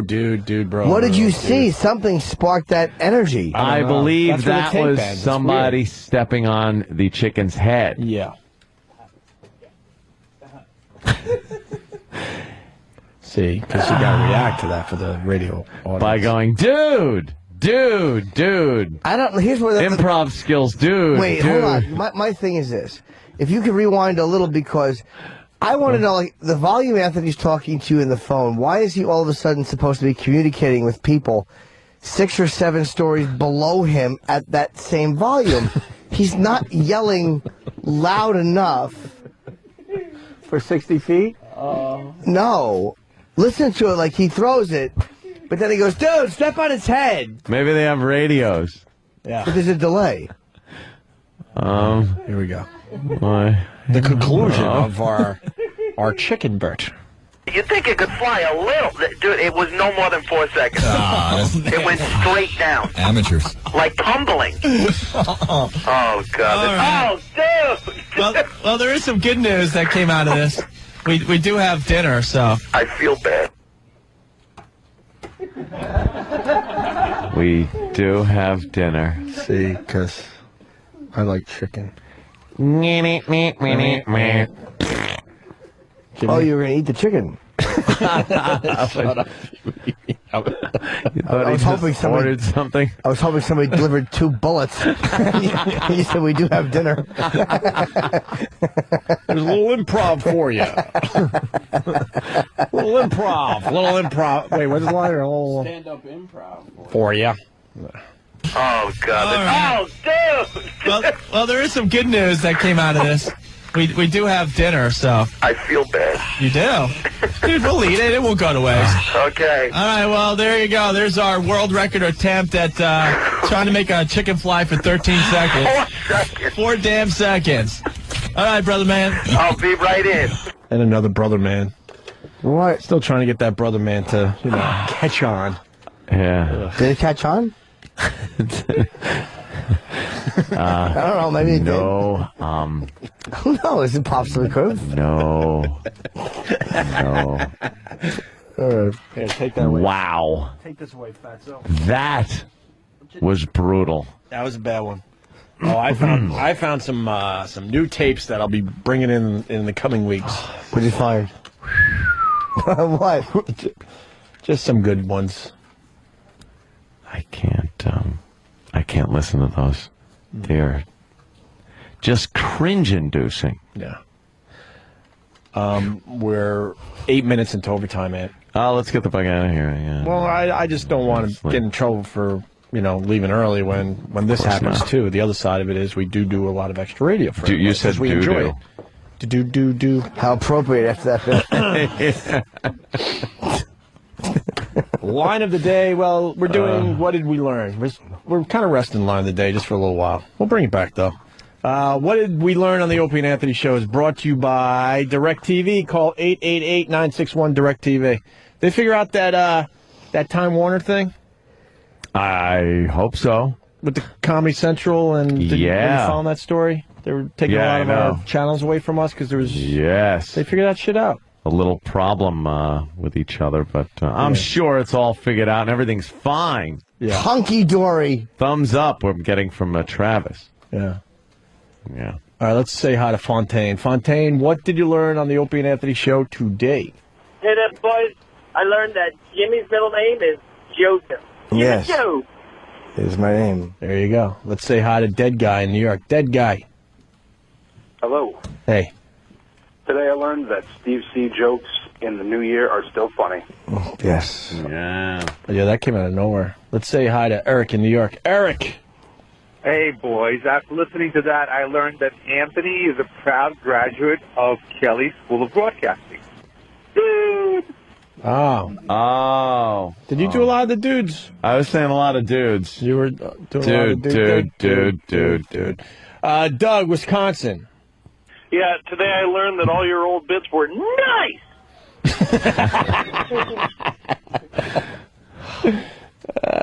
God, you just block that shit out, I guess. John from Virginia. I learned Ant can rely on his cronies to get out of a ticket. My cronies. Yeah. Gonna have to drive nice home. Hmm? Gonna have to drive nice on the way home today. Well, that would be very smart. Sure, but I do want to go home and nap. Just for an hour. Yeah. Cronies. My cronies. Oh. Oof. After that bit, you should get Crohn's disease. I knew that would be awful. That was a good bomb. I knew that. Let's end the show right I there. paused. I knew it would be awful, but I kind of had to throw it out. Crohn's. Chicken bit just went up a couple of points. Dude, I could do Crohn's disease jokes, the movie, and it wouldn't help that chicken bit. how bad would it be to give out our show account for porn.com to everybody right now? It would be completely useless. Why? You tried it? Yeah. You still need more info to log in besides that what was sent to blows. us. They said they gave us like a fucking username and password for Well, we also need an email address that goes along with that. Oh, we're waiting. Fucking Bruce Mittman called over the holiday. Good for Brucey. He's looking for you too. He wants to say hi to you. Does he? Steve in New York, how are Didn't you? he shit on you publicly? Yeah, he did. Yeah. Happy New Year. Happy New Year, Steve. I learned that the movie The Watchmen is about what Steve does in his spare time.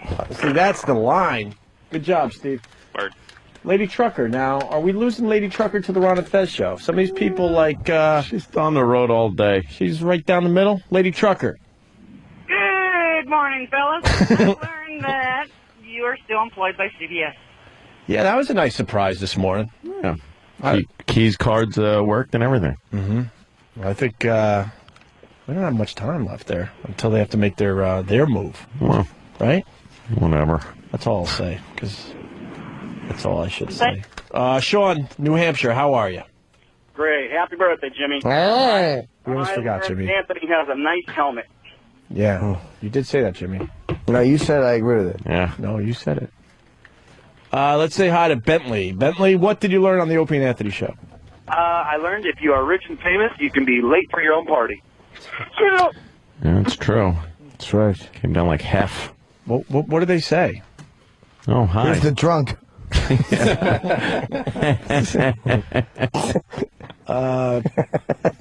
Penis wrinkle, check it in. The penis wrinkle. Yes.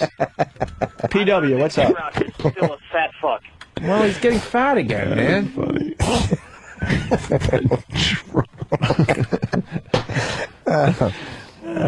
Let's go to Houston. Jesus. Dan? You're like fucking Liza Minnelli's father and Arthur. Dude, that movie was on.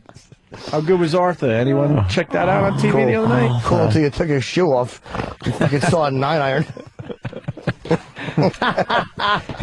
Hey, let me borrow that fucking atrophied ankle thing. I have to fucking sink a putt.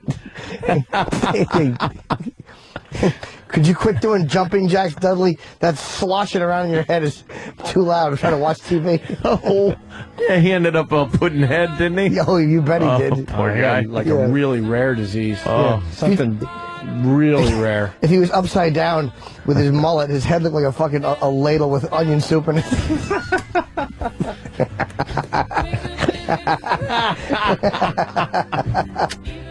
Dan in Houston, how are you, Dan?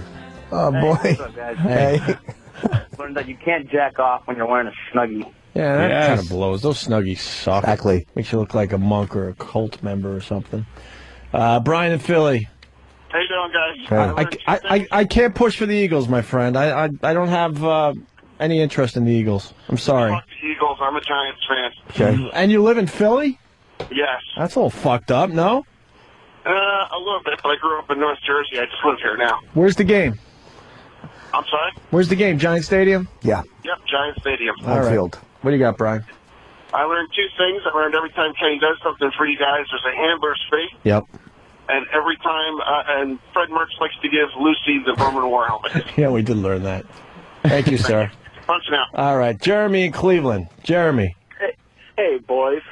how are you? I learned that in order to succeed in radio, you have to throw bras out of balloons and chickens off of buildings. Punching out. Why the fuck did we ever get hired in New York? I don't Oh, get that it. was horrible radio. Charlie in Philly.